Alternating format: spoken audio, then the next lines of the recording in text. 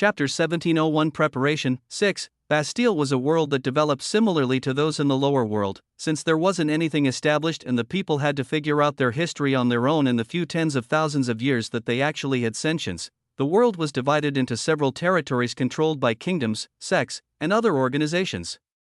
It was a mixture of several cultures that were similar to those that existed in the outside world, which was interesting considering that there wasn't anything influencing them aside from the people of that world. Perhaps all living beings evolved in similar directions, or perhaps it was just because this world was originally created by a single man. If there was one thing to note, it was that everyone in Bastille was also a true dragon. Damien made it easy for August and influenced their growth direction just a little bit so that they could properly enter Aurelian without being questioned. Otherwise, everything in Bastille had been influenced, caused, and created by its own people. Whatever the case was, August found himself as a new disciple in an influence called the Forsaken Sea sect. It bore many similarities to the Celestial Star Palace and other sects from the Cloud Plane, including the systems by which disciples were able to gain status and resources. August's starting point was small, so he didn't have any immediate opportunities to create a following. He had to find a way around it. The first thing August did was show his strength at the inner disciple exam. His original intention was to dominate and make sure that he was promoted directly to a core disciple. It worked for the most part, but August underestimated his opponents. There was a boy among the disciples. He didn't immediately stand out to an outside observer. Not until combat started, that boy was perfectly juxtaposed to August. Instead of tsunamis born from the ocean, he controlled seas of magma. It was unclear why he wanted to join the Forsaken Sea sect. Considering its immediate impression as a sect meant for people who used water laws, August learned later that there was a single elder in the sect who controlled flames. His techniques oddly incorporated properties of water, which elevated him to one of the strongest people in the world. Many flame practitioners came to the sect to try and take him as their master. He had only taken 8 disciples to this day. That boy, Juno Vasquez, was the 9th. August was also adopted by one of the elders of the sect. He was also a highly sought-after teacher, but the reason August chose him as a master wasn't because of the qualities everyone else focused on. Oscar Pena was the furthest thing from an azure dragon present in the sect. His techniques focused on absolute precision and the ability to use weak strength to destroy strong opponents. August didn't need a teacher when it came to the Azure Dragon manual. Every night in his dreams, Qinglong himself would teach him. He didn't need a teacher for his bodily training. The things he'd learned from Damien were enough to support him for a lifetime. The techniques that he'd need in times of peril, when he didn't have the mana, strength, or time to use Qinglong's techniques, belonged to Oscar. It was a surprise for anyone who saw how he fought. He and Juno had a huge clash after everyone else was eliminated. The entire stage was filled with waves of fire and water that crashed against each other with the sole goal of destroying everything. August and Juno were too equally matched. Everything they tried was returned by the opponent. In the end, the elders were forced to interrupt their battle for the sake of saving time. That was when the two boys' rivalry began, and Oscar and Stuart, Juno's master, didn't have much of a rivalry before they accepted their new disciples, but August and Juno influenced them so much that this changed within a few weeks. August and Juno would fight whenever they got the chance, and over time, their rivalry evolved into a friendship.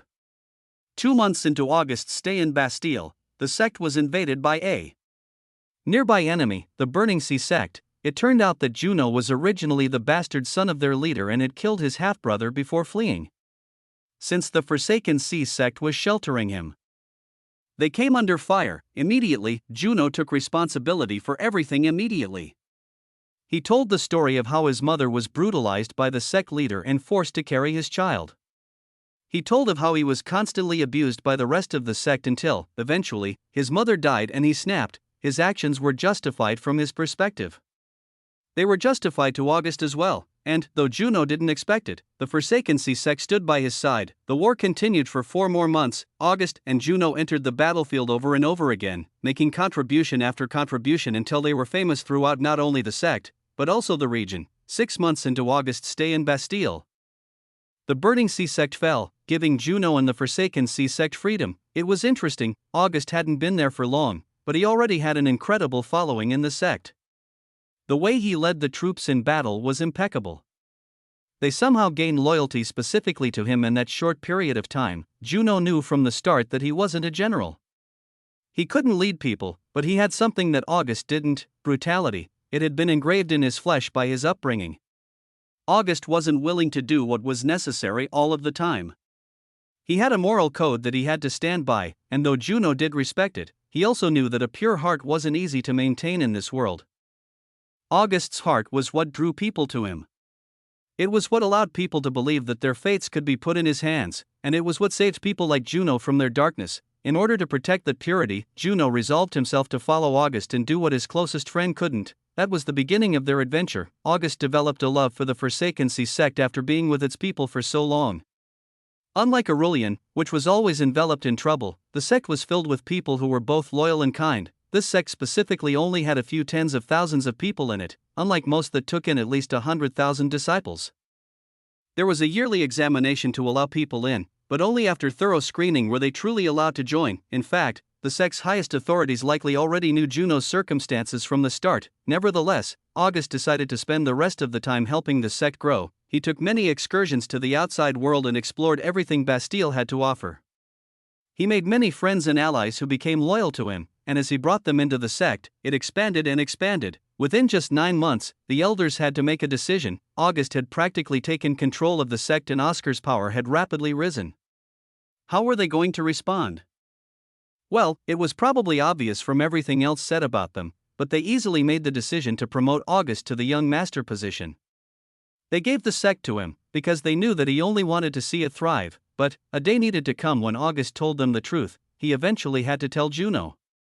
He had to tell Oscar and he had to tell the rest of the sect elders. He was not from this world, and he was not meant to stay. He would have to part from the tens of thousands of people under his rule whether he liked it or not. The last 3 months that August had in Bastille were spent nicely. He enjoyed his time with his people, with the friends he'd made along the way. Juno, a girl named Michaela, a girl named Una, and a boy named Raoul. The 5 of them had been inseparable until now, so when the final moment finally came, none of them could stand the separation. August returned to Aurelian with sadness in his heart. For a moment, he wondered if his father had to give him an experience like that, knowing that it would leave him with scars. That was when he remembered, his father was never a man like that, and just a few seconds after he appeared in a plane far away from Qinglong's fortress, he suddenly felt a large presence behind him. He turned around shakily. He thought that it was an illusion. He thought that it was a result of his sadness. He wanted to pretend that he never felt it at all, because if he turned around and found nothing, he didn't know what he'd do with himself. But, despite his misgivings, he couldn't stop himself from turning around. There they were, over 50,000 people from the Forsakency sect who saw him as the young master who would lead them to glory, along with another few thousand from the influences and people August had met in the world outside the sect: Juno, Michaela, Una, Raoul, Oscar. They were all here with smiles on their faces. Chapter 1702 Preparation 7. Yo, Juno immediately ran over and slung his arm over August's shoulders. You really thought you could get rid of me? You must be crazy. Yeah, I think I'm going crazy. I keep imagining this psycho clown who can't sleep unless he annoys me to death. Oh, and who might that be? Who do you think? August looked over with a deadpan face just in time to see the fist flying at him. He ducked down and returned the attack. Bang! Juno easily blocked it. But he didn't pursue the fight further. So it's real. August muttered. It's real, Juno echoed with a grin. But how? August was more confused than he'd ever been in his life. He had been treating that world as an illusion. When he told everyone about having to return to his own world, he'd done it mainly to satisfy his own desires. It was hard for him to believe that the people he'd been interacting with were fake. And that led him to make many memories and friends throughout his journey. Yet, he never forgot the nagging feeling in the bottom of his heart, reminding him that all of this would disappear. Seeing everyone in this world, feeling their existence, August was more than just dumbfounded. Juno's expression became more serious as he backed away and shrugged, scratching his head. When you disappeared, a weird screen appeared in front of me. It asked me if I wanted to stay or follow you, and well, it's pretty obvious what I picked. August's eyes widened. The rest of you too. That's right. If Oscar stepped forward with a smile, each and every one of us was offered a choice. And all of us chose to support you. It was unfathomable. Wasn't that world just a product of Damien's power, a place created for him to prove his worth? Weren't these people supposed to be illusions who could never be real? Looking at them, seeing every single one of them agreeing that they made a conscious choice to come to this world, August almost wanted to cry. Thank you, Dad. First and foremost, he was incredibly grateful to the man who made all of this possible, and secondly, he didn't know how to repay all of the people who'd chosen to abandon their conventional lives to follow him into a completely new land. August wanted to react massively and show them how much it meant to him. But none of them needed such things, they felt about him the same way he did about them. He had troubles in this world that he needed their help to deal with, so obviously they came, there was nothing more to it, so? Juno said, forcing August to throw away his original plans, "Where is this place?" Oh, perhaps that was indeed more important. Bastille's strongest were barely demigods, and they numbered less than 10.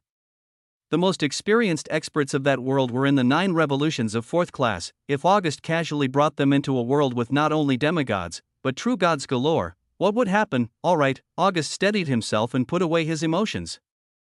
Happily this time, he brought them here, so they were his responsibility. Looking at the time, he only had some hours to get them ready for this world. However, there was one concern that had completely vanished from his mind: 500 troops under 100, 500 geniuses who could compete on the same level as everyone else in the air wars. He didn't just have them, he had a surplus. August was really cutting it close. With only a few hours left before the event officially started, the teams had gathered to finalize their strategies. On August's side, there was a more complicated atmosphere. If he didn't return at this exact moment, then their entire operation would be ruined.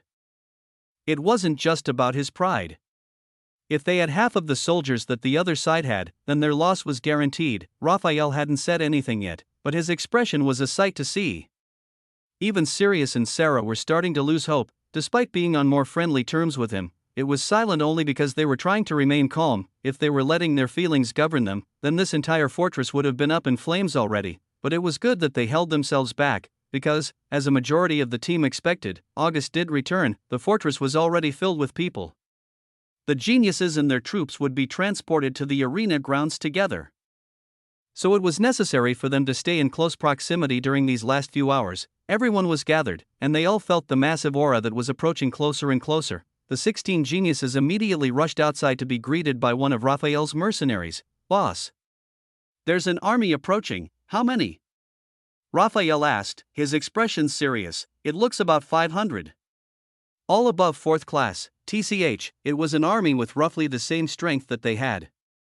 If those people were hostile, then there was a real chance that they'd lose a large portion of their troops before the 3rd stage even began." Rushing out of the fortress entrance, the 16 of them caught sight of the army for the first time. They immediately saw the person leading it as well, that guy. Raphael muttered. Their eyes were more than sharp enough to understand August's identity even at a distance. He actually did it. There was no way for Raphael and August to be friends. There was never a solution that would allow them to get along. However, in that moment, even Raphael had to admit that he'd gained respect for the boy. Somehow, from somewhere, he'd procured troops that proved themselves worthy with their aura alone. As August approached, he grinned at the rest of his team. "Let's get to planning, shall we?" Their team was now officially prepared, and just in time for the 3rd stage. August entered the fortress while his people stayed in the grounds with the rest of the troops. The final few hours were spent well, and soon enough, the light of teleportation swallowed them. Too much had happened in 2 weeks, but it had all been for this moment. 34 people were going into this battle, but only 17 would come out, with emotions at an all-time high, as screens filled the entire kingdom, broadcasting the event to the masses. The war between geniuses finally began. There were 2 big occurrences taking place in the shadows around Aurelian that would soon come to affect the entirety of the kingdom. They were completely unrelated. One took place in the depths of the earth and involved several hundreds of thousands of people, and the second took place in the depths of the kingdom. In the Aurea clan's hidden territory, and only involved a single woman. Their purposes were different, the implications of their actions were different, but the leader of those masses and that woman said the same exact thing: it's time. The plans that they'd been working hard on for several months or years, now was the time to let them all unfold. Chapter 1703 3rd Stage 1. 34 geniuses were instantly transported into 2 separate territories along with 2,000 troops. Each of those troops had been vetted in the moment of teleportation to check if they had the right qualifications to participate. As for the geniuses, well, there was only one irregularity among them. The 1st, 2nd, and 3rd place geniuses were all participating in the war, so the question was who was the seated genius. There were 35 of them in the competition, but an even number was necessary for the fairness of the round. One person had been left out. Well, he wasn't going to be out of the war for the entire time, but he was definitely something of a trump card. None of the Holy Clan geniuses could be chosen for that role, because their clans and their fellow geniuses would complain in a way that the tournament administration didn't want to deal with. the seeded genius couldn't be one of the weakest. At that point, what was the point of seeding at all? They were just saving someone who was going to be eliminated soon anyway. The strongest were off the table, but there were many noble clan geniuses who had particular talents that would be more useful in war than others. One of such geniuses was chosen to sit out for the beginning of the round. Later on, he would be returned to whichever team was able to claim him as one of their people. As for why he of all people had earned this role, well, it was purely due to his domain. Kashim Darkarm was a man who didn't particularly stand out in the air wars. He had brushed by in every round, and when alliances formed around him, he stayed mostly neutral. He had less of a connection to their group than anyone else, but he technically gave his allegiance to Michael. Nevertheless, he had sworn an oath to the Heavenly Order that he would remain neutral and properly aid whichever team he ended up a part of. Kashim's ability made him an impenetrable fortress. Taking cities would be easy when his ability was in play, because even Holy Clan geniuses had to be wary of his territories. The in-depth explanation of his ability could wait until he was also participating in the war. When August and the rest arrived in their individual palaces, that was all they were told through their emblems. Kushim would eventually be an important card to hold, but he wasn't the immediate priority. The team spawned in war rooms, complete with massive tables in the middle that had holographic projections of the arena map. As if they were reading each other's minds, both teams immediately approached those tables before anything else. 3 border cities, it was the first thing August noticed and the first thing that was called out. On both sides, there were 3 border cities staggered across the line that separated their territories. Moving inward, August's territory had 2 cities to the east and 1 to the west, while the other side had territories evenly distanced from each other in the east, west, and center of the territory. The castles were at the very end of each territory, separated from the closest city by several tens of kilometers. Even if they wanted to get there as soon as possible, any troops in the castle would need several seconds at the very least to reach their destination. Sarah hummed, with a distribution like this, should we go for plan C? That would be nice, but they'll probably be able to read it easily. That plan telegraphs itself fairly obviously to those who are smart enough to see it. True, Sarah agreed, nodding her head. Still, it's a good starting point. We can switch into plan B and even use the more destructive elements of our first draft to catch them off guard.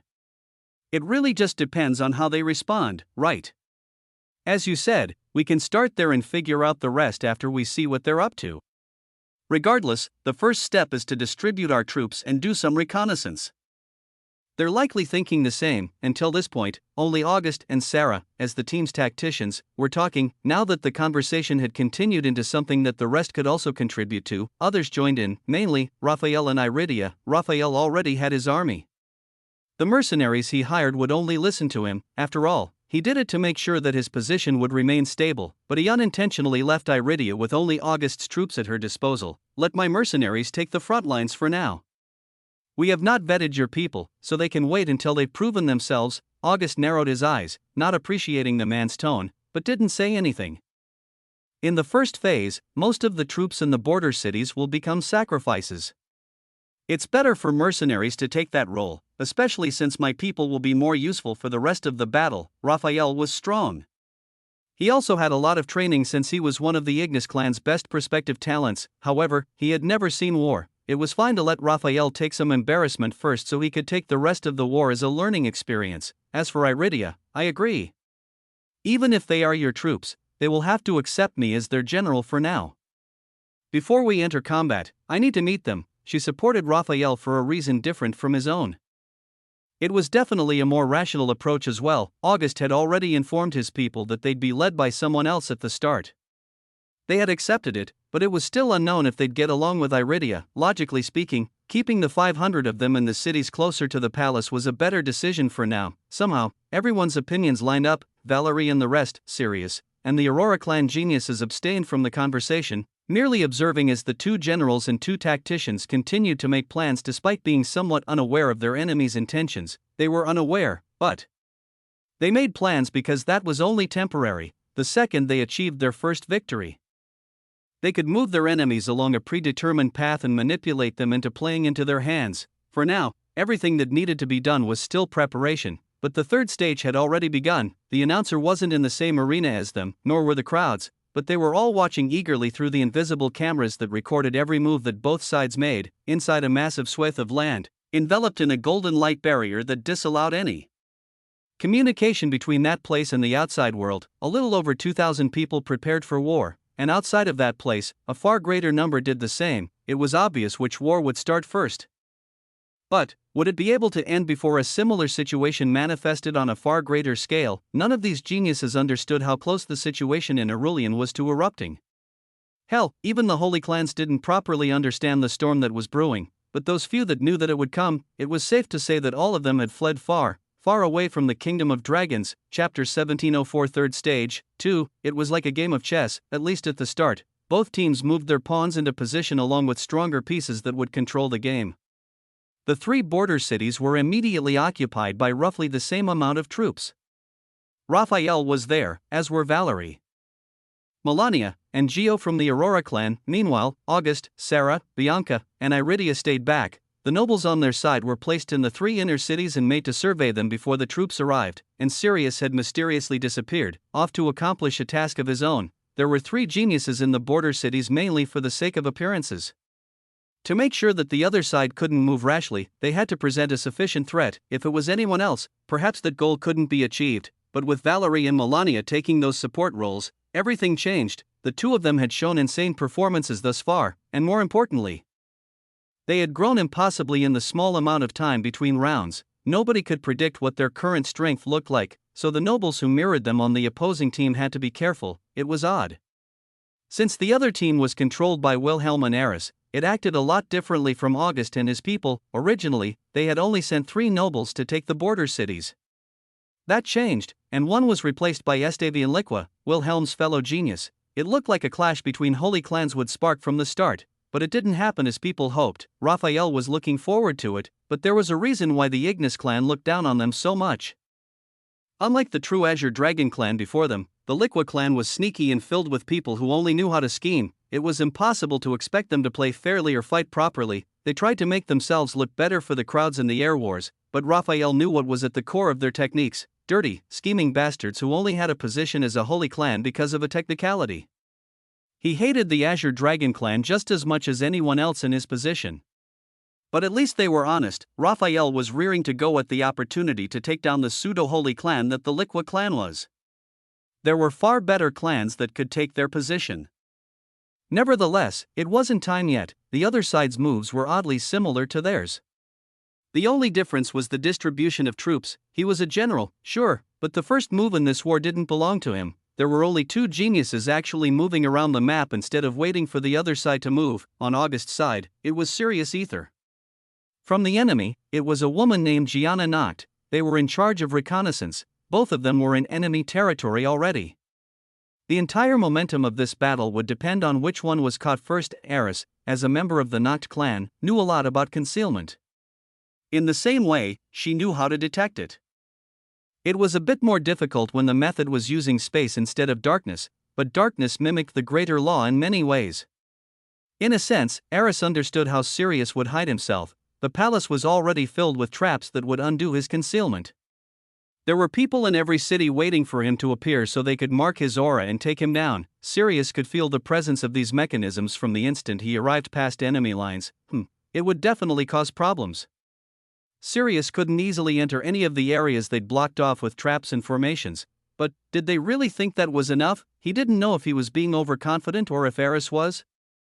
But if he really wanted to get into a place, then no formation could stop him. The main benefit of being born with a spatial affinity was the freedom of movement it granted, and when one was a dragon on top of that, the benefits were even more pronounced. As Sirius surveyed the enemy team's cities and decided which one he'd infiltrate first, Gianna Noct found herself in the middle of August's territory with confusion evident in her eyes. She was hidden in the pure darkness of the world, a place that couldn't be sensed by anyone on this team but the geniuses from the Aurora clan. Gianna took special precautions to stay away from them, but as she looked for other traps or methods placed to reveal her position, her confusion intensified. Are they stupid? That was the first thing she could think of.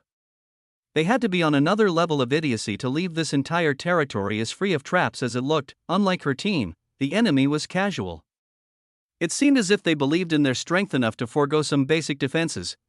She had a natural disdain for people like August, but she'd personally witnessed Eris getting humiliated by him and his comrades. That brat knows how to scheme. There must be something happening that I'm not aware of. Nevertheless, it was her job to find out what that was, so there was nothing for her to say. Raphael and his mercenary corps were easy to read, so she didn't need to spend too much time investigating at the border. As such, Gianna approached closer and closer to the castle, believing that there was nobody who could make her wary other than Bianca Aurora, who was stationed there. Her belief was wrong, but through no fault of her own. Have you found them? August stood on the castle grounds with his people. The one he spoke to was none other than Una, one of his closest friends from Bastille. Not specifically, Una responded, with her eyes closed. It's a female. She's getting closer, but I haven't sensed her exact position yet. I see. Well, that's fine. If she's coming here, then it won't be hard for you to find her for much longer. Una was a true dragon just as everyone else in Bastille was, but dragonkind to them was what humankind was in the heavenly world. They lived in many places, from civilized societies more advanced than some on Earth to barbaric clans that survived in the wilds. Una came from the latter, until August came along. She and her tribe had ruled the wildlands with an iron grip, proving themselves as the apex of the food chain. There was a lot she lacked before she was introduced to society. But there were also a lot of things she had that people born in society couldn't mimic. One of those, the most important ability for a dragon that grew in the wild, was the ability to hunt. Una was important even in her tribe for one reason above all else. Once she caught the scent of prey, she never lost it until that prey was eliminated. The hunt was different when it was part of a war, but the basics stayed the same. Una focused, and she found traces of her prey. Now, all that was left to do was wait for it to deliver itself to her. Chapter 1705 Third Stage 3. The public was a bit dissatisfied for the first day of the third stage. Neither side did anything crazy. It made sense for them to approach the situation rationally for now, but that didn't make it any less boring. Some were even tempted to try and break the barrier to feed the teams information that would provoke them to clash, but since that wasn't possible, they had no choice but to wait. Luckily, it didn't take longer than a day for their wishes to be answered, because, while Eris' side wasn't doing anything special, August and his team were about to start hunting their prey. Gianna was given the chance to run around as she pleased for a decent amount of time.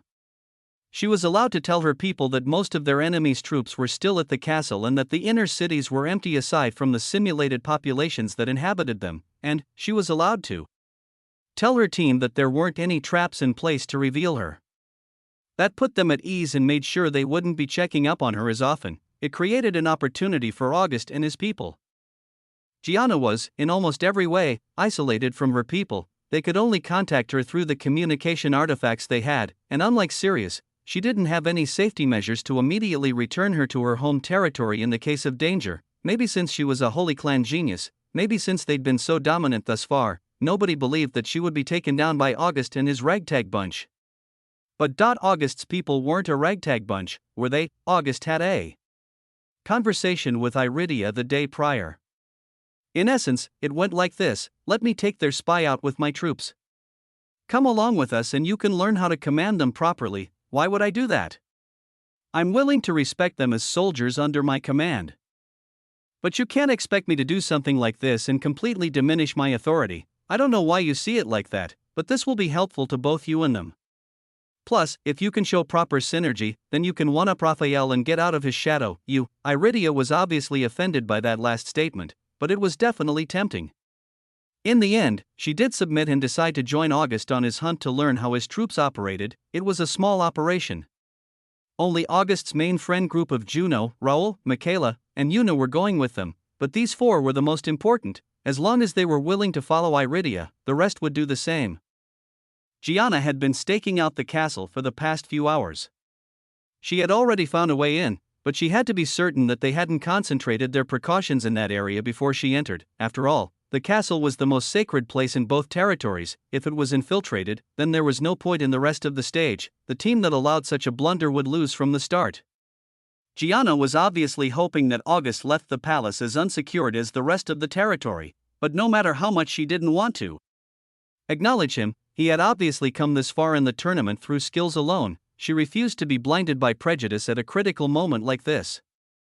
As such, she had been careful in the past few hours, sending minions to scope out the castle in her place. In Gianna's opinion, she was as covert as she could possibly be.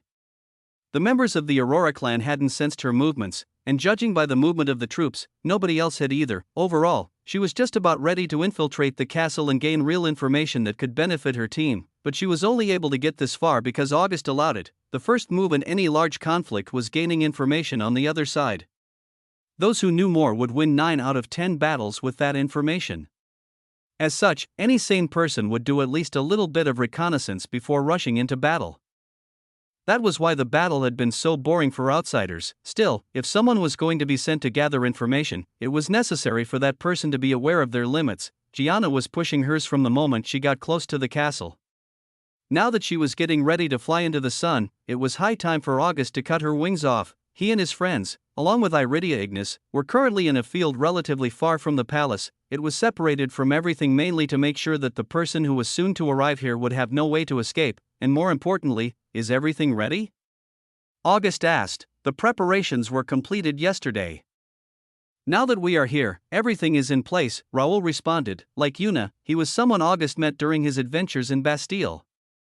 He was also part of a large influence, but instead of focusing on power, they concentrated their resources on knowledge. Raoul specifically was always a fan of formations. He believed that they were the best way to get close to the absolute truths of the world, and spent his entire life studying them in depth. Using the troops at August's command, Raoul was able to oversee the rapid production of an array that encompassed a several kilometer-wide area around their current position, and it looks like the star of our show is here, August grinned. There was a shadow approaching from the distance. It wasn't visible, but Yuna had already signaled its approach. Michaela's power was concealing them all, so Gianna couldn't immediately sense them. She would definitely get the hint eventually, but by the time she did, Gianna's eyes widened as she suddenly felt a heap of presences just a few kilometers ahead. She immediately sunk deeper into her concealment and changed her direction to avoid them, but in just a second, she slammed into an invisible wall. What? She looked up as the barrier formed around her, trapping her in the area. Turning around, she focused once more on the presences she felt. So, I've been caught. Her reaction was surprisingly tame, 6 of them. Among them, Ignis. Her eyes narrowed, but she didn't let anything show on her face. Gianna wasn't worried about the others in a situation where they were fighting head-on, but Iridia was definitely an issue. Fire, which was infinitely close to light, was also a natural enemy to the darkness. That barrier seemed strong. I'll need a decent amount of force to break it. Regardless, the goal now wasn't to get into an altercation with the other side. It was most important to report back to her own people about what was happening here. Hello? Eris, can you hear me? She sent a transmission just to be sure, but as expected, it bounced off of the barrier and played loud and clear for the entire world to hear. None of her words could remain private in this place. If she decided to voice them, then she had to voice them to everyone. This was clearly a trap prepared for her, one that she'd fallen into without any resistance, but if they thought she was just going to fall for this and be eliminated, then you're sorely mistaken. Chapter 1706 Third Stage 4. In Gianna's opinion, this was her time to shine. She could use this group of geniuses to stand out from the rest, since the spotlight had been hogged by a select few for the entire duration of the air wars thus far. The only real problem was Iridia, but they were at the same level at least. Gianna was confident in winning a battle of speed, and since she was prioritizing escape, the rest didn't matter. However, everyone else saw it differently. Iridia saw it as a time for August to prove himself and his claims that she could learn something here, and for the rest of the group, this was the moment where they could show the world their strength. Juno and the rest weren't from here. Everything from the technology to the culture to the people was completely new to them. There wasn't any time to adapt before the third stage began, so they were still perplexed. But there was one fact that rang true no matter what world they were in: only the strong had the right to experience happiness and freedom. They were nothing in the eyes of this world's people. That much was obvious from the way Raphael and Iridia referred to them. In order to prove themselves, in order to not stain August's image, they had to thoroughly dominate the genius in front of them. No matter what, Juno moved first, just as he always did. Their battle formations had been ironed out through several wars and excursions they'd participated in together. So the 5 of them, including August, had impeccable teamwork. August wasn't participating in this battle as actively since he was still trying to hide his strength, but Gianna was a step worse than Eris, and all of her opponents were also 4th-class soldiers. At the end of the day, no matter how talented a Holy Clan genius was, they were still under the age of 100. They were still 4th-class practitioners who hadn't entered the 9 revolutions left. That meant that they were nothing but prey to these geniuses from Bastille. Lava exploded outward, erupting from the ground everywhere and coalescing into a massive wave. Juno stomped powerfully and pushed his arms forward.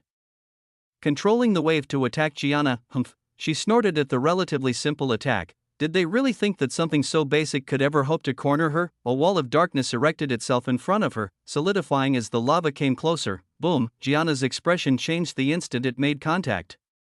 She frowned as she was forced to throw away her casual control. She pushed mana into her barrier as its outermost layers melted away. August and Juno were rivals. They were still rivals despite so much time passing. Juno was less talented than August if one looked at bloodline alone, but he always found a way to keep himself equal to his closest friend, even if he had to die to ensure it. The concepts of fire contained within that wave of lava were complexly woven and strong enough to impress even Iridia Ignis. As she watched on, she couldn't believe that a random dragon she'd never heard of was able to release such an insane amount of power. In but a single attack, Juno made her understand why August persistently insisted that she needed to understand them before trying to control them. Boom. Boom. Boom. Boom. Juno didn't end at just a single wave of lava. He summoned more and more, controlling an entire sea that rose into a tsunami as it approached the wall of darkness. Wave upon wave crashed against it. The darkness itself was forced to burn, but Gianna's defense never fell. She created an even larger wall and curved it to manipulate the flow of the lava around her. Under her command, it crashed into the barrier walls and bombarded them with mana, weakening the system that kept her trapped. It was a solid plan, but it required her to focus on maneuvering her enemy's mana. Frankly, in a battle where she faced multiple enemies at once, it only left her open. Shing, Gianna's eyes widened. She suddenly dropped her body, just narrowly avoiding a blade aimed at her throat. Bang! She turned around just in time to feel the impact of a kick that squarely struck her ribs. Gianna flew back into her own darkness wall and used it to support herself as she regained balance. VOM, her mana raged, making it impossible for anyone to get close. In a single second afterward, countless blades of darkness were created and sent flying in every direction. It was a rapid and random attack from someone who couldn't confirm her enemy's location, but it gave her more than enough time to try and find them. Gianna's eyes scanned the small area that existed on this side of her barrier. She caught sight of Yuna immediately, since she didn't make any efforts to hide herself. Instead, she smiled and waved. Rumble, a huge earthen wall shot up from the ground and separated them. When Gianna spread her awareness, she quickly found that it was just one of many. The entire structure inside the barrier had been altered, boxing her in and limiting her range of movement. The maze-like structure of the walls also made it harder for her to predict where her enemies would come from and where she herself could move. It was none other than Michaela's power. She was more skilled in concealment than the rest of them, but she wasn't an assassin. Like Yuna and Raoul, she had a unique speciality that couldn't be easily found in this world. Rather than having an affinity for a single element, Michaela's affinity was the environment itself. She was incredibly skilled in controlling the surroundings, and when it came to group battles, she took a crowd control role. The stage had been properly set up. Juno's lava tsunami was gone for now, and Yuna had disappeared, but they had Gianna thoroughly trapped in their web. Slowly and systematically, they bombarded her. Lava crashed through the corridors whenever they needed to force her on the defensive. At times when Gianna got more confident and tried to attack, Yuna appeared from the depths of nothingness and barraged her with close-ranged attacks aimed to take off her head in a single strike. Dragons had an unbelievable amount of mana. Even for young dragons like these geniuses, it would take several hours of constant and unruly usage to truly run dry. However, that changed when they were forced to pump more and more mana out every second. That changed when their mental state was corroded by their circumstances. Gianna was still aiming to escape. She wanted to find the barrier wall and direct all attacks into it until it broke. The problem was that she could no longer see that wall. At some point, she'd become stranded in the maze with no idea which direction was what. In a situation like this, no matter what her status was, no matter how powerful she was, she had truly become nothing more than a pig on the chopping block. Chapter 1707, Third Stage, 5. Gianna put up a good fight. She was, in fact, a Holy Clan genius. Nothing August's group did could take that away from her. Over half an hour passed with this constant bombardment. The walls changed over and over again, assuring that she couldn't memorize any sort of structure or pattern within them. Juno was usually someone who liked to fight in close combat, but Yuna was far more suited for the role than he was at times like these, so he stayed far away and used his lava to put pressure on the enemy. The killing blow belonged to none other than Yuna. It felt like she was using blades. When she wasn't standing still, nobody could catch a glimpse of her body. They could only see the reflection of light coming from the sharp object in her hand, but rather than being something she carried, that metal was a part of her body. Yuna was a metal dragon, a variation of a common earth dragon. Like Melania, her abilities were mainly focused on her physique. However, metal was a complex element when it wanted to be and could absolutely grow more powerful. As a hunter from the wilds, Yuna mainly focused on how to enhance her body with the element, but just like others, she also had the ability to use it at range. For the majority of the battle, Yuna led her opponent to believe that she had to be in close proximity to cause any damage.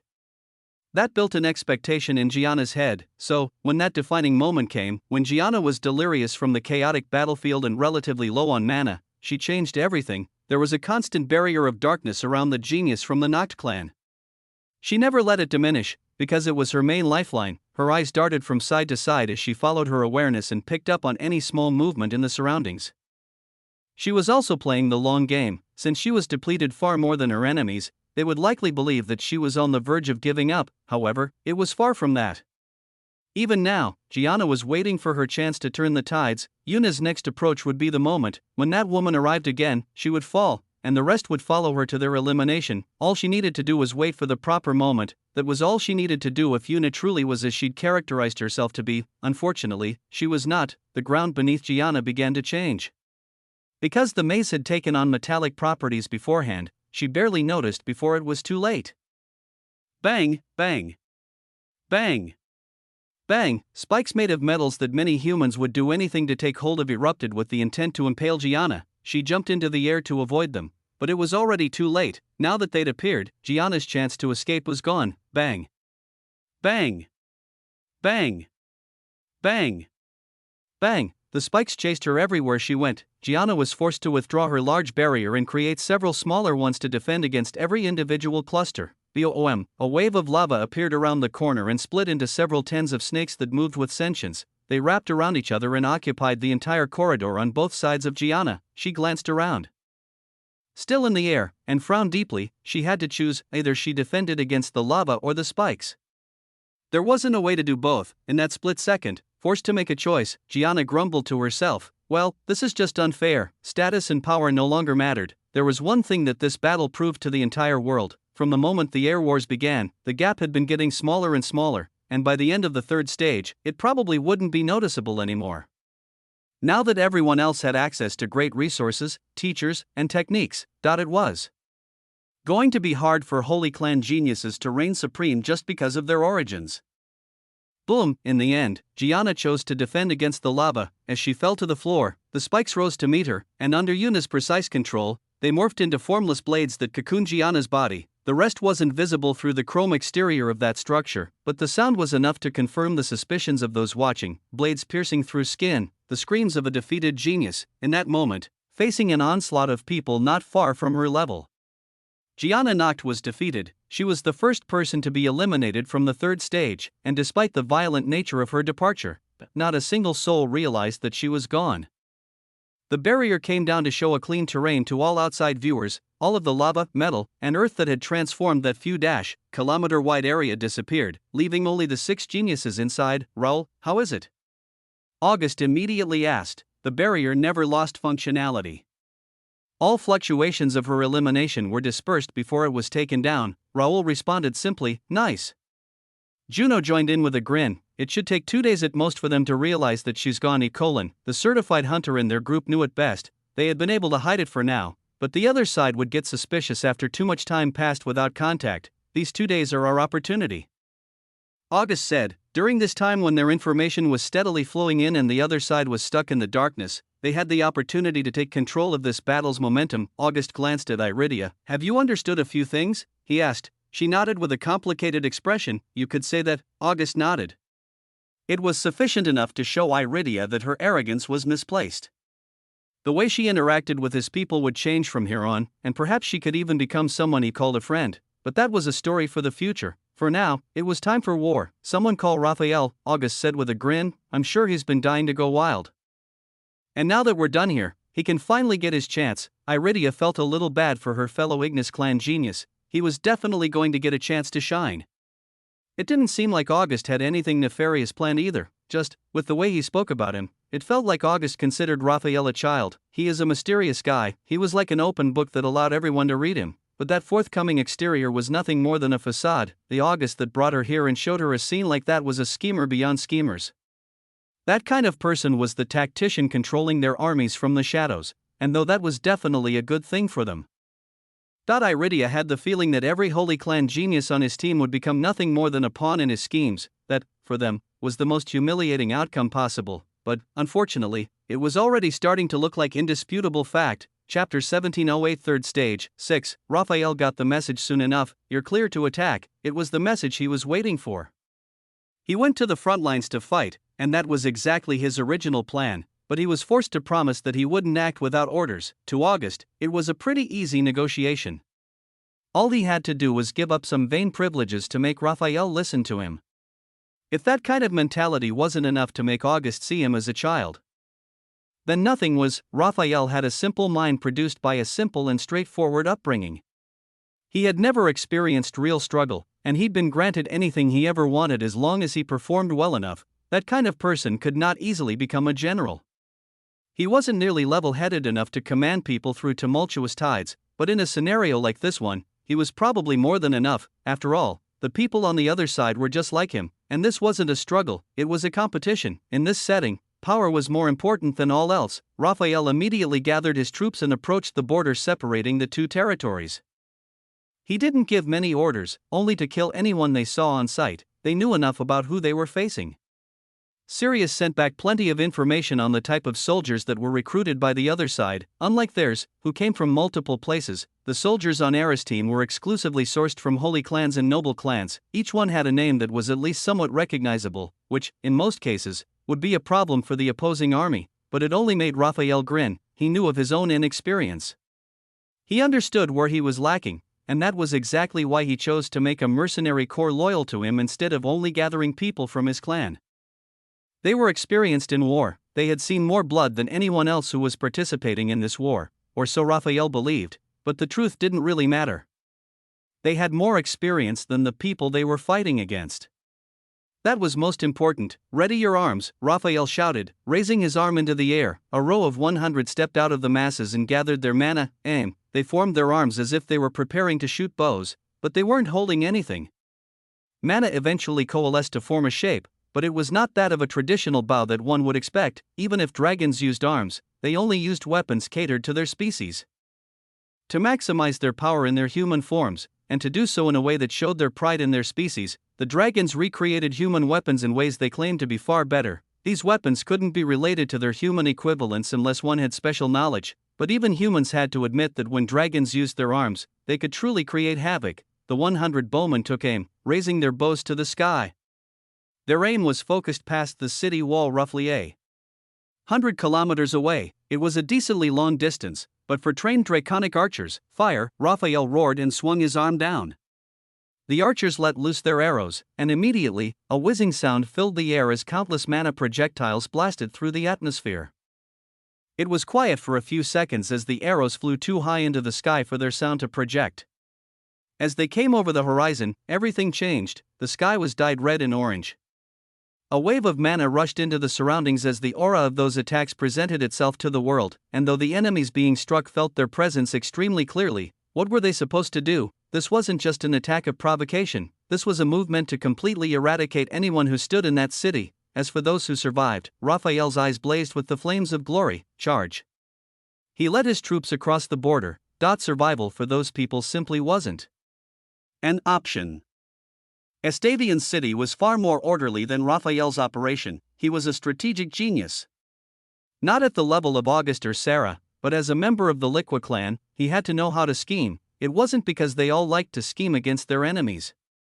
More so, it was an attitude they developed in order to survive in their clan that just happened to manifest further when they were facing external enemies. Wilhelm was taking the head of the armies. He was a far more tactical individual than the rest of their teammates. Even Ares, who insisted on being their tactician, Estavian and Wilhelm didn't have the best relationship. Nobody in the Liqua clan actually liked the people around them. Still, since his clan member had delegated him to this role, he wasn't in a position to object. Everything had been normal.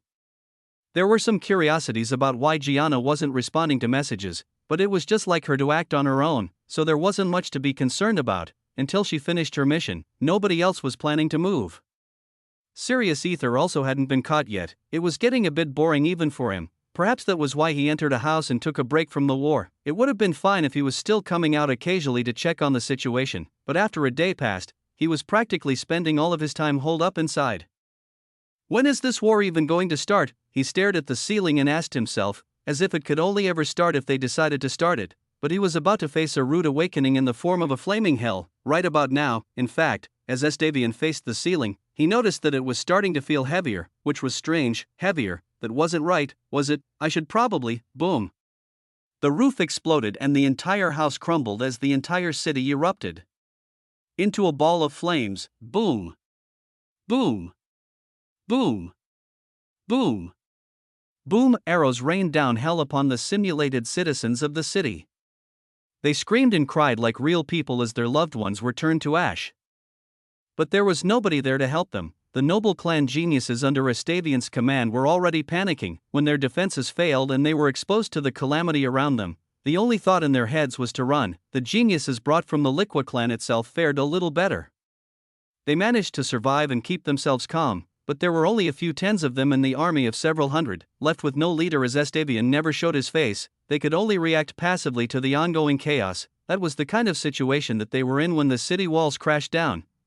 Raphael broke through any defenses that were once present and made his way into the battlefield. Kill, kill. The mercenaries followed his lead, their bloodlust at an all-time high. What would follow was a slaughter that didn't discriminate between the innocent and the guilty, and there was nothing that anyone present could do to stop it. Chapter 1709 Third Stage 7. There were two types of war. The first was a war between only those involved, where civilians were excluded as much as they possibly could be. And the second was a war where the common people lost everything. Because the ones fighting didn't care about them in the slightest, August always preferred to fight the first type of war. There was no such thing as a kingdom without people, so it was pointless to fight a war where they were slaughtered without remorse. However, Raphael was different. Even if the people in the border city were real, he wouldn't have changed his strategy. He would have similarly destroyed everything so he could get rid of the enemies in that place. Perhaps August didn't agree with this kind of warfare, but he was not the one in command of the armies at this point in time, so there was nothing he could do about it.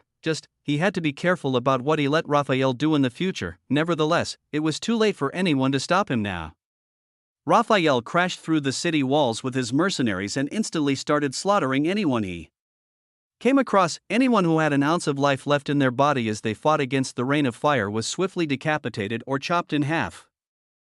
The simulated population had their blood splatter on the ground that their corpses infested, while Astavian's troops were covered in blue light and sent out of the arena. Those who didn't die retreated far away, and among them was none other than Astavian himself. Why would he stay in combat when the situation was already so far gone?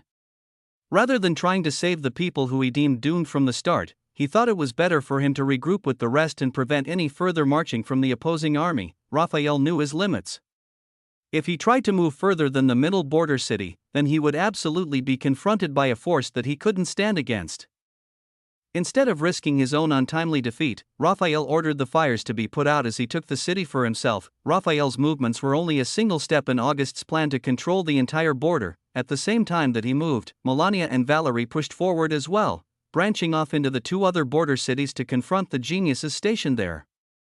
The most important reason to secure the border was to make sure that the other side didn't have easy access to their territory. In order to even get close to the border, they'd have to go through enemy troops. When the entire battle shifted into their territory, how would Eris and the rest react? Would they even be able to retaliate? The other two border cities weren't nearly as secured as the central city. It was mainly because people expected more from Astavian. If he was able to properly control his troops, then it wouldn't be a problem for him to defend all three at once. Since he showed such a terrible performance, there really were only two noble clan geniuses and around 20 troops that were acting as a scouting party waiting for Melania when she arrived. Boom! Standing outside of the city, Melania stomped her foot into the ground. A huge earthquake spread from below her and destroyed the ground around the city. The air was immediately filled with screams again, but not those of agony, if one watched the situation from above. One could see tens of thousands of simulated citizens fleeing the city through the other side, heading to the inner cities of Eris territory. The number of presences in the city rapidly depleted, and along with their mass migration, a blaring alarm bell rang to alert others of the invasion. 22 people rushed to the gates of the city to confront the person on the other side. Seeing Melania standing there, the two noble clan geniuses hesitated. They knew what she could do, and there was no way they wanted to fight her with that knowledge. Their troops were not the same. Perhaps they'd seen her on a screen, but to them, Melania only looked strong because the tournament administration made her look that way. Her strength was nothing more than propaganda. She was a commoner, after all. Where could she possibly gather enough strength to actually stand against people in their positions? As if the command of their leaders didn't matter, the 20 of them charged, aiming to take all the glory of the third stage for themselves. These people who originally didn't get the chance to participate in the air wars wanted to prove that they deserved to be here more than the actual contestants. But, if that was the case, then they would have been here from the start, right, Melania? Grinned as she watched them approach her without fear. If it was a few months ago, I'd be terrified. A mob of noble clan geniuses was something every commoner feared. Even if they had the power to fight back, they'd lose everything if they tried. Their families, livelihoods, and dignity would be torn apart by the power of the noble clans. The air wars presented someone like Melania with a unique opportunity. It was a chance for her to pay back all of the oppression she'd suffered under their rule without facing retribution. Maybe these soldiers didn't know it yet, but every step they took was leading them closer and closer to humiliation. But Melania let them have their moment, after all, rather than defeating people who knew that they were fated to lose. It was far more fun to crush people who were high on misplaced arrogance. It was like they were moving in slow motion. The crows knew what was going to happen. The two noble clan geniuses behind them knew what was going to happen. Melania knew what was going to happen. Still, it was fun to see them charge with such vigor, showing their desire to be seen. Melania slightly bent her knees and prepared herself to pounce like a tiger. Strength flowed through her veins and pulsed through her flesh and bones. Thus far, Melania rarely had to use the techniques of the mountain god. Most of his doctrine relied on martial strength surpassing anything that intricate mana techniques could create. The specific moves that he created for himself and his disciples were incredibly destructive, meant to wreak enough havoc on any battlefield to make any enemy lose their will to fight. Melania knew she was being watched.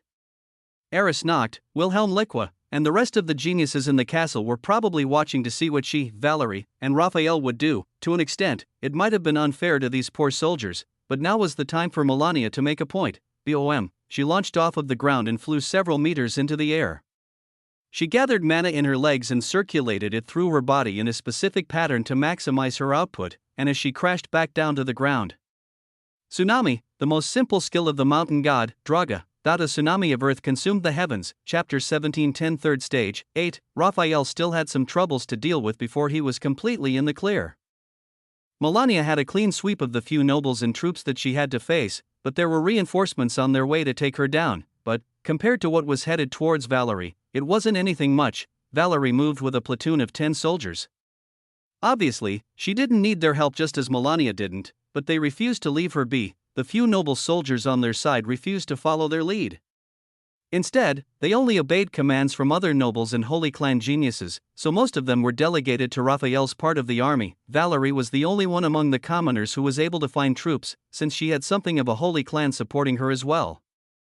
The 10 young geniuses she'd brought from the Wood Dragon clan were not accustomed to the outside world, and though Valerie tried to get them more comfortable in the week they had before the war started, none of them could easily adapt. For now, they were more comfortable acting under Valerie's supervision. This would change by the end of the war, but, for now, they still needed some time. Valerie and her 10 supporters moved to the border city on the western side of the opposing territory. What they met originally was around the same as what Melania faced. When the 10 Wood Dragons worked together, the enemy group was easy for them to eliminate. The entire border city was turned into a jungle. Trees and plants inhabited the space that buildings once took, and the dampness changed the entire climate into a humid and hot ecosystem. Within that domain of wood, the 20 or so soldiers on the other side and the noble who led them fell quickly.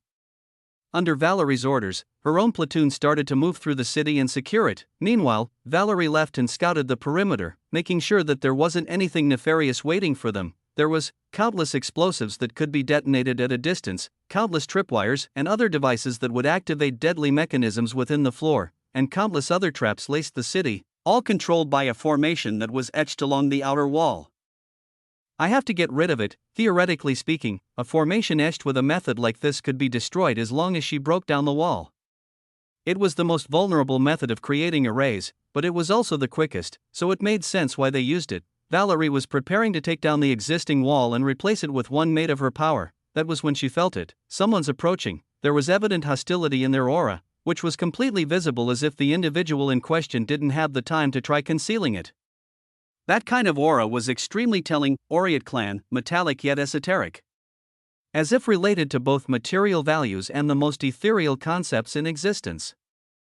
The Myriad clan was strange when compared to the other holy clans, as their power wasn't derived from anything like a law or element existing in this world, and because of that, they were the hardest to predict in combat. Valerie looked back at the city for a moment. Well, it'll be fine as long as they don't find out. Just like everyone else, Valerie had grown immensely since the last time the audience had seen her. At this point, whether it was a holy clan genius or someone even better, Valerie wasn't afraid of facing them in combat. She dashed forward, her steps becoming quicker and quicker until she was flying through the air. Her body changed. Green scales that shimmered and blended into the ground and trees.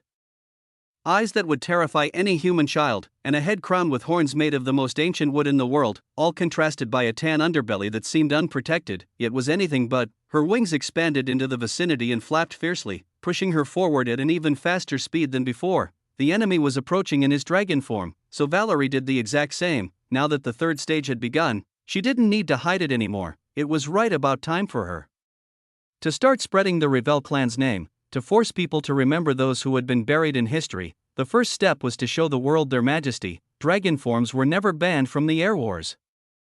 There weren't any rules that prevented their use in any stage either. After all, in a competition to determine who was the next Dragon Emperor, wouldn't it ruin everything if the contestants were forced to remain bipedal? Some stages were more friendly to staying bipedal, so there was no need to ask why people didn't switch when those were ongoing.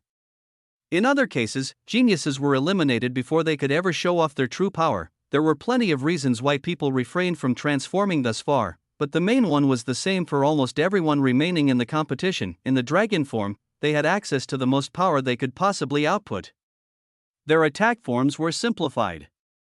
Sure, but the actual complexity hidden within would be amplified manifold. Against a genius in their human form, it wasn't always guaranteed that a dragon form was enough to win. But it was certain that the competition would reach a completely different stage the moment people started fighting as dragons. One by one, everyone would be forced to reveal their true forms and power lest they be left in the dust. Nobody wanted to break the balance, not until now. Faldrin Oriat had only used his true form as a method to travel faster. He just wanted to reach the border cities as soon as possible so that the threat could be dealt with before any serious damage was done, but he'd unintentionally provoked a monster. Audiences watched on as two dragons approached each other at incredibly high speeds. Their trajectories were in such a way that it was impossible for them to avoid each other, and considering Valerie, Faldrin would have been forced into battle regardless. Closer and closer, closer and closer. The two screens that showed them individually eventually merged into one. In that moment, the only things the audience saw were a green blur and a golden blur, and the only thing they heard was Zou, Doom. The two dragons collided with physical force alone. They were above a plane, but the environment was still eviscerated by the pure force that they released. The grass was torn from the ground and vaporized into ash. The earth itself instantly dried and cracked as the environment transformed into a desert. There were no longer two blurs, only one massive storm of light as their mana collided fiercely. The two dragons had already met eyes, golden mana, pure green mana with hints of white. They combined and clashed, refusing to coalesce as they created explosion after explosion. That was a collision felt by everyone, no matter where they were on the battlefield, and it was the trigger that changed the Air Wars entirely. In the coming days and weeks, seeing humanoid beings on the battlefield would become rarer and rarer until it was completely impossible. This was a battle of dragons in the first place. But now, it truly looked like the most sacred event of dragonkind. This was what the Air Wars were always meant to be. Chapter 17:11 Third Stage, 9. The tremors from Valerie's clash with Faldrin were felt at the castles of both teams. They reacted roughly the same as they felt the draconic auras of those who had entered their true forms, understanding that none of them would be able to refrain from doing the same anymore. But both sides kept most of their attention on the border cities. As expected, your friend over there was useless. Eris stood over the projection table and watched the map change. Addressing the only other person in the room, "That's just how it is," Wilhelm responded with a smile and a shrug. "You know his situation, yeah, you're a sick one, you aren't being very nice." Eris. "I think most people would call it strategy, would they not?" Eris glared at the blue-haired man. Of the people in this competition, including August, he was the one she despised the most. After all, her hatred for August was situational. When it came to Wilhelm, there was a page-long list of reasons why she never wanted to be near him. "Unfortunately, we have to work together here," and because she was one of the most prominent figures on their team, she had to work closely with him. Damien was. Well, that didn't need to be mentioned at the moment. The point was that he didn't have any power unless he was near Wilhelm. It was impossible for him to act outside of that man's command. That was exactly why he'd lost so miserably, wasn't it? Still, I don't know why you thought it was necessary to do all of that. "We could have lured them in without losing as many troops," Eris said. Wilhelm had only one condition for him to leave her alone and let her properly command the army. The first move had to be his. No matter what he did, she couldn't interfere. Naturally, she agreed. Having him stay far away was just too appealing for her to reject. Yet, when Wilhelm decided to sacrifice 300 of their troops just to lead Raphael into their territory, she couldn't help but doubt it. "It doesn't matter," Wilhelm responded simply. His always casual attitude was part of what made him so off-putting. He was, after all, the complete opposite of a casual person. Did any of them matter? Would any of them have contributed anything to our cause before dying? Whether they're sacrificed now or sacrificed later doesn't matter. In the end, this is a battle for those of us who actually deserve to be standing on this stage, regardless if you think they're stupid enough to fall for your little traps. Eris, my dear, you aren't brain dead, are you? Did you actually think those basic formations were my only cards? Don't be silly, Wilhelm grinned. Raphael is a bit of a blockhead himself. Maybe your favorite muckblood will realize that something is wrong, but that kid. He has a mind like mine. Eris gritted her teeth. She couldn't fight with him here. It made her blood boil, but that was the fact of the matter. Wilhelm's plan was simple, and it was already being carried out. The exterior border cities weren't sieged with as much force as hoped, but that didn't matter. The main target was none other than Raphael Ignis. Plus, when we take him from them along with those bottom feeders he brought in from the outside, what will be left of their army? There was really only one critical piece of information that Gianna was able to share. Before she was eliminated, Raphael was being followed by a famous mercenary group from the outside. They were feared. Sure, but they were still just an unruly bunch that barely earned their noble titles. Other than less than 100 soldiers recruited from various clans, the rest were unknown. The only thing Gianna could confirm was that they were all dragons and none of them had lineages she recognized. She disappeared before she could understand what the strength of those lineages was, but since they weren't anything recognizable, nothing more needed to be said. Those were geniuses recruited by August Void. His origins were mysterious, but not enough to cause concern. Despite that, they're the ones I'm most wary of. Unlike Wilhelm, Eris didn't take them lightly. Rather than the threat she knew. The one in the shadows was more fearsome. They may not have been from recognizable bloodlines, but if they were all fourth-class dragons as reported, then they weren't weak by any means. Taking Raphael down is still the first priority. Since they'd come this far, there was nothing left to be said. Raphael had to be eliminated before they could focus on the rest of the team, and, if they were lucky, they would be able to take down more than just him with their schemes. It won't be long. They'd have to wait until they heard back from Gianna, but once they did, Eris couldn't stop herself from sighing. After this ended, there was nothing they could do to stop public opinion from turning against them. For each and every person on their team, the only option left would be to win the air wars. Only then could they truly shush any opposing voices. Boom. The rest were unaware of what was being planned in that castle. Even Sirius hadn't explored it too deeply out of fear of being detected. Everything that both Eris and Wilhelm said was recorded and displayed before the world, but nobody saw it. Not a single person actually witnessed that conversation. After all, with so much excitement going on, who was going to focus on the portion of the war that was being intentionally minimized, especially at a time like this, when everyone's attention was focused on the constant explosions ongoing to the west of the same territory? Nobody was of the mind to see what anyone else was up to. It truly was a sight to see. When two dragons fought, it created a scene that was as beautiful as it was brutal. Nature itself responded to those beings. In the plains only a few hundred kilometers away from the western border city, the earth had become Valerie's territory and the sky belonged to Faldrin, a massive expanse of trees of all kinds. dead and alive, had populated the previously empty space.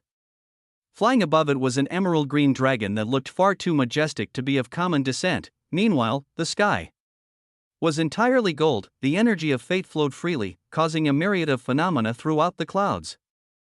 A golden dragon with accents of red flew there, Adobe his peer in altitude but not stature. The two had not fought seriously yet. They'd been prodding each other, colliding only occasionally to see where the other side's power level was. They were right about even. Neither of them could win with brute strength alone. Then, this was going to be a more intrinsic fight, a fight closer to dragonkind, a battle that looked brutish on the surface, but was the most focused on complexity. Through a method like this, they would not learn who was the greater genius. Instead, they competed to see who was the greater dragon, and, after gaining a sort of respect for each other through their exchange thus far, both of them were dying to find out. Chapter 1712 Calamity 1. The grand scenery around Faldrin and Valerie actually wasn't created intentionally. See, for dragons, creating phenomena wasn't a necessity.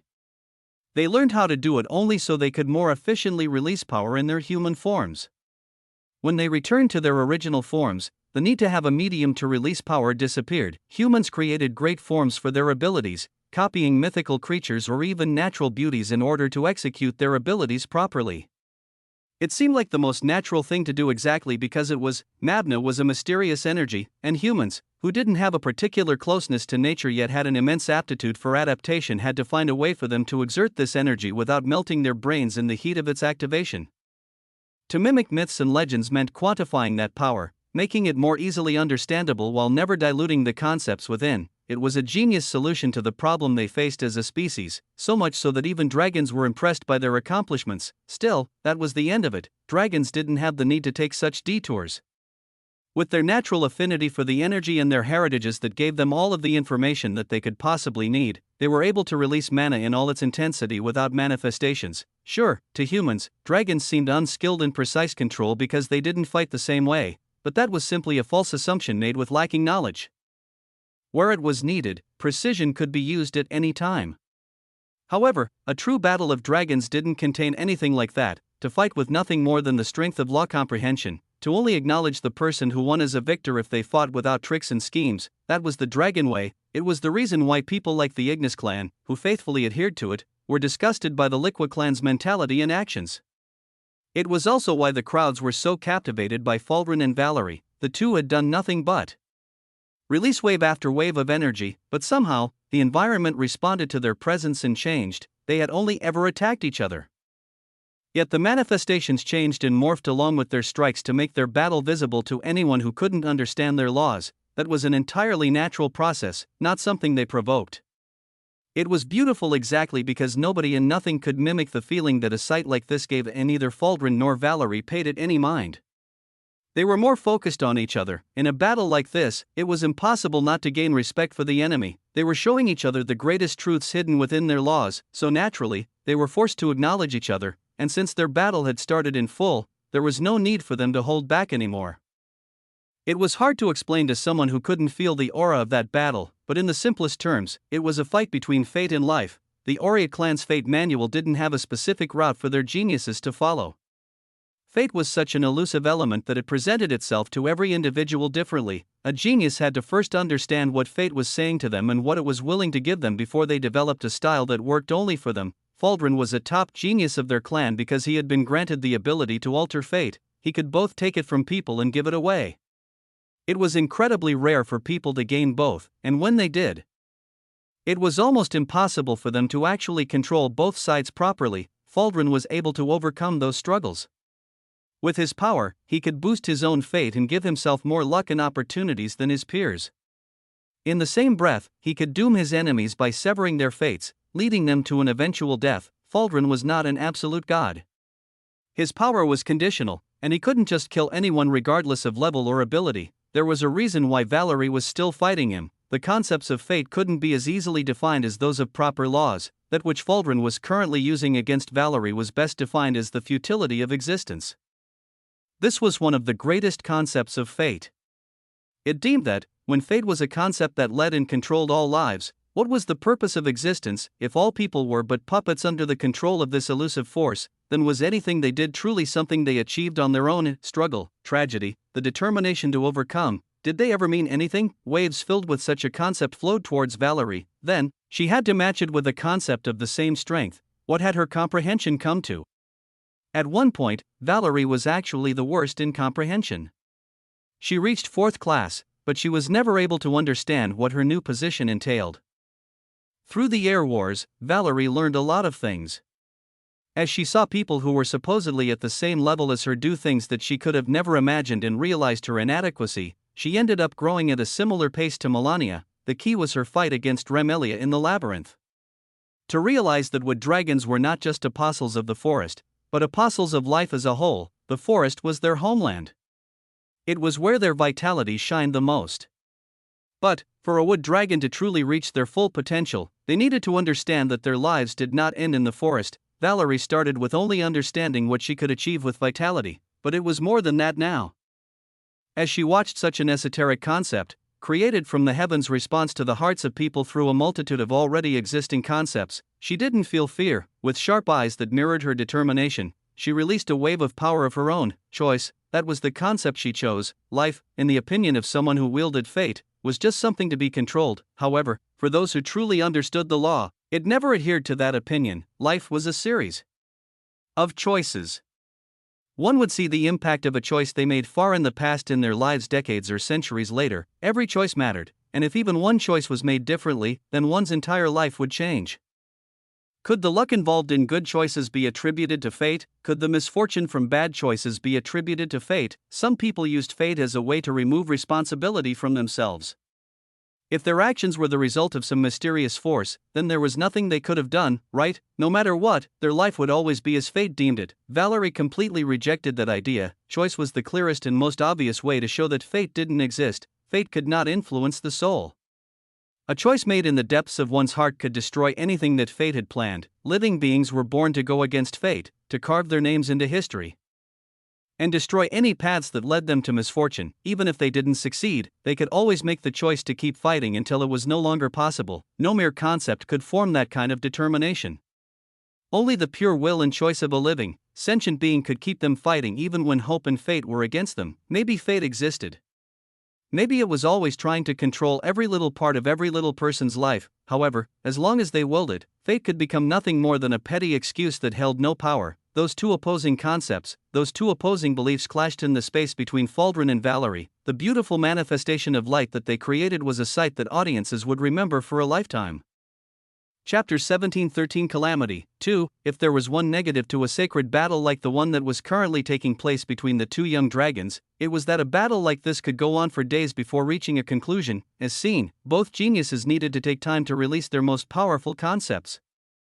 Only when someone lost one of these collisions would the battle end, but since it was a place where honor was enforced, each genius was given the time they needed to create a concept that could match the other person. If they couldn't create anything meaningful, then they could try to combine smaller concepts into a sort of amalgamation that could defend them. But how long would that last? Eventually, the person who fell short would lose, but that was just eventually. At the moment, Faldrin and Valerie's battle had only just begun. They decided to start with their strongest concepts, so even when several hours passed, they were still trying to see whose overall belief was stronger. It would be many hours more before they switched to any other concept, so while they fought, it was better to focus on the movements of others. Noticing Valerie missing and feeling the explosive force on the horizon, the people she'd brought from the Wood Dragon clan immediately rushed to her aid, but, obviously, they never arrived. They were immediately interrupted by the violent ringing of their communicators, through which August's voice greeted them, "Return to base." "Let Valerie fight." The Wood Dragons immediately took offense to his words, but, "Sir," they still called him respectively, since Valerie forced it into their skulls that he was someone to be treated as they'd treat her. "Don't say anything. If you go over there, you will only obstruct her. Senior Rival sent her here so she could grow, didn't he? Do you want to be the reason why she gets stunted at a critical moment?" It was a valid point that nobody could counter. No matter what was happening, Valerie wouldn't die. Any battle here truly was a great learning experience. They saw how different the current Valerie was when compared to the irresponsible young miss they once knew. To Valerie, they wouldn't leave her side because they couldn't adapt to the outside world. In reality, they did so to make sure she stayed out of trouble. The Valerie they knew would cause chaos with her lack of care for anything other than amusement. After all, she clearly showed them time and time again that their worries were unfounded. There wasn't any more a reason for them to be so overprotective, they sighed, but in the end, they did return as ordered. They were stationed in the border city directly opposite to the one they'd captured. Raoul and Una joined them as well. It was not August's order, but Iridia's. She had taken the lesson August gave her to heart, and within the few hours that had passed since Gianna was defeated, she was able to connect to the army he brought. There was no way for her to gain complete loyalty from them, but they respected her ability to lower her head and see them eye to eye. With Juno and the rest being the first to say they'd follow her orders, the rest soon acquiesced as well, and Iridia didn't plan to lead them the way Raphael did his mercenaries. She first split them into groups. Una and Raoul were sent to occupy the western border city with the wood dragons as they would later become an advance force. Juno and Michaela were similarly delegated to Melania, who had also returned to their side after destroying the other side city. Everyone was given that order. Raphael was the only one who refused to follow it and instead chose to occupy the city he'd conquered. Nevertheless, with those who usually controlled them delegated to other roles, the rest of the army was forced to rely on the structure that Iridia gave them. She chose a few exemplary warriors to lead the rest before splitting them into the two nearby inner cities. The third was left empty, part of a plan that had yet to come to fruition. August and Sarah mirrored Wilhelm and Eris as they stood in the palace overlooking the projection map, but the atmosphere around them was completely different. That idiot. He probably has no idea, does he? Sarah said, frowning slightly. I tried to tell him, August responded with a shrug, but he doesn't want to listen. August specifically included in his message that the ease they felt while taking the border cities was probably a trap. But Raphael didn't care. Don't worry about me and my people. Do your own thing and stop trying to interfere, is basically what he said. I guess it takes more than just merit and skill to prove myself to him, August continued. It's just Raphael. He's too much of a traditionalist and even the rest of his clansmen are always talking about it. Still, we can't leave him alone, can we? Sarah responded. August shook his head. Based on your brother's information, there isn't anything we can do but watch. Hopefully, he survives, but if he doesn't, then that's completely on him. August didn't want to give up on Raphael. If this was any other situation, he would have done everything possible to help Raphael despite his insistence on independence.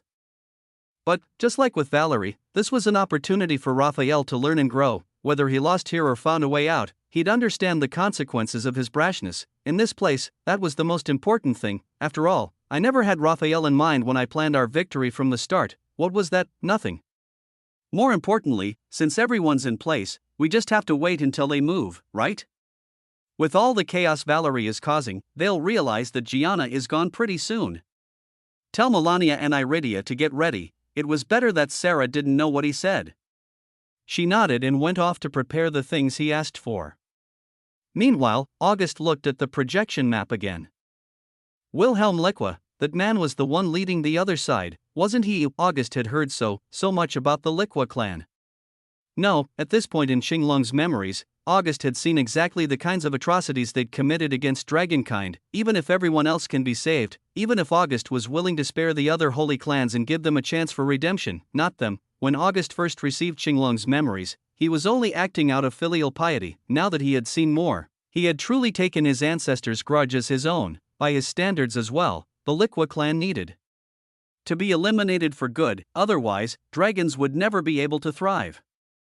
It wouldn't be more than a day before August's thoughts were validated again, because Wilhelm Liqua was about to show the world exactly what kind of person he was, and the ones who felt the weight of that declaration would not be his people, nor would it be Raphael and those he was aiming to eliminate. It was the common people. They had forgotten through the air wars just why they were so far below the holy clans in status and power. In Wilhelm's opinion, it was about time for them to remember just how powerless they were. That is, Chapter 1714 Calamity 3. A day passed without much change in matters.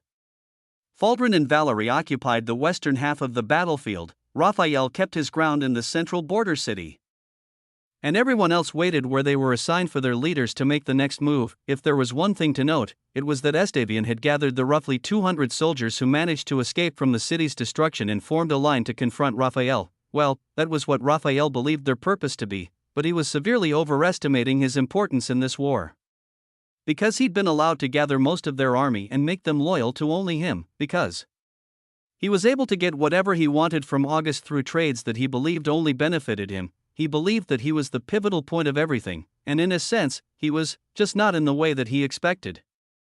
One had to wonder how Gianna's death came to light. Well, it wasn't anything special. Eris had been trying to contact her since the day before. Every time a new event happened while she remained unaware, she screamed into the communication device for Gianna to respond. They weren't the best of friends.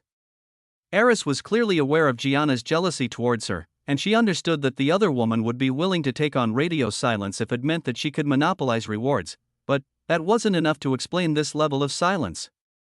Certainly not when August and his people were moving so much. Gianna was only hurting herself by withholding information from her team. At a certain point, even pride and jealousy would have to quiet down as they faced the wall of rational thought. If Gianna was someone worthy of this competition as their clan believed, then she would feel that eventually and concede. But she didn't. No matter what happened, Gianna didn't report back. That was when Eris was forced to accept the truth. She's dead. That idiot managed to get herself killed before anyone else. It was a humiliating truth, but one that had to be acknowledged. This is what overconfidence gets you, isn't it? Or, are you lot from the Nacht clan just incredibly prone to throwing tantrums? Wilhelm chimed in as if someone wanted to hear his opinion. But obviously not a single person did. Take this seriously, bastard. We've lost one of our only usable forces, and they still have their information agent feeding them. Ha, you mean serious? He's definitely sneaky, but it isn't like he can get into the palace. If he even tries, he will die. He knows that, and that's why he's just been skirting around the edges this entire time. Whatever the case, as long as he's still able to freely move through our territory, he is a threat. You have a lot of confidence in your own schemes, but did you know? You aren't actually that much better than anyone here. Everything you've prepared will eventually be torn down if you maintain that attitude. Like Gianna? I understand your concern, but that will not happen.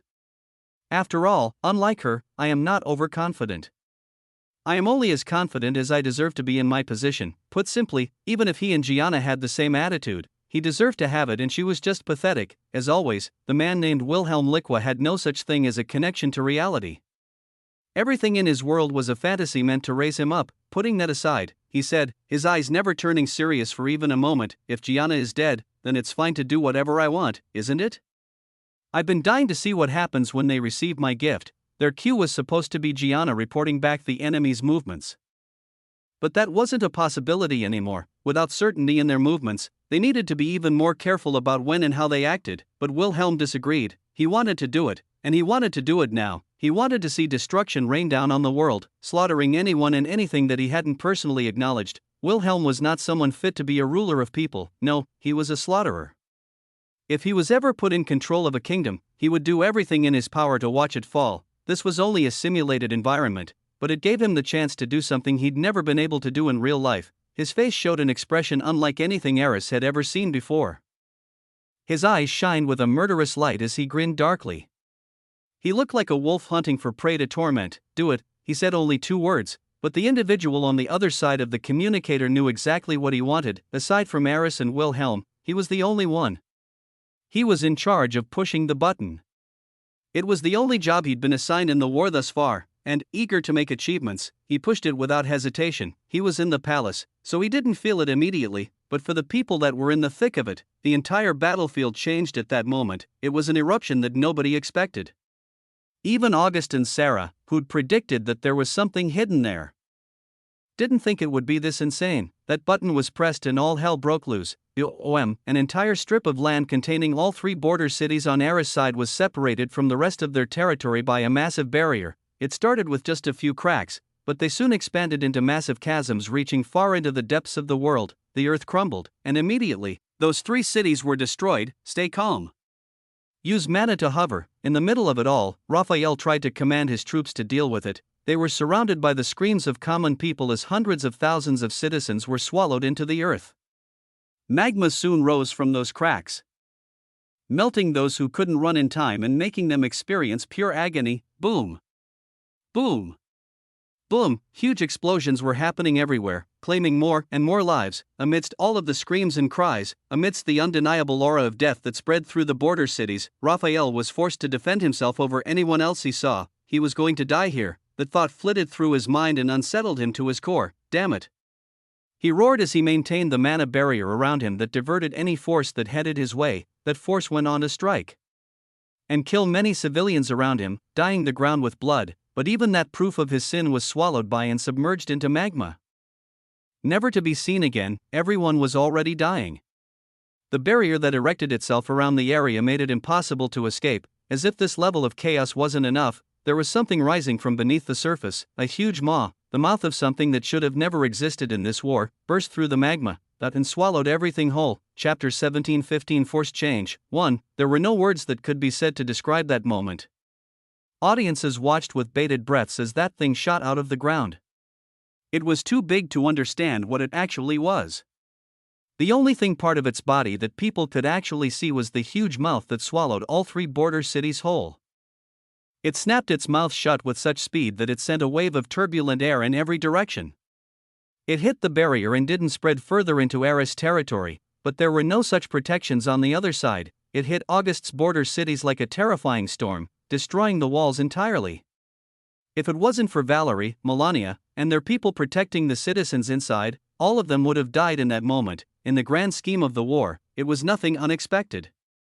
Raphael was almost certainly going to fall in that moment and nothing could change that, yet, the implications of that move were not small. Raphael did something similar when he took the city from Estevian. He didn't care about any innocents and let them die so that he could accomplish what he set out to do, but even then, crowds only felt a little displeased. It was different this time.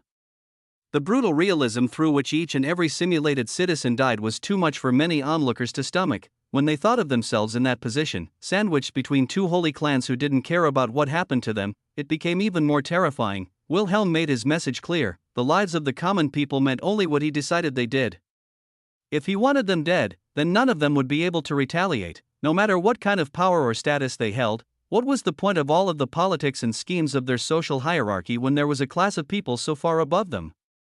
Were their lives truly as meaningless as he made them look? The sentiment inspired rage in many a citizen in Aurelian, but there was nowhere for that rage to go. They clearly learned what would happen if they directed it at those who provoked it, and there was no point in directing it at each other. A deep sense of hopelessness was what spread from that moment. August gritted his teeth as he watched it happen from a distance. So that's how it is. He felt the same sense of injustice as everyone else. He couldn't believe that this was how the other side wanted to fight this war. It easily could have been a battle of brawn from the start. If it wasn't for the populace living in their territories, then August also would have been as destructive as possible. However, they were clearly added into the equation to ensure that the battle wouldn't end so simply. That message. Was it for me? Though Wilhelm was never present and the event took place like a natural calamity, August knew better. He could feel the malice involved in the decisions that were made on the other side, and it gave rise to boiling emotions in his soul. The long game isn't something we can play anymore. August had a good plan to take down the other side systematically. He was going to show the might of his mind and defeat them before they could do anything significant. Unfortunately, his intelligence wouldn't spark hope in the people watching from beyond the barrier. It was impossible for him to feel exactly what audiences did, but he got the gist of it through his own emotions. They probably wanted to revolt as well. They wanted to let themselves be known, to show the world that their lives had just as much worth as anyone else. He needed to be the person that returned that hope to them. As a commoner himself, as someone who grew up surrounded by beautiful people who the world refused to remember, he had to show them that they could do it if they tried. They could be remembered as heroes, as artists, as scholars. Status wasn't what defined them, and Aurelian was not what the holy clans presented it as. Fine, if he had to throw it all away. That was fine. He wanted to hide for a bit longer, but if it was strength that they wanted to see, then it was strength that he'd give them. Raphael was swallowed by that beast. His fate, the fates of his mercenaries, and the fate of Geo, who'd been following him, were unknown. The beast below the surface had likely been living there for eons. Wilhelm was able to abuse its existence once, but he wouldn't be able to use it again, and, since he'd sacrificed 3 of his own cities to create that atrocity, it would be far easier for August's side to win. Everyone, are you listening? August spoke into his communicator with cold eyes. As he heard most of his team report back, he steeled himself. Forget everything we've done so far. We're switching to Plan Z. It was a plan without a proper name because they never planned to use it from the start. August called it Plan Z because it was their final plan, one that was never to be employed unless they had no other choice. This was not that situation, but everyone understood why August made his decision. If the other side wanted blood, then they would show them blood. Their losses were somewhat equal for now, and it seemed that Wilhelm and Eris assumed they had an advantage because they'd made the first real devastating move of the war. August was more than happy to show them just how wrong they were. August and the army he brought all had real combat experience. The wars they fought in Bastille weren't child's play. They were far more brutal than something like this. People died in orders of thousands every hour. Blood flowed into the soil with such frequency that an entire portion of the earth was dyed red for years to come. They hadn't used their experience there in this war because it was just a simulation.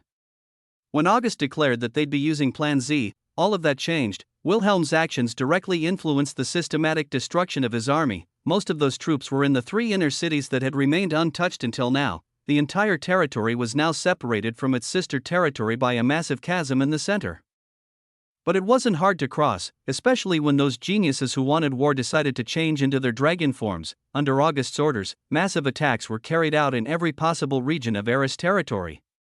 Using technology from Bastille, which was still relatively new in Aurelian, August's side was able to maintain an absolute advantage over the other side. In the coming weeks, the war escalated and escalated. Most of the recruited soldiers on Eris' side had been defeated before they were able to show an ounce of their might, and as if to get rid of anyone who wasn't important, August's troops specifically targeted the noble geniuses who had once banded together under Michael and eliminated them. It wasn't difficult. Once the air wars became a battle of growth, it was supposed to be a stage reserved for Holy Clan geniuses.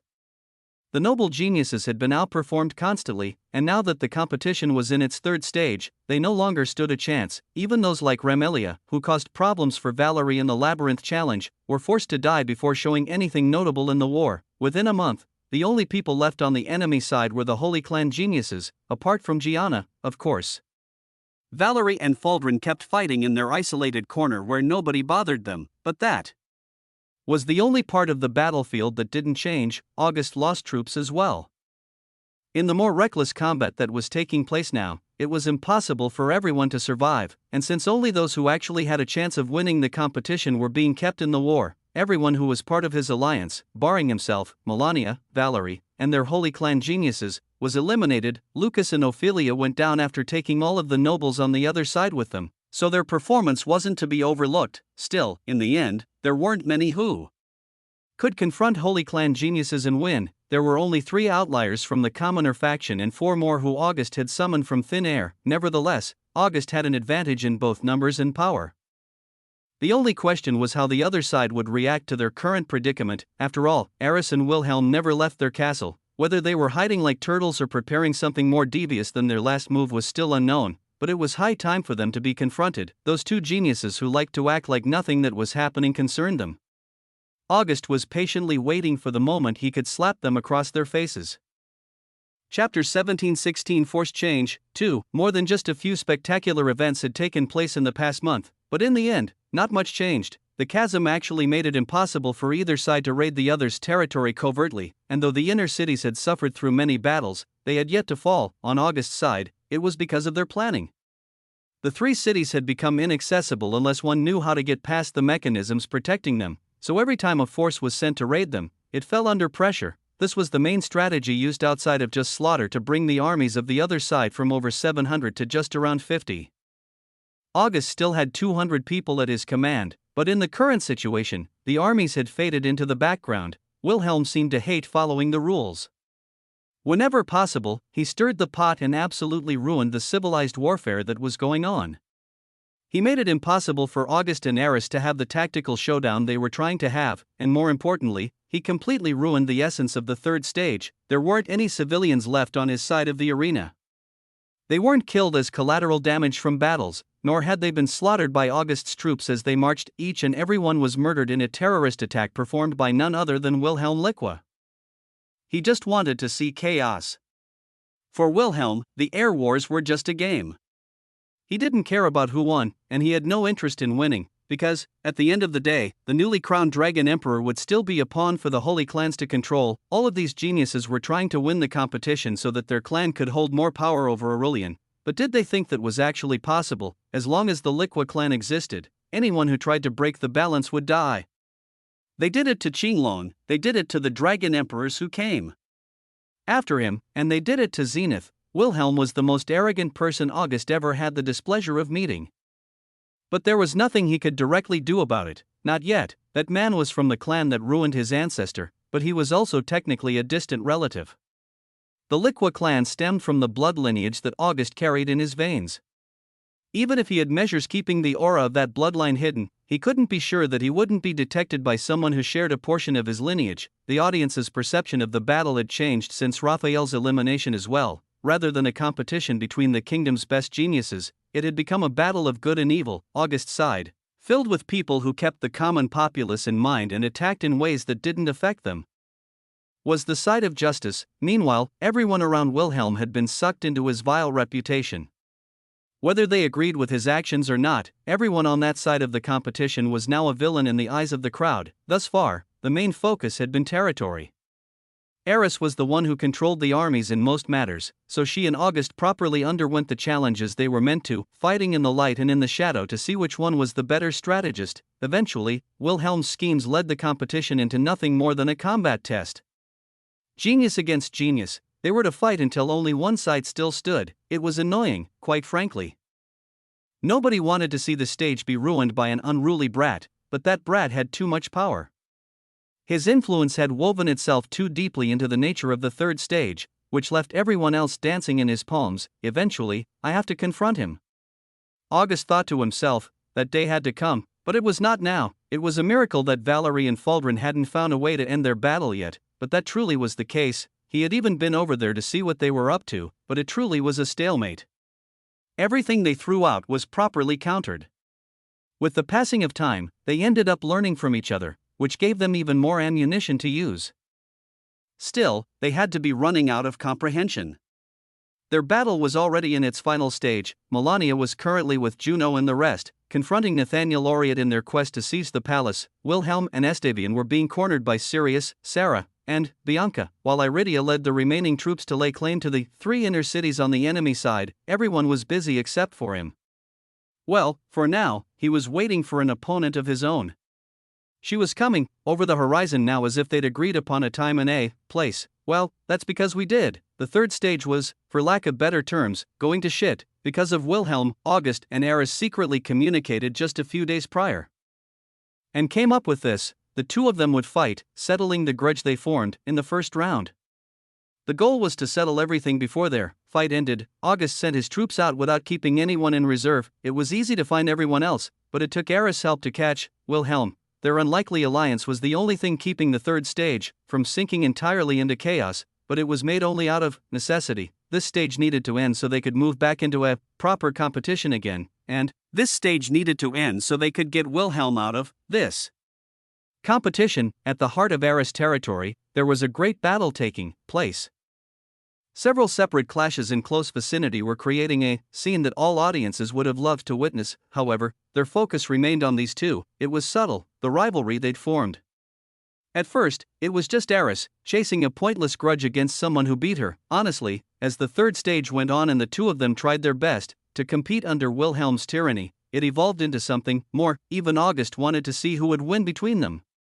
He had seen Eris' good qualities through her tactics, which remained honorable. Unlike Wilhelm, she wasn't inherently a bad person.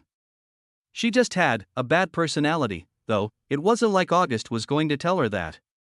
Eris arrived in her human form, which was surprising when everyone else had switched to their true forms. It was likely because August refused to transform. He couldn't. No matter how much Damien's artifacts helped him conceal himself, they'd lose their entire purpose the moment he transformed. It really didn't matter if his aura was hidden at that point, because the sheer majesty of his appearance would immediately give him away. The current state of events was scary for August specifically. If he was forced to take his true form, what would happen? It was a question he considered many times, but this was the moment for his hypotheticals to become reality. Eris knocked a woman who was far more powerful than him just a few months ago. Facing her directly, August truly couldn't be sure. Either he would be able to end this fight without either of them transforming, or he would be forced to reveal his greatest secret to the world. It was either one or the other. There was no in between. Chapter 17:17 Forced Change. 3. August Void. Eris said his name with a nod as she landed in front of him. Should I say I've been looking forward to our meeting? August shook his head with a wry smile. It probably isn't for the right reasons, so I'd prefer if you didn't, he responded. They'd come for a duel, so it wasn't like they were going to start fighting immediately. Still, it wasn't easy to make small talk when they weren't on the friendliest of terms. They stood there, neither willing to make the first move before the other was prepared. The duel they tried to have was ruined by a third party. Eris had practically lost all of her control over their army. Everyone listened to Wilhelm, because he had a charisma that they couldn't avoid being sucked into. Eris definitely had more of a chance to bring them to victory, but Wilhelm made them feel like winners. To these young geniuses who more often than not hadn't lived long enough to develop some sense, the latter was far more appealing. They shared his mentality, after all. They also saw commoners as dirt. They also wanted to wreak havoc and use their power in ways they weren't allowed in the outside world. Perhaps Eris and the rest were the strange ones for being different. Nevertheless, Eris was now a puppet leader who couldn't do anything about what her team was doing. Since they wanted to be idiots, she figured it was better to end this whole thing and stop giving them chances. Just her and August fighting wouldn't be enough to end this war, but as long as August's troops could occupy the castle while everyone else was busy fighting, then everything changed. The two geniuses had come to an agreement. Whichever of them won this fight would win the war. If August lost here, his troops would forfeit no matter what kind of progress they made. If he won, then their occupation of the castle would be confirmed and they'd automatically gain victory. It was a simple solution that actually took a painful amount of planning to set up, but now that everything was set into motion, it all came back to them. So, are we going to do this or what? Eris said impatiently. I'm ready whenever you are, August responded easily. Eris nodded and took several steps back, putting roughly 10 meters between them. She primed herself for battle, dropping her stance. The look in her eyes changed as she became the cold-blooded killer that August knew, and as she did, he also took his battle stance, becoming the killer she had yet to meet. A cool wind blew between them as if to set the stage. As a single blade of wandering grass slowly drifted down to the earth, they both dashed forward. Bang! Their first collision was physical. August already knew what she could do with her mana, but she really didn't know many of his abilities. Aside from the one time she'd seen him fight in the second stage, she never had the opportunity to understand exactly what his power was. Plus, if she tried to view him through the lens of who he was in the last stage, then she would immediately lose this fight. August had a new aura about him. It wasn't anything about his power, but rather, his demeanor. Something told her that he had improved beyond anything she could expect. And based on that instinct, she decided to test him first. Bang! Bang! Bang! Bang! They exchanged blows one after another. Dragons were already physical creatures. Their bodily talent was just as strong as their affinity for mana. When they were given the maneuverability of a smaller, bipedal body, they were like tigers given wings. Unlike human practitioners, dragons liked to use the entire potential of their bodies. Eris was more prone to use her lower body. Her kicks were like lightning, moving with extreme speed and covertly enough to only be sensed when they actually struck. She was also extremely flexible. Her body twisted in ways that August never thought possible, both to dodge and attack. Bang!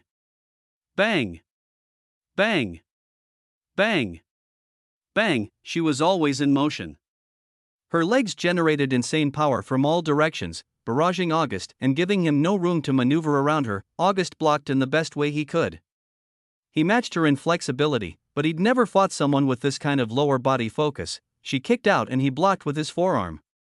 When he thought he had a chance to escape, she hooked her leg around his arm and twisted her body to essentially climb him, trying to snap his neck in an instant. Boom! August slammed his foot into the ground and countered her rotation, refusing to allow her close to his head. He slammed his arm out to the side and forced her to jump back as he chased her.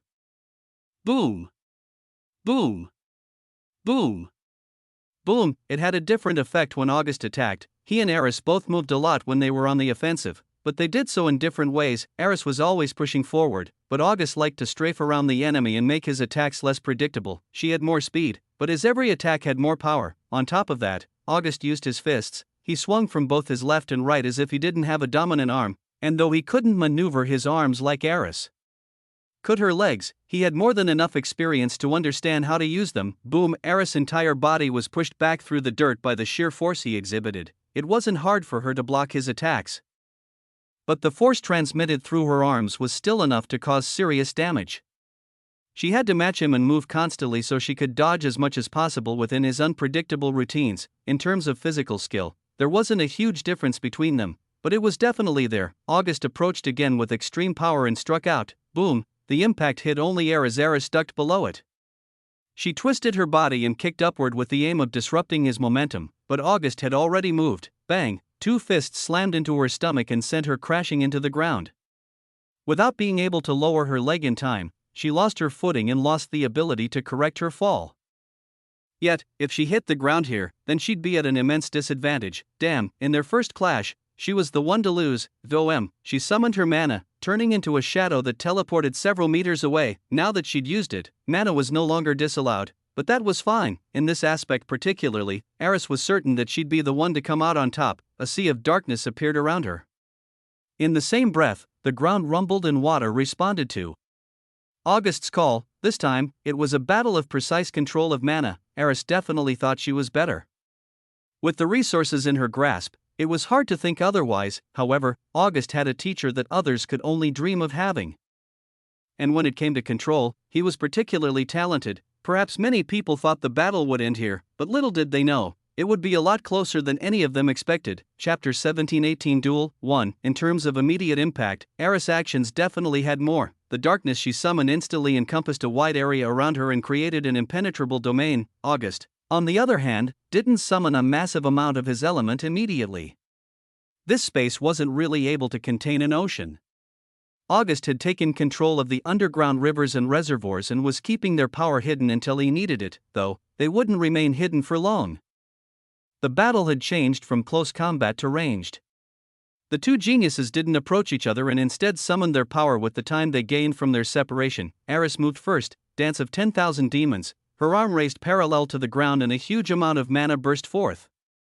The darkness around her morphed, and an ability that August had seen already returned to the light. An army of dark beasts summoned by Eris' power rushed towards him at unimaginable speeds.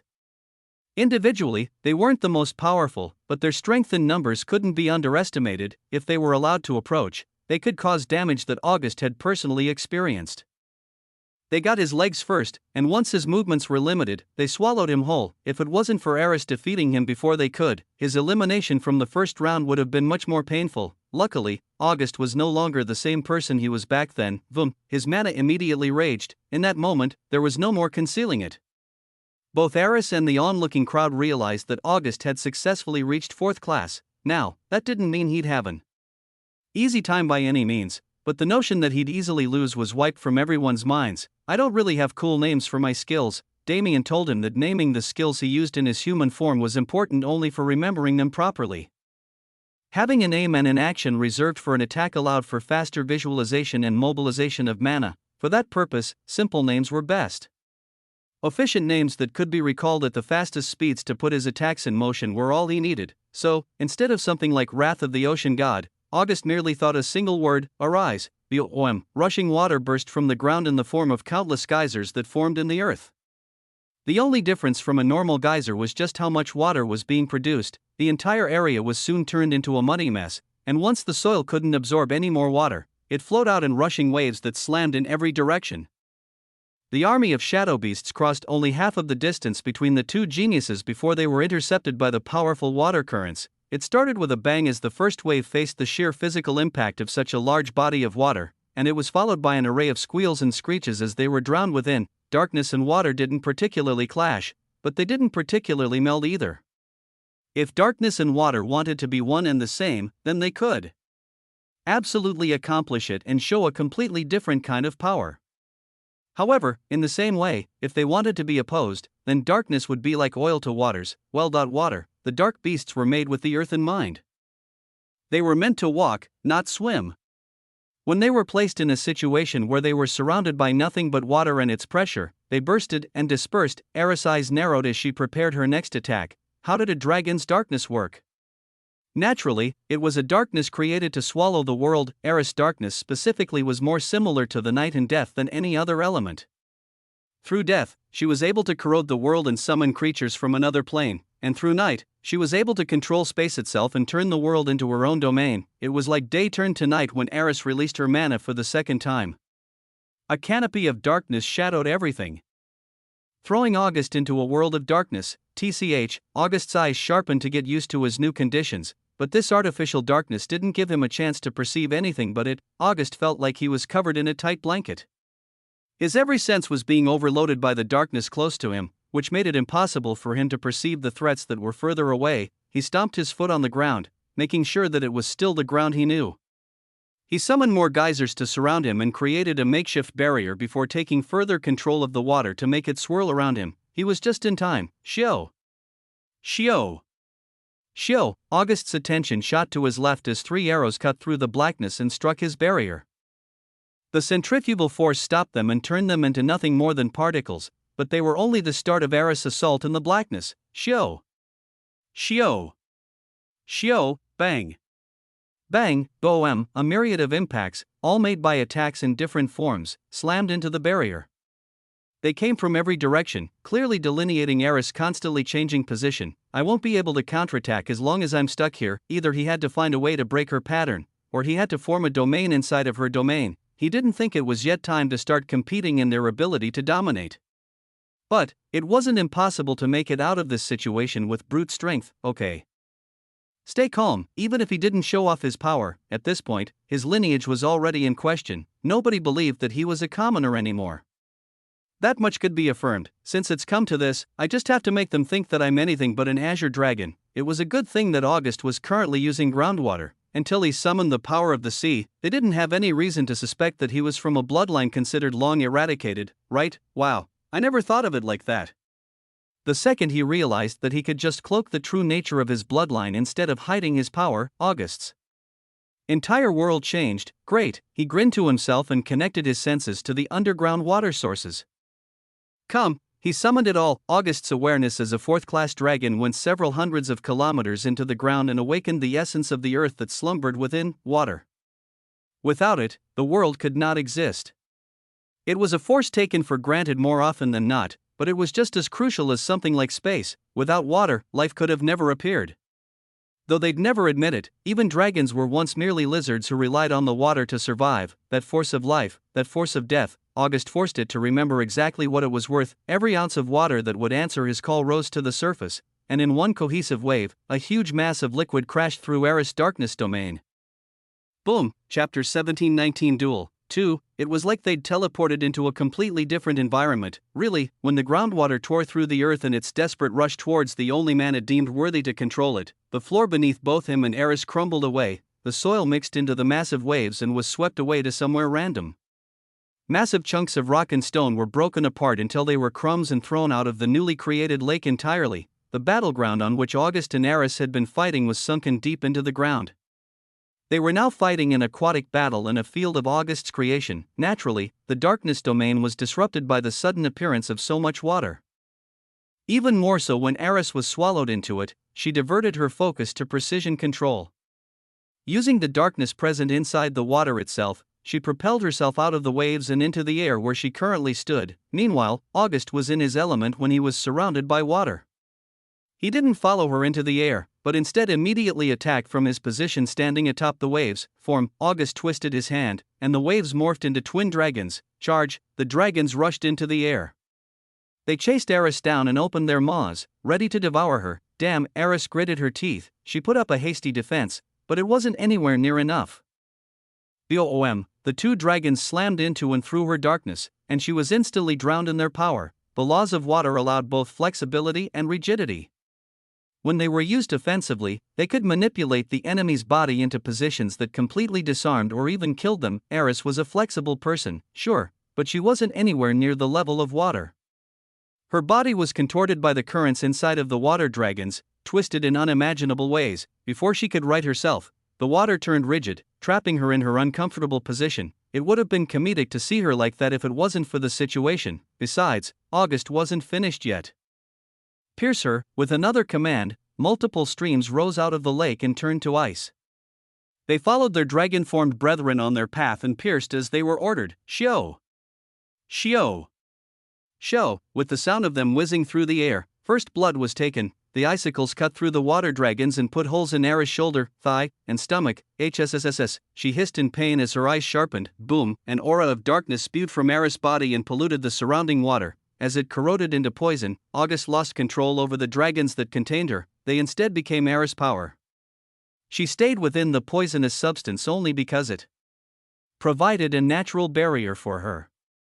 With the moment she had, Aerith patched the holes in her body with mana and instantly prepared a move to throw off August's momentum. The question was how she could do it. With a body of water that big, it was like he had infinite mana while she was constrained within the limits of her own body. She could form darkness to counteract that sea, but in the end, she wouldn't be able to compete. August used a natural resource that was being strengthened by his mana and laws. He didn't have to use mana to create his medium, so his consumption would be far less than hers. Considering that he was able to stand up to her properly and injure her so easily, it was clear that August wasn't far below her in power anymore. If he had more mana, then this battle would be his win if it continued for too long. Aerith either had to match him and find a natural source of power or end this battle before it got to the point where mana capacity was the most important factor. The first option isn't impossible. The time they agreed upon was in the evening, after all. The sky hadn't turned dark yet, but it was darkening with every passing second. If I want to gain access to that power source, then I need to prolong the battle, and prolonging the battle would give August the advantage. She was stuck in a difficult position. It would be easily overcome if she transformed into a true dark dragon, but she wasn't so dishonorable to force her opponent into that situation when they were already in the middle of a proper battle.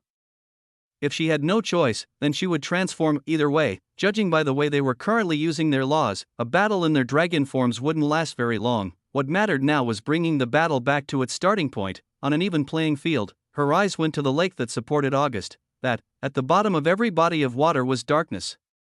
In smaller bodies, that darkness didn't have much of a presence, but the larger the body became, the larger the darkness grew as well. A majority of the ocean was darkness.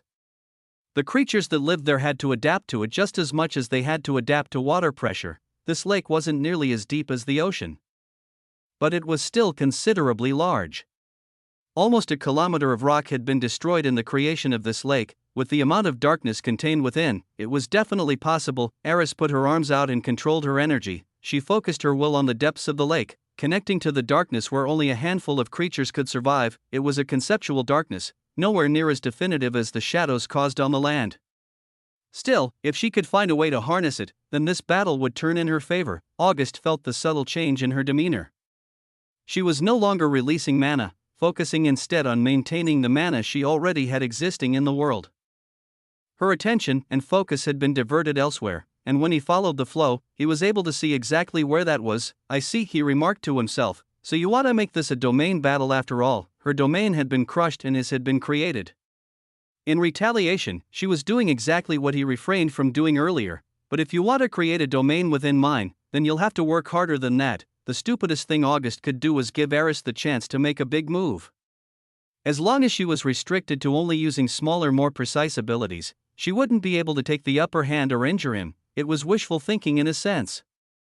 Aerith wasn't someone who could be stopped using ordinary means once she'd set her mind to something. If she wasn't such a person, then she would have never pursued August to this point. She was the first real rival he'd had in this world.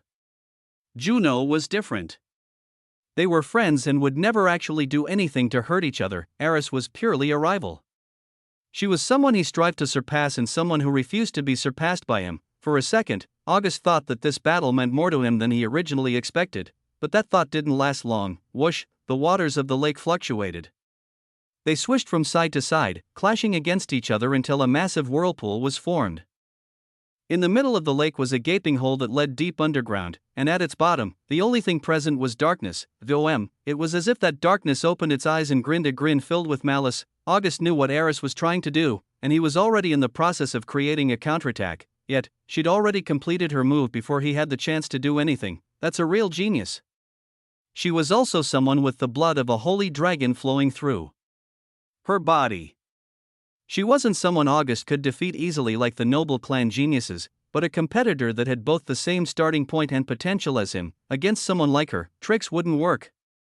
The only way to win was to genuinely be more skilled, but that was exactly what got August's heart pumping so ferociously, a true test of skill, a battle where nobody could doubt the victor. I'm starting to understand why Valerie's been ignoring the war for a month. This kind of battle was addicting. especially for a young genius who wanted to grow. He supported her precisely because he understood this already. Still, it was different when he was feeling it himself. He looked at Eris with flames burning in his eyes. It didn't matter if it would take a minute or a year, he would defeat her properly. That was something he swore to make a reality. Chapter 1720 Duel 3.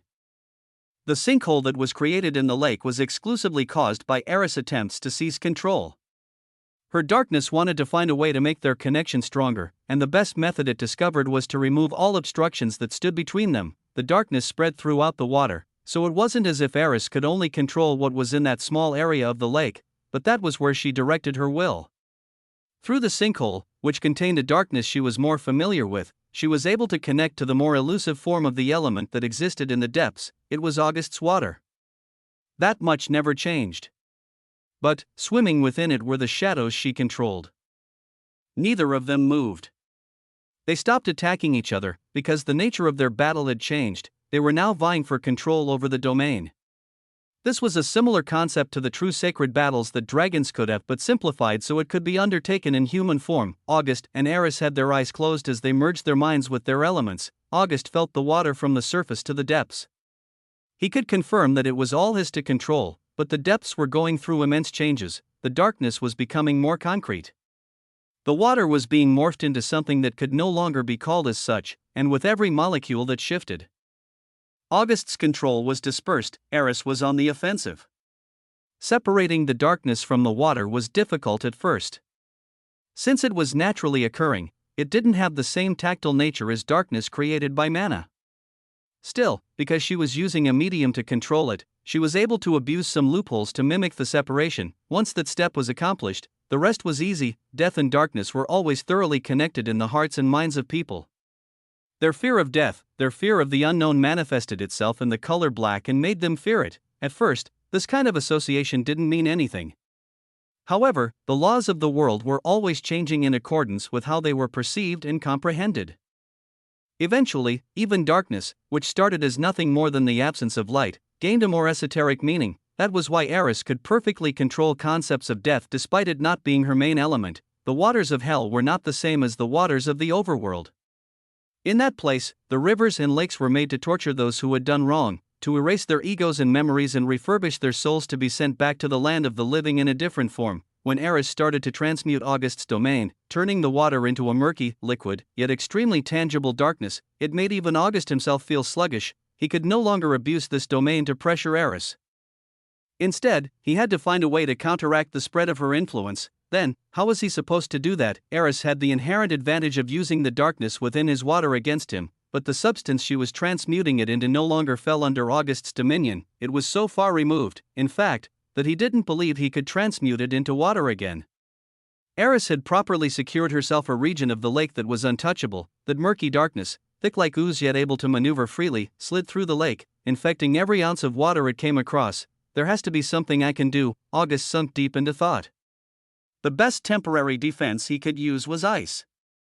By freezing an entire layer of the lake and creating a border between the water and the darkness, August could, at the very least, delay Eris until he found a solution. In the end, isn't there water in everything? It wasn't hard to reach that point of thought. In the end, everything Eris created was formed with water as the base. She eradicated its presence as much as possible so that August couldn't seize back control, but it was still in there somewhere. I'm just lacking. He wasn't skilled enough to perceive those minute traces within such a large mass. He wasn't, but he had to be if he wanted to win this part of the battle. August kept his eyes shut tight and concentrated his awareness on a single point.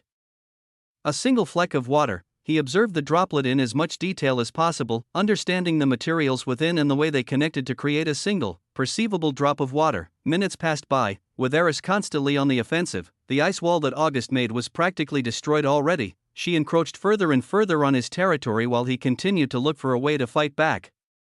And though his study of the droplet didn't immediately give him the solution, it gave him the path. If he could sense a single drop of water within this large body, if he could dissect it and see even further into the land beyond the eye's perception, then he could absolutely do the same when the subject was not a body of water, but a body of darkness. It was still a sea, wasn't it? Riding from the depths was a sea of darkness that tried to swallow everything. While Eris was making big moves to gain as much territory as possible in a short amount of time, August covertly separated a small portion of her darkness and sunk his senses into it just as he'd done the droplet earlier. He dissected it, understood it, and in less than 5 minutes, he found the water hidden inside. The texture of this darkness was disgusting. It was sticky and clumped up like expired milk. Like oil and coolant mixing in places they were never supposed to mix, the curdled darkness had an essence of water hidden deeply behind everything else that was going on. Once August found it, he finally had a case. The problem was what Eris had done in the time he took to do so. The entire lake was dyed a deep black color. The portion that August controlled was nil.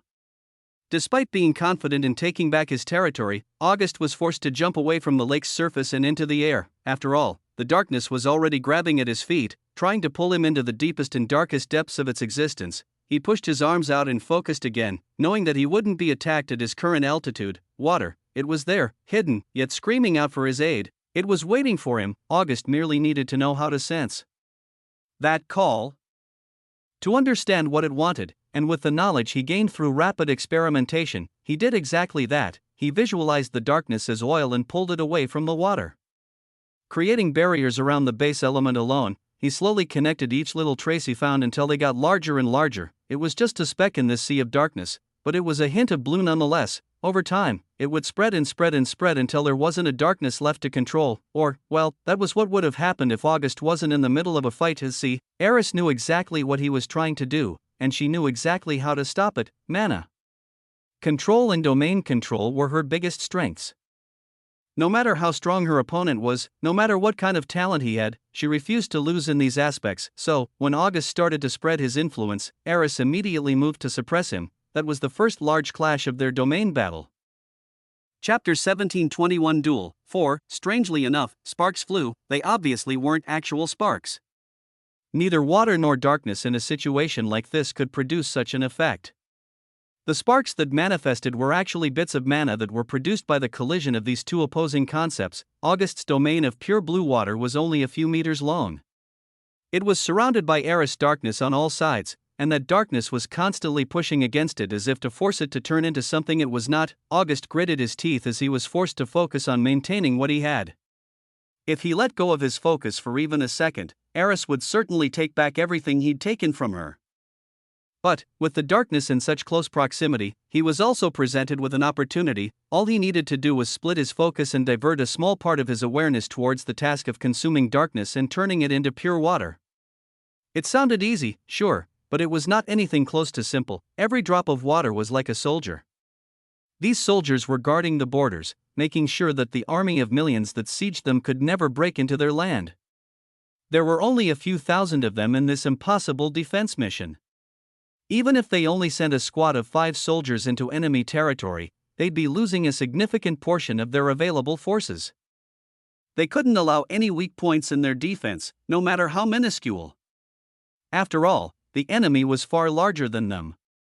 Such a small mistake would cost them everything. What they needed now, logically, was external aid. They needed troops to come from other nations and siege the back lines of the attacking army so they could gain a bit of time to make a proper move. In a situation like this, perhaps it seemed like that was impossible, especially since August needed to pull those reinforcements in while commanding the troops in his base. However, it was easier than expected. There was a lot of groundwater in this specific region of the world.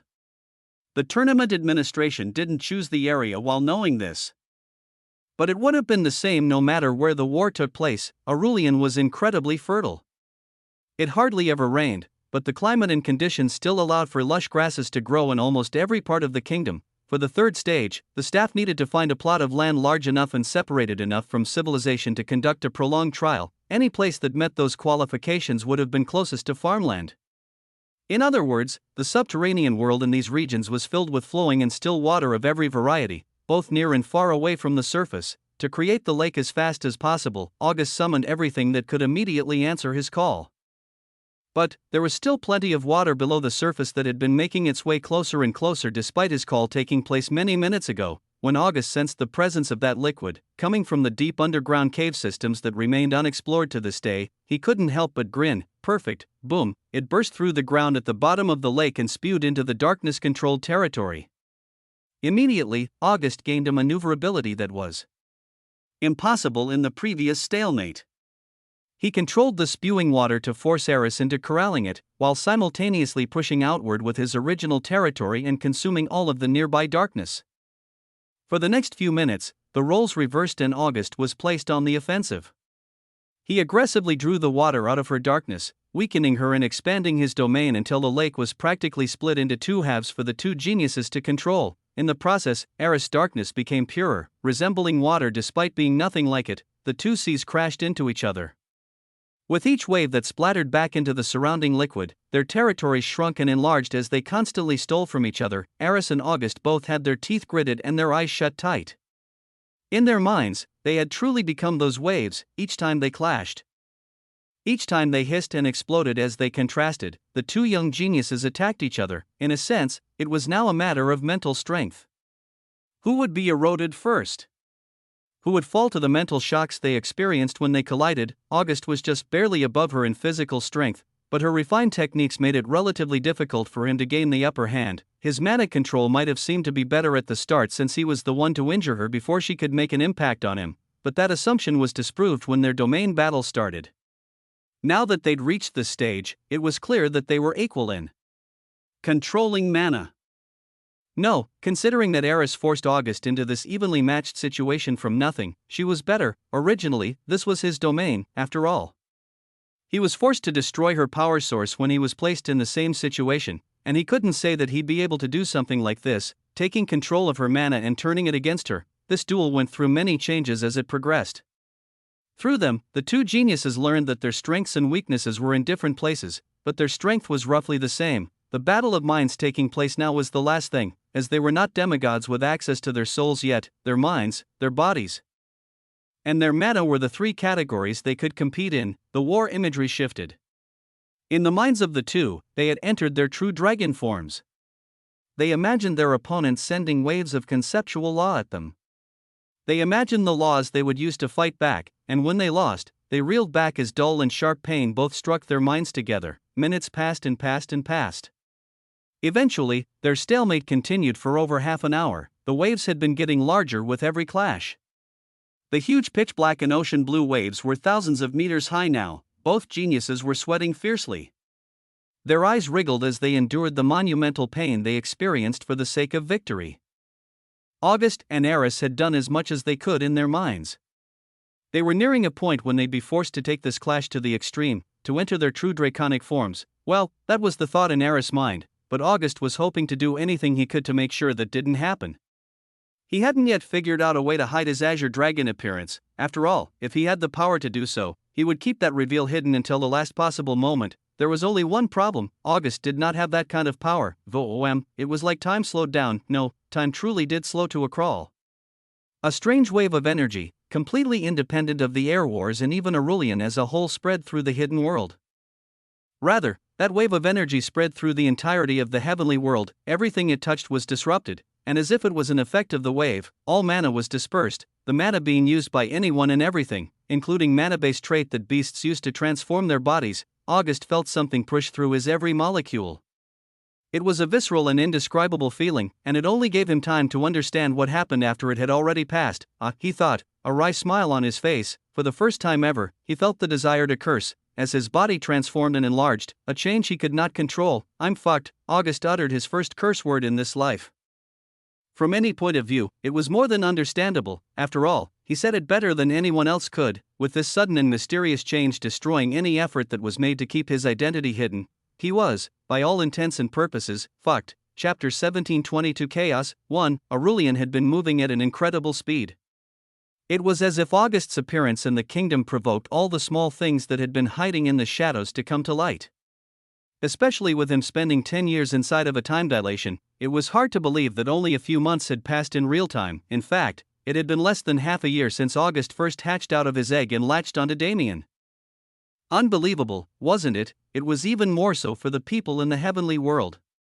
None of them really had information on what was happening in Aurelian, but if any of them knew that Damien somehow managed to find a son and raise him in this short period of time, they'd be bewildered beyond belief. After all, the heavenly world experienced these few months quite slowly. When Damien returned from his meeting with the Dark God, all dimensional cracks existing in the world suddenly disappeared. The foreign territories left in those places served as a reminder of the connection between the two worlds, but it seemed as if the sacred abyss had completely given up on their siege. That, of course, was a misdirection. Those of Void Palace knew better than anyone that this was only the prelude to a much greater battle. Perhaps it would even be the battle to end them all. Nevertheless, ever since Damien went to Aurelian, his people had been properly taking care of matters in the world he left behind. The remnants of both the Divine Order and the Stria clan were completely eradicated. Of course, aside from Malevolon Stria, who was now an eternal piece on the Dark God's board, the northern and southwestern regions were alleged as necessary. The Kyushu Federation was given their share of the profits, and the rest was turned into bases for newly born branches of the palace. In these few short months, Void Palace managed to rise far above its peers in every possible way, and Claire Eloin found herself responsible for all decisions concerning this world's populace. Dante was awake, but, plagued by nightmares and the stain of the Dark God in his psyche, he kept himself hidden and focused on helping Claire manage her workload. For now, the only people who knew he was awake were Claire and Serena. Right, Serena was there as well, but she didn't have any time to help Claire. She had an extremely important role of her own. Every single day in the time that had passed was spent setting up a massive array across the entirety of the heavenly world.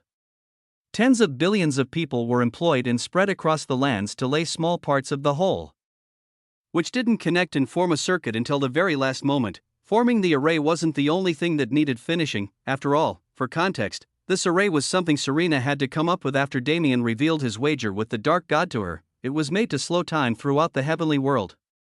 Damien said they needed as much time as possible and left Serena to figure out what the actual amount of time they could gain was. It really depended on her own ability.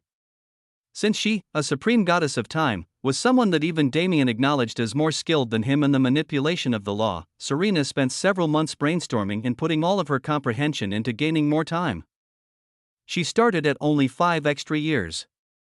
When an array needed to be at a scale that covered the entirety of a universe world, its power was too spread out to work the same way it did on a smaller scale, that was only a week into her research phase.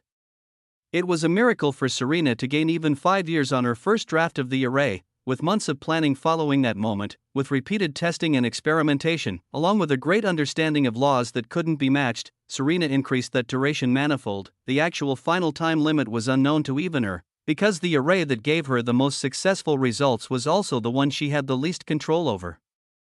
The base concept was simple. In one fell swoop, it would harness the entirety of the world's mana and use it to alter the folds of reality. This was a plan that could only be understood theoretically. By the calculations that could be made, Serena estimated that they'd gain anywhere between 50 and 500 years. After all, who could truly calculate how much mana the world had? Who could calculate how much of that mana would actually be siphoned? Mana was originally a force that acted on its own will at times, so there was too much variability for any stable result to be produced. Regardless, any other system would gain 50 years at most, so, in the time that she had. This was the best thing that Serena could come up with. At least it had a chance of giving them more time. That was what remained most important. In the several months of the array's creation, preparations were made all around the world. Firstly, they needed a way to affect both the base reality of the heavenly world and all of the hidden worlds that existed inside of it. Secondly, they needed to secure any area that would be affected by the mana siphoning, mainly prisons, vaults, and other establishments that absolutely could not be allowed to lose power. The process would have taken an incredibly long time if the palace's forces had to do it all on their own, when the entire world was under their command.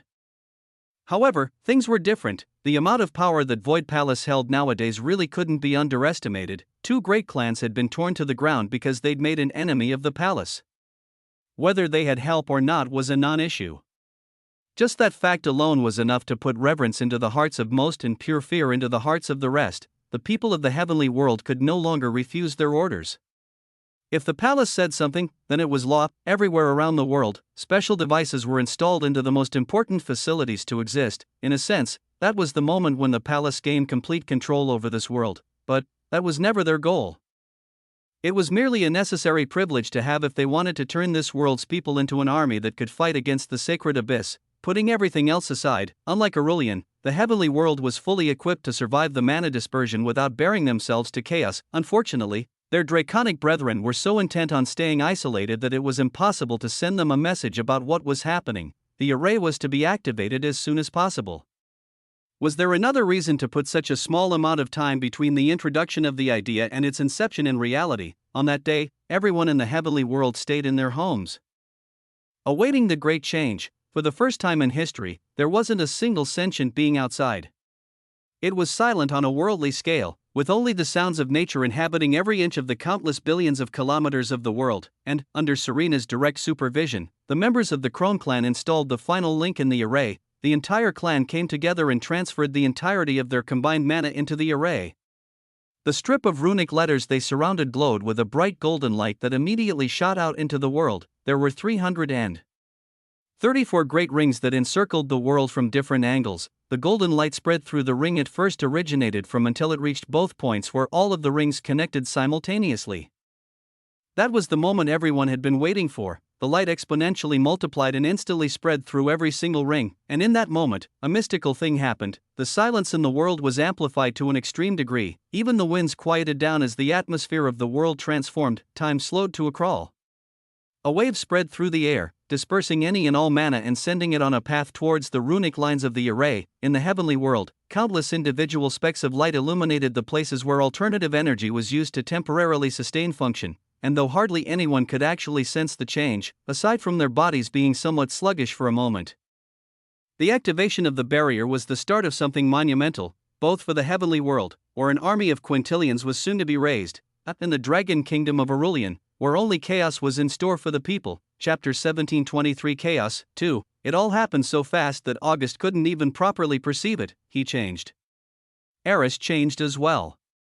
Everyone who wasn't in their dragon form was immediately revealed. Eris' dark dragon form was definitely majestic. Her sharp and pristine horns, her ferocious appearance, those scales that seemed impenetrable by any and all means, and a wingspan that one almost couldn't believe belonged to a young dragon, it was something that should have captured the attention of anyone watching instantly. Though, nobody was watching anymore. With mana phasing out of existence for a second, the broadcasts and other similar mechanisms like the barrier around the two territories all shut down. The only person to see Eris transition was August, and, at first, August thought that the only person who would witness his was her. His shining azure scales, more beautiful than those of any other dragon, his magisterial crown and his aura that slightly surpassed Eris' dark dragon lineage, and that iconic facial structure that no dragon old enough to remember could forget, the visage of an azure dragon.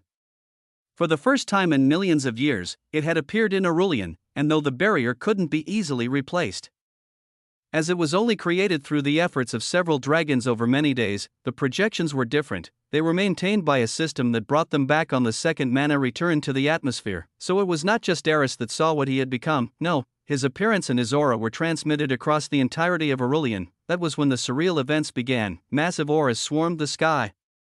They arrived in an instant. All of them knew where the third stage was being held, and all of them had unimaginable power. They were figures that the Dragon Kingdom hadn't seen in many millennia, but they'd returned for one purpose. They sensed that aura immediately. Qinglong, a booming voice split the skies. August's body was immediately frozen by a massive pressure. Under the weight of a holy dragon's aura, he could only find it in him to do one thing: go. Go back to the sanctuary. Now, it was a message transmitted through the team communicator, but only two people understood what it meant. They also felt those auras. Nobody in the surrounding few million kilometers could ignore it, let alone the people at its epicenter. Valerie and Melania both gritted their teeth, but they came to the same conclusion: they didn't understand what was happening. August never explained his origins to them, after all, but his message unequivocally meant that those auras were targeting him. And if they didn't want to be caught up in the madness, they had to leave as soon as possible. The thought to help, it definitely appeared, but it disappeared immediately. No matter their current strength, they could not do anything against the auras that were now hovering above the two nameless territories. If they stayed and instead became hostages, then they would directly cause the ruination of August Void. Their feelings didn't matter anymore. They had to do as he said, they had to retreat. Valerie didn't continue her sacred duel, nor did Melania continue to push the geniuses she was fighting. They instantly put mana into the rings that Damien gave them and disappeared. August was not so fortunate, because those auras were locked onto him. Because they would not let him go, in the single instant it took for him to send that message and for Valerie and Melania to receive and act upon it, the holy dragons in the air had already lowered themselves so that they could be seen. Each and every one of them was large enough to dwarf the heavens. When 6 of them came together as one, the sight was beyond horrifying. Andromedas, the holy dragon of light; Noctum, the holy dragon of darkness; Ignactus, the holy dragon of fire; Shuilon, the holy dragon of water; Noxus, the holy dragon of space; Ion, the holy dragon of fate. They were beings that could only be seen in legends. But now they all stood before August, staring at him with different eyes. Only Noxus seemed indifferent to his existence. The rest, particularly Shuilon, stared at him with only the intent to kill. And at their level, that was enough. Kahak, August coughed out a mouthful of blood. Merely being in the presence of these dragons made it impossible for him to do anything. As for Eris, who was next to him, she could only watch on with widened eyes. Xingda Long, did she hear it right? Was the holy ancestor of the Liqua clan saying that the same August that she had been fighting was a descendant of that azure dragon? Boy, identify yourself. Noctum was the one who spoke. He eased Shuilong's aura somewhat with his own so August could talk. But it was merely an empty gesture, kindness from one of them. August wanted to laugh. It was pathetic even to believe such a thing possible. They just wanted him to reveal how he arrived in Aurelian, how he managed to appear even though the ancestor whose bloodline he carried was long dead. They wanted to know what happened to Qinglong, because if he managed to survive somehow, none of them could feel safe. August responded nonetheless. With a grin on his face that lacked a fear of death, he responded, I am August Void, direct descendant of Qinglong, and the true heir to the throne, he said, refusing to stop even though Shuilong's aura once again became unbearable. With blood leaking from his lips, he continued, I am the person who was fated to stand above all of you. I am the person who will kill all of you traitorous bastards in the future, so if you value your lives, then you should kill me now. His eyes were like tsunamis of energy, forcing his opinion on everyone around him. If he believed it so, then it could be no other way. That kind of light, that kind of mentality, is exactly like Qinglong. Perhaps Noxus was the only one able to have such calm thoughts at the moment. After all, he was the only one that didn't participate in the battle against Qinglong. Nevertheless, it is too early for you, young one. It was an undeserved attitude. Because as he said, this was the moment that he would die. There was nothing in the world that could prevent them from taking his life. After all, Qinglong was the demon that lived in the hearts of these emperors, forever eating away at their souls despite being a figment of the past. Still, August grinned. No matter how perilous this situation was, it didn't affect him, because he had a backer that even these holy dragons could not match. If they truly made the decision to end his life, but then he could guarantee that they would not meet happy endings. Damien was the source of August's confidence, and it wasn't an unwarranted feeling. Damien would not allow August to die, however. In this particular case, he was not the person coming to August's rescue. Perhaps the mana wave had created an opportunity, because when the holy dragons moved to suppress August, someone else moved as well. All mana systems slowly roared back to life, and that revealed one fact to the world. Well, to Ion specifically before anyone else. His body jolted as the information poured into his mind. Despite being covered in scales, one could almost see his face turning pale. Something more important than even August's existence had revealed itself, something detrimental to Aurelian, the vault. Ion's eyes widened, showing an expression that he had not expressed in millions of years. The vault has been emptied. Chapter 1724 Chaos. 3. You shall perish for the sins of your ancestor. Your bloodline shall not be allowed to exist in this world for even a moment longer. Shuilong was in the process of monologuing when Ion returned his attention to the conversation. It was clear that he was planning to revel in August's death. The grudge with Qinglong originally started with the Liqua clan.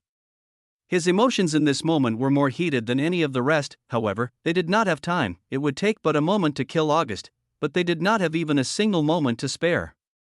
Shuilong, wait, Ion said sternly, for what reason? There is no reason for you to protect this boy. Is there? Or could it be that your guilty conscience is disrupting your thoughts again? Ion, now is not the time. Ion roared. They were the same words that Shuilong wanted to speak, but with a completely different meaning. A thief has broken into the ancient vault. I cannot sense the presence of any of the artifacts stored there. Shuilong's expression remained blank. Mere artifacts. It does not matter if we lose them. Killing this child before Qinglong's blood can bloom is more important, Ion scoffed. He looked around at the others, and, frankly, it irked him to see the same expression on their faces. His aura turned serious to the point where the other holy dragons were forced to listen to him. Did you all forget what it means for the vault to be emptied? It was not merely treasures that we lost. Whoever was bold enough to enter that place. Has taken the book of truth and the scales of fate. The expressions of everyone present changed, and the fruit of the primeval tree? Ignactus asked. Gone. It was a response that left even these holy dragons shaken. Nobody else understood what the treasures in the ancient vault meant. It was a secret kept between holy dragons exclusively. Without those treasures, everything will fall apart. Even Xuelong understood the dangers presented by the theft of those items. He gritted his teeth, hesitant to accept it, but he had no choice. Noctum, place him in eternal darkness. We will return to this matter later. Noctum's slight nod was the last bit of the conversation that August could see. His entire world disappeared as he was surrounded by a blackness deeper than anything he'd seen before. This was a prison he could never escape from. Not until Noctum himself returned to free him. With August in such a place, the holy dragons did not need to worry about him fleeing. They could return to the same place and decimate him when they found the rats scurrying around their kingdom. The holy dragons immediately departed, turning into blurs of light streaking through the sky, and as everyone in the vicinity of the third stage arena was left in confusion about everything that happened. August only had one question: just what could possibly make holy dragons rush away so hurriedly? Phew, that was surprisingly easy. Sure, the atmosphere was tense everywhere else, but that did not apply to Rose. She was cruising, to say the least. That energy wave came out of nowhere and made everything confusing, but the moment Rose realized that the ambient mana was dispersed, she rushed to the vault she'd been eyeing. As expected, it was wide open without a single security measure protecting the items inside. All she had to do was kill out the guards, quite an easy maneuver when they couldn't fight back, and run inside. She took everything. Originally, her goal was only a single item. But when in Rome, right, this was a great opportunity. Even secret areas that were secured behind many barriers, arrays, and protection mechanisms were completely open right now. Rose thought it was interesting for items to be hidden behind so much security, so without a second thought, she took them. Truly, she had no idea what kind of mayhem she'd just caused, but it didn't really matter to her, did it? The dragons she'd seen while hiding in the Oriat clan were pieces of shit. She didn't feel a single ounce of remorse for her actions, and it wasn't like they could retaliate against her. By the time the ambient mana returned and the projectors showing the air wars turned on, Rose was already in the sanctuary. Damien was the only one barred from the hidden universe. After all, when Rose returned to the true void universe, she would be back at the palace with Claire and the rest. She had nothing to worry about, though. If there was one thing more special about Rose's experience than her theft of everything the Dragon Kingdom held valuable, then it was what she would learn when she returned home. Damien was actually in Zenith's hidden territory, which had been abandoned for a long time. When chaos ensued, his attention was naturally caught by the holy dragons surrounding August. In fact, he was just about to make a move and slaughter them, but something funny happened. It was only for a single second, but he suddenly felt Rose's presence in Aurelian. When it disappeared so rapidly, he knew exactly where she'd gone. It was surprising to realize that Rose was present all along. Damien had been doing things slowly instead of understanding anything and everything about Aurelian so he could have some fun and feel the spirit of adventure, but it led to him narrowly missing his wife. Once he'd felt her presence, however, Damien immediately did a scan. It didn't take long for him to comprehend the situation fully, and that was why it was so funny. How coincidental did it have to be for even more members of their family to be wreaking havoc in Aurelian at the same time? It was hilarious how Rose's actions accidentally saved August, and what Rose had done was even funnier. Of course, it wasn't funny at all that they'd hurt August. That particular action made Damien want to kill them and everyone related to them. But there was something vague, a kind of ambient aura that could only appear in times of chaos. Perhaps that was why Damien kept the holy dragons alive, because even if they were a threat to his son, they couldn't do anything to him. Instead, they'd be left scurrying around the kingdom, desperately picking up the pieces. See, the energy wave that spread through the world did more than the holy dragons knew. Rose and August weren't the only ones affected by it. Actually, there was a specific group that found themselves empowered. August's reveal, Rose's theft, they weren't the only interesting things happening in the kingdom. There were two more big events about to begin, and Damien desperately wanted to see how the holy dragons coped with them. This is going to be fun. Life had been a bit slow recently, but it was about time for things to pick up. Chaos. It wasn't an ideal environment in any sense, but it was the place where people with the surname Void thrived. Damien had proved it countless times, and soon enough, August would get the chance to do the same. Chapter 1726 Chaos 5. That group of people wasn't originally one.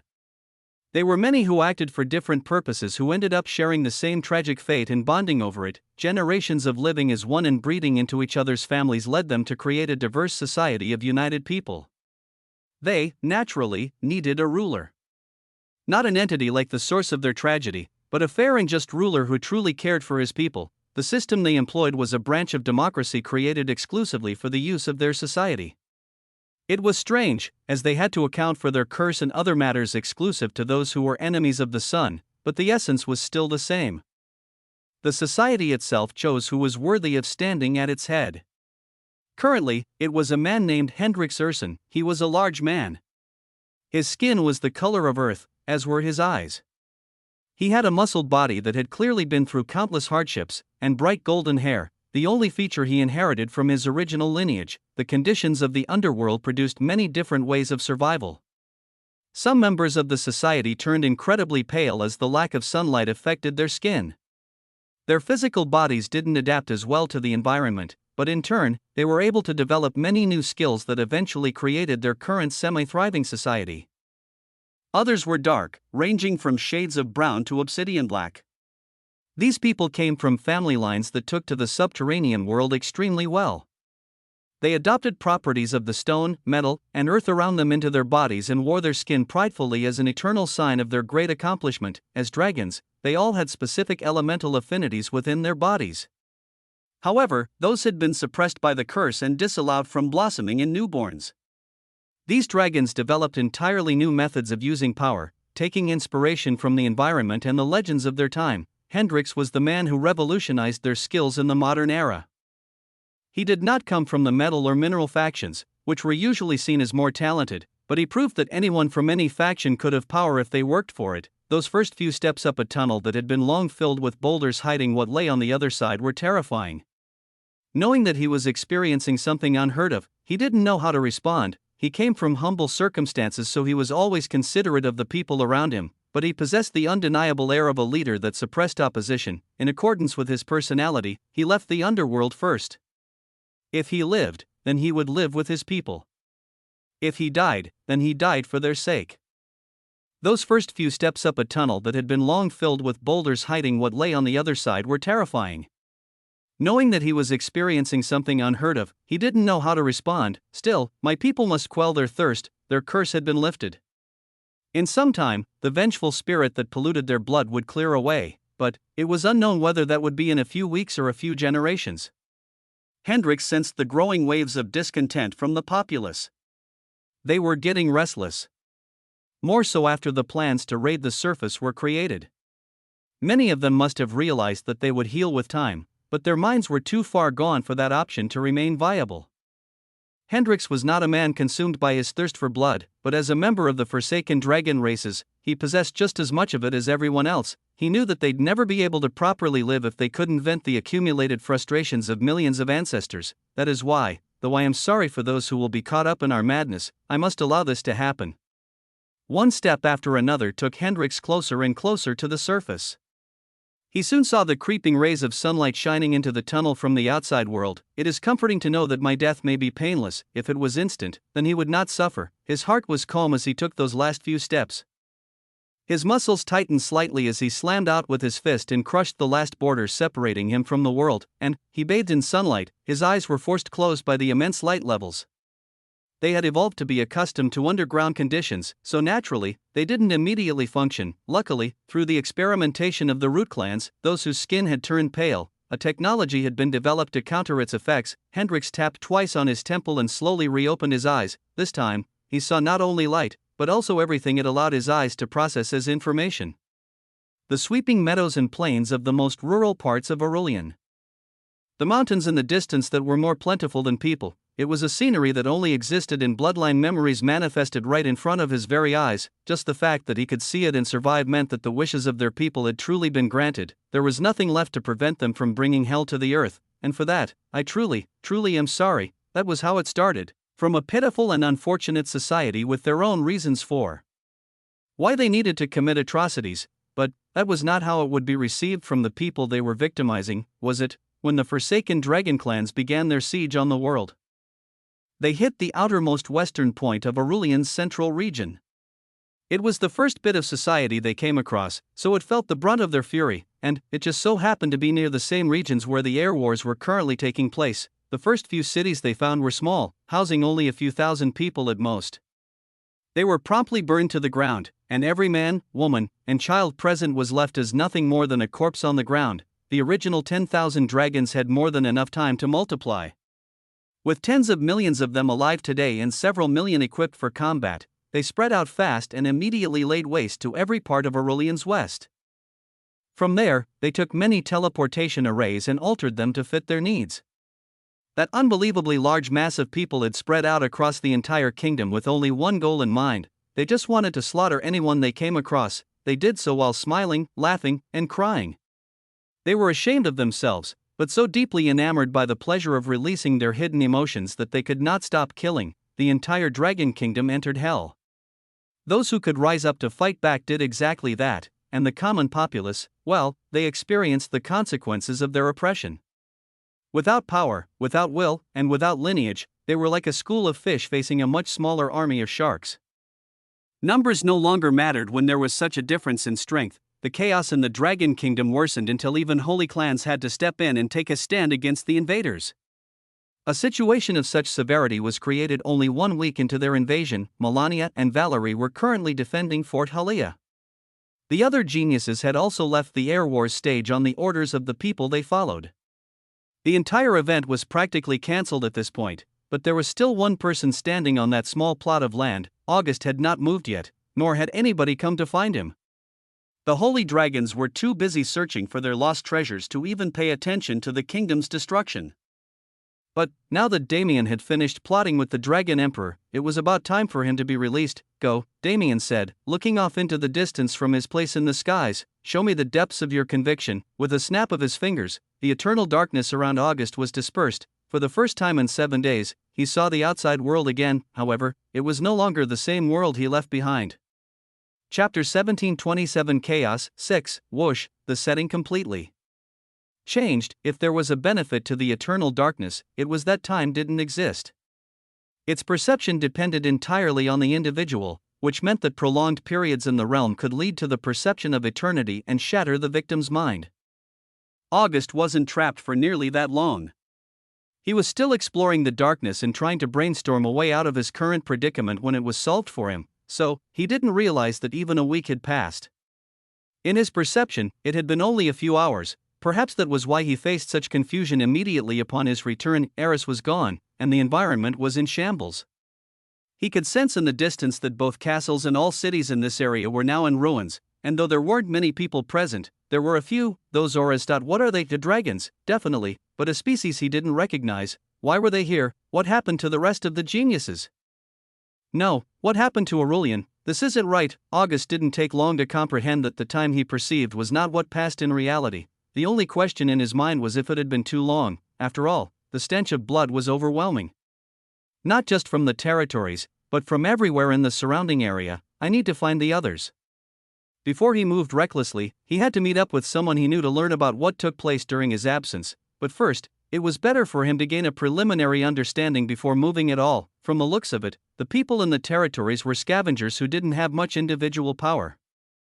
The aura of blood around them served as proof that they had committed many murders before arriving here. It was easy to connect them to the stench in the air, but their low power levels made him think otherwise. Regardless of their circumstances, August could definitely gain something from confronting them. Boom, he immediately sprung into action. August was in his dragon form still, but there was no point in hiding it anymore. Whether it was the common populace or the holy clans, everyone knew his identity already. Those who didn't know better would only have no idea what to think of the information, so they just forget about it and move on to other things. Those who cared would attack him whether he was in human form or dragon form, so it was more important to stay in a state where he could put up a fight regardless of enemy or circumstance. In a way, it was freeing. Now that he was in the open, only his enemies had to be mindful of their actions. August could now do whatever he wanted without having to worry. He flew through the air like a comet and immediately arrived above a group of scavengers. They had pale skin and scholarly appearances, as if they had never fought a day in their lives. Still, they kept in their hands artifacts with immense auras that made August wary, and I he Bansastro. One of the pale-skinned dragons yelled, Her voice was raspy and more of a hiss than anything else, and the language was not one that August recognized. As someone who was able to study many languages in his youth, this came as a surprise to him. "They're definitely dragons, and strong ones at that," August commented to himself while glancing at the orbs in their hands that had started to glow. Their appearances didn't give off auras of strength, but August could immediately tell through their eyes that they were intelligent. "Who are you?" he asked without expecting an answer. He did receive one, but it didn't mean much at all. "Havoc." The orbs shined with a furious light as the ambient mana collected within. Suddenly, everything they absorbed was merged by strings of light connecting the orbs and outputted as one massive beam. Boom! August's eyes widened slightly. He flapped his wings to make some distance and released his own power. The power of a true azure dragon, that is, a crack. The sky split open as a crack formed in reality. Through it, countless tons of seawater spilled to the surface. The instant it came out of the fissure, it entered August's control and concentrated into a beam that matched the size of the one coming closer. In one smooth motion, August pushed himself out of the incoming beam's trajectory and fired his own, resulting in a huge clash. One almost wouldn't believe that August's power source was liquid. It seemed more like energy as it clashed against the beam of pure mana and pushed it back. There was a concept of solubility that could be used here if it was twisted by August's intentions. To perceive mana as something that could melt and merge into the water to become something greater took some work, but August in all of his power could do it easily. His water devoured the pure mana from the incoming beam and empowered itself over and over again. The closer it got to the surface of the earth where the scavengers were, the stronger it became. "If you don't want to die, then surrender," August shouted. These people seemed foreign, but they had to know the universal language. It was something provided by the system, and there wasn't a single sentient being in this land that was born outside of the system's influence. They may have decided to speak their native language instead.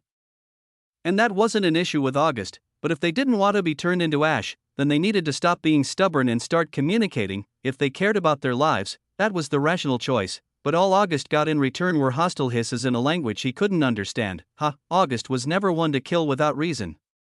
He didn't want these people to die by his hands without confirming that they deserved such a cruel fate. In the end, August was a person who was willing to make tiring decisions like sparing his enemies. That was the nature that made him a hero, a part of him that Damien both respected and found himself unable to understand. Looking into those eyes, filled with hatred and staring back at him as if he was their worst enemy, August understood that there must have been a story behind their appearance here. The veracity and validity of that story could be determined later. Whether their lives were deserved or not could be determined later. First, he at least wanted to hear it. At the last moment, August recalled his mana and dispersed the force that it contained into the air. He lowered himself to the ground and transformed into the teenage form he had used until today. He walked towards them with a smile, somewhat comforted by their expressions that were too fearful for them to attack again. Conversation, they didn't look like they wanted to entertain it. But August still wanted to try. He really was a tiring person, wasn't he? Chapter 1728 Chaos 7. His smiling face was quite friendly. It was the type of expression that relayed his desire for peace to the people around him clearly, even if there was a language barrier separating them. However, the forsaken dragon clansmen did not feel anything like benevolence from him. They hissed and sneered, backing away as he got closer. After all, there was nothing more deceiving than a trustworthy face. August's smile turned wry as he faced defeat before even trying to engage in conversation, but he had a goal in mind that he intended to accomplish. At the very least, these foreign dragons wouldn't try to attack or run away. Since he'd clearly shown that they would not be able to do so under his watch, since getting closer wasn't an option, August sat down where he was and looked at them. "I know you can understand me.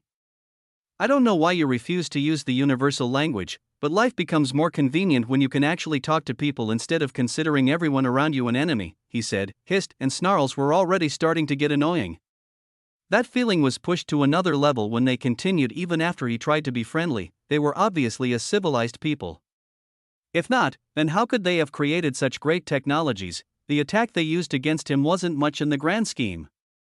But if that was possible for them because of some small trinkets that they carried around for safety, then what did the place they came from look like? In August's opinion, it had to be a highly technological civilization at the very least. The words they used to communicate seemed more ancient than what August knew, which was strange, but it wasn't uncommon for tribes and clans to preserve the language of their ancient ancestors.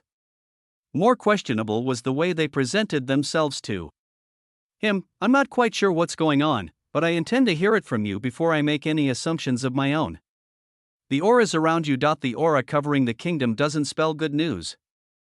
But if we are going to be enemies, can't we at least understand why we're fighting? August wasn't dumb enough to believe that he could be on good terms with these people.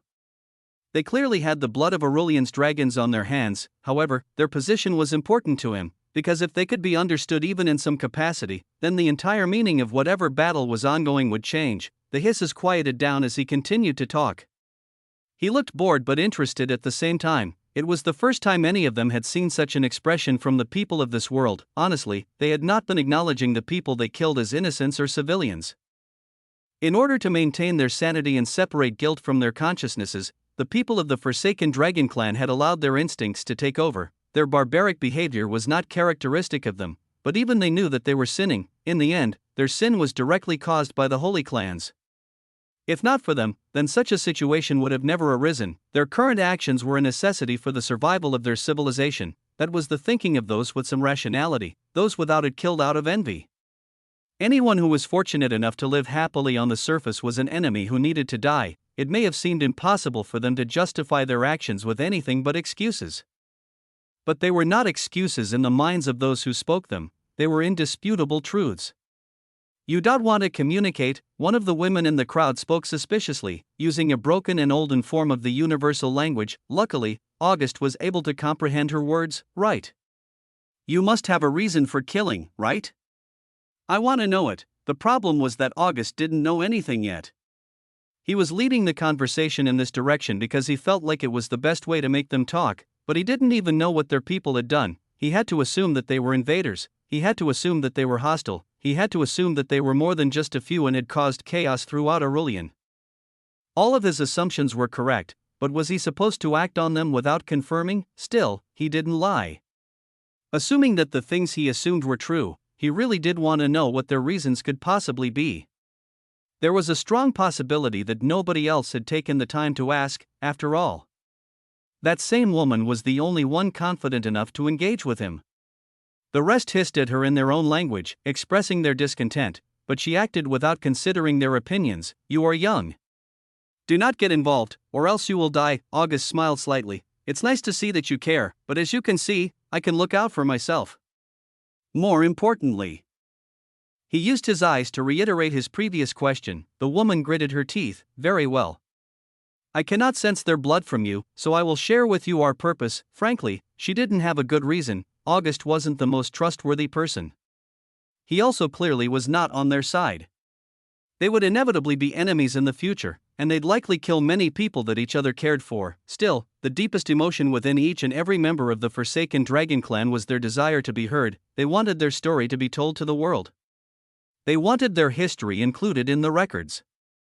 Not many would admit it, but the greatest shame they faced was not their curse or their migration. It was the erasure of everything they fought for and everything they were and its replacement with lies. That was how August learned their story. He heard a tale that had already been told before, a tale where Qinglong died and tragedy struck a group of people who only wanted the best for their fellows. He learned of their unfortunate circumstances and their pain, as well as the unquenchable desire that forced them to slaughter others. He heard the woman speak those words. He also heard her skirt around certain topics as if she did not want to stain the image of their people with the deeds they'd done. August sighed as he stood up. He could assume the rest from what she said. The people of Aurelian were now being slaughtered as a result of an eon-old grudge. As expected, it's not pretty. It was a shame that it was not a story he could relate to, but he was glad he had the chance to hear it and understand how these events were perceived from the other side's perspective. They think I'm going to kill them. August could see in their eyes that they believed they would die the moment he got what he wanted. It was the same reason why the people around that woman didn't want her to speak. But, I will spare you this time. It was useless compassion, but it was his nature, so August could not deny it. However, if we happened to meet again, there was nothing more to be said. Every single one of them knew which side they stood on. If they met again, then one side would end up dead. Only, that was not now. August's body shined as he turned back into a dragon and shot into the air. His next destination was already set. In order to meet up with his people and learn the same situation from their side, he had to go to the only place where he was sure to find them, Fort Halia. That was his next destination. Chapter 1729 Chaos 8. August obviously didn't fly the entire way. He merely left the area that way so as to not give the enemy any information. The artifacts he had on his person were incredibly powerful, and allowing people to lust over them was obviously something August refused to do. When he was far enough away to be out of their perception range, he teleported to the Shadow Lounge and exited into the fort. Even this place was different from the way he left it.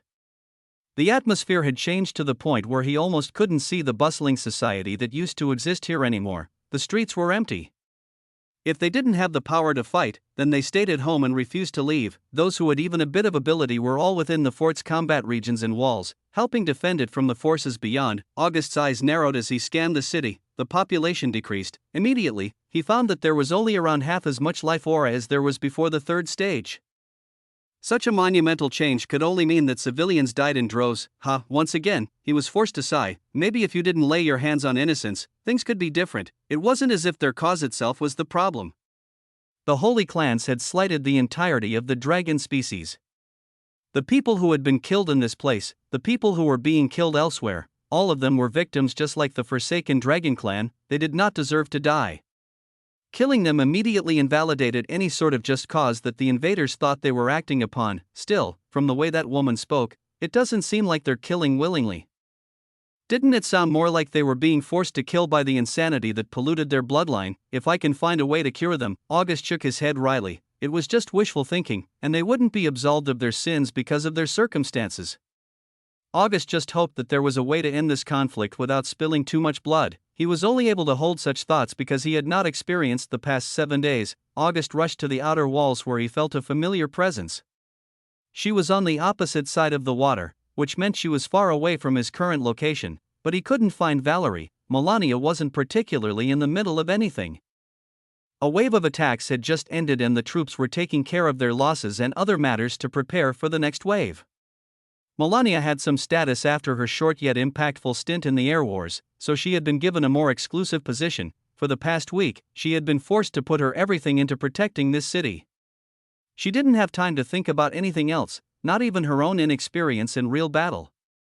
Her first time killing someone didn't even register in her mind, because the second, third, and fourth came just seconds later. The war thus far had been brutal. Some were framing the ongoing events as a rebellion. But why rebel against the people? The noble clans and holy clans had only recently shown their faces and started suffering losses.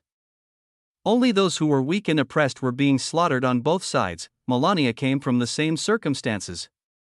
If it wasn't for the Shadow Lounge, her mother and siblings likely would have died to the Forsaken Dragon clans already. If she wanted to protect her people, then she had no choice but to fight. That thought wasn't far apart from her feelings towards training. But the difference in environment dulled her a little. In the end, this was the life of a practitioner.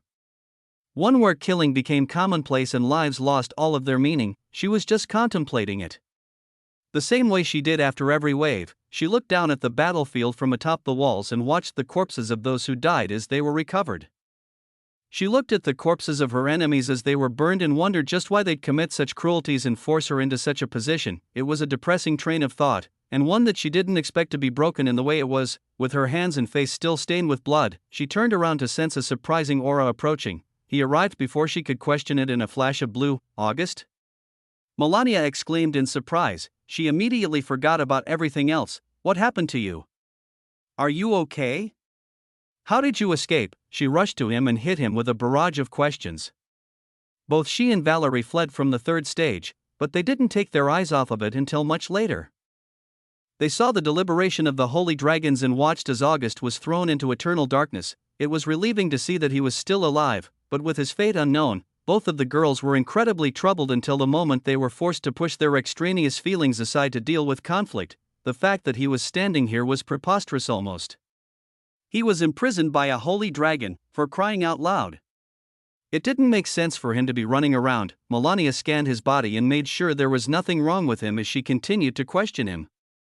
August couldn't help but crack a smile as warmth filled his body, but Melania's appearance was definitely cause for concern.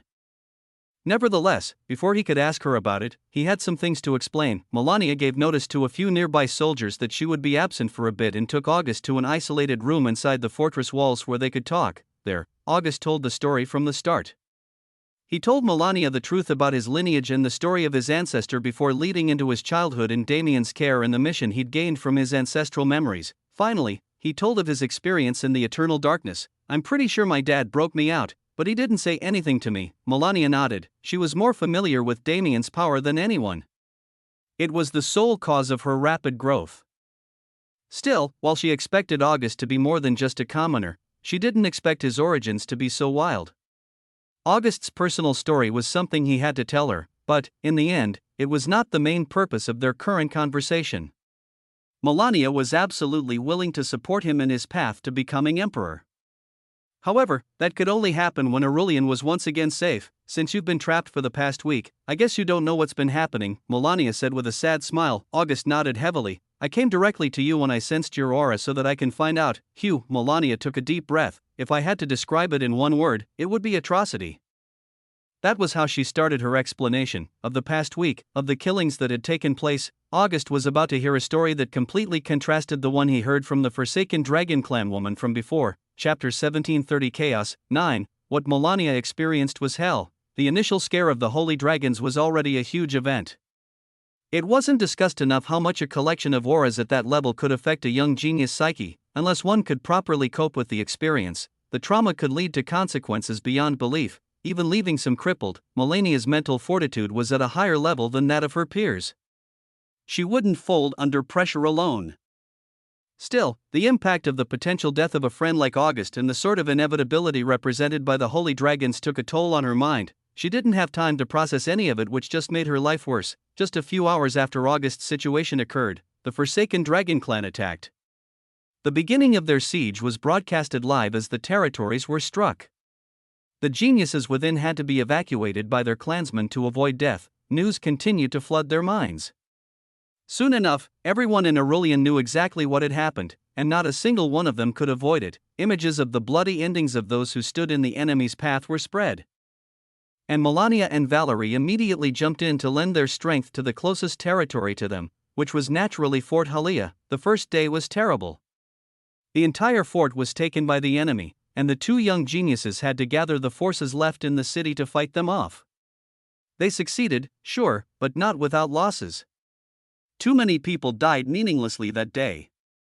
Melania and Valerie were unable to protect them as they protected the city. In their memory, the two geniuses resolved to keep everyone else safe and do whatever they could to help end the conflict. While Melania stayed in Fort Halia and rallied those who remained to stand against the enemy, Valerie returned to her clan to recruit their help. It was a tough journey for both of them. Melania saw slaughter on a day-to-day basis and became used to it. Valerie was traveling a rocky path back to her clan, fighting through the groups of enemies she saw and risking her life to save those she met along the way. A lot of tragedy had already affected them at a personal level. Just a day ago, Melania received news that most of the members of their alliance from the air wars had already died. Only Lucas and Ophelia were still alive. Their sponsors supported them and kept them safe, but it was unknown what would happen when they actually entered the war. Someone like Damien could view this conflict as a shame and disregard it if he so chose. With the power he had, nobody in the Forsaken Dragon clans could even touch his toes. However, for Melania and the other young geniuses, this kind of atrocity was unimaginable. They never thought that they'd ever see so much blood. Even bloodline memories filled with such experiences could never give them the same feeling as seeing it in person. Anyway, I really can't tell you the entire situation. From what I've heard, the invaders kill anyone they see on sight. A guy named Hendrix is leading them.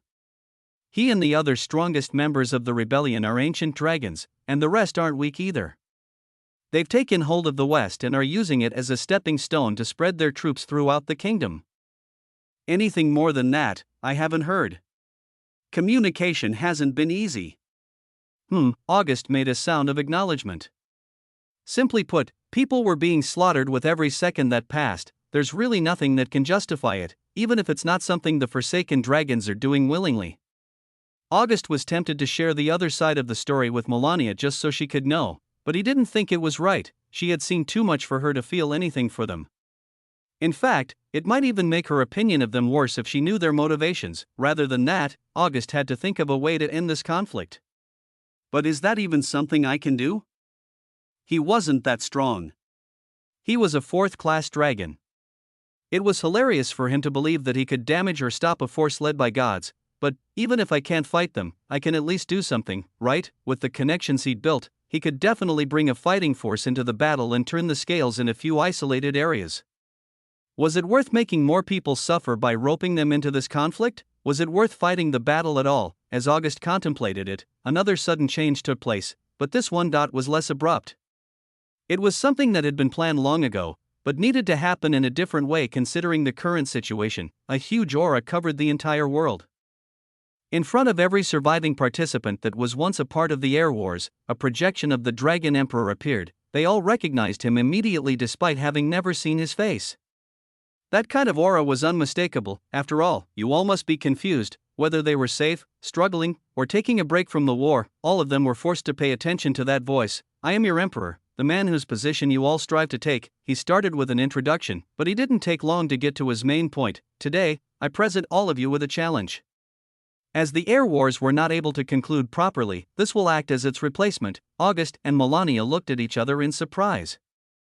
Was now really the time to be doing this? It was a thought they shared with many, but their opinions didn't change the Dragon Emperor's message. Somewhere in our kingdom, I have hidden my crown.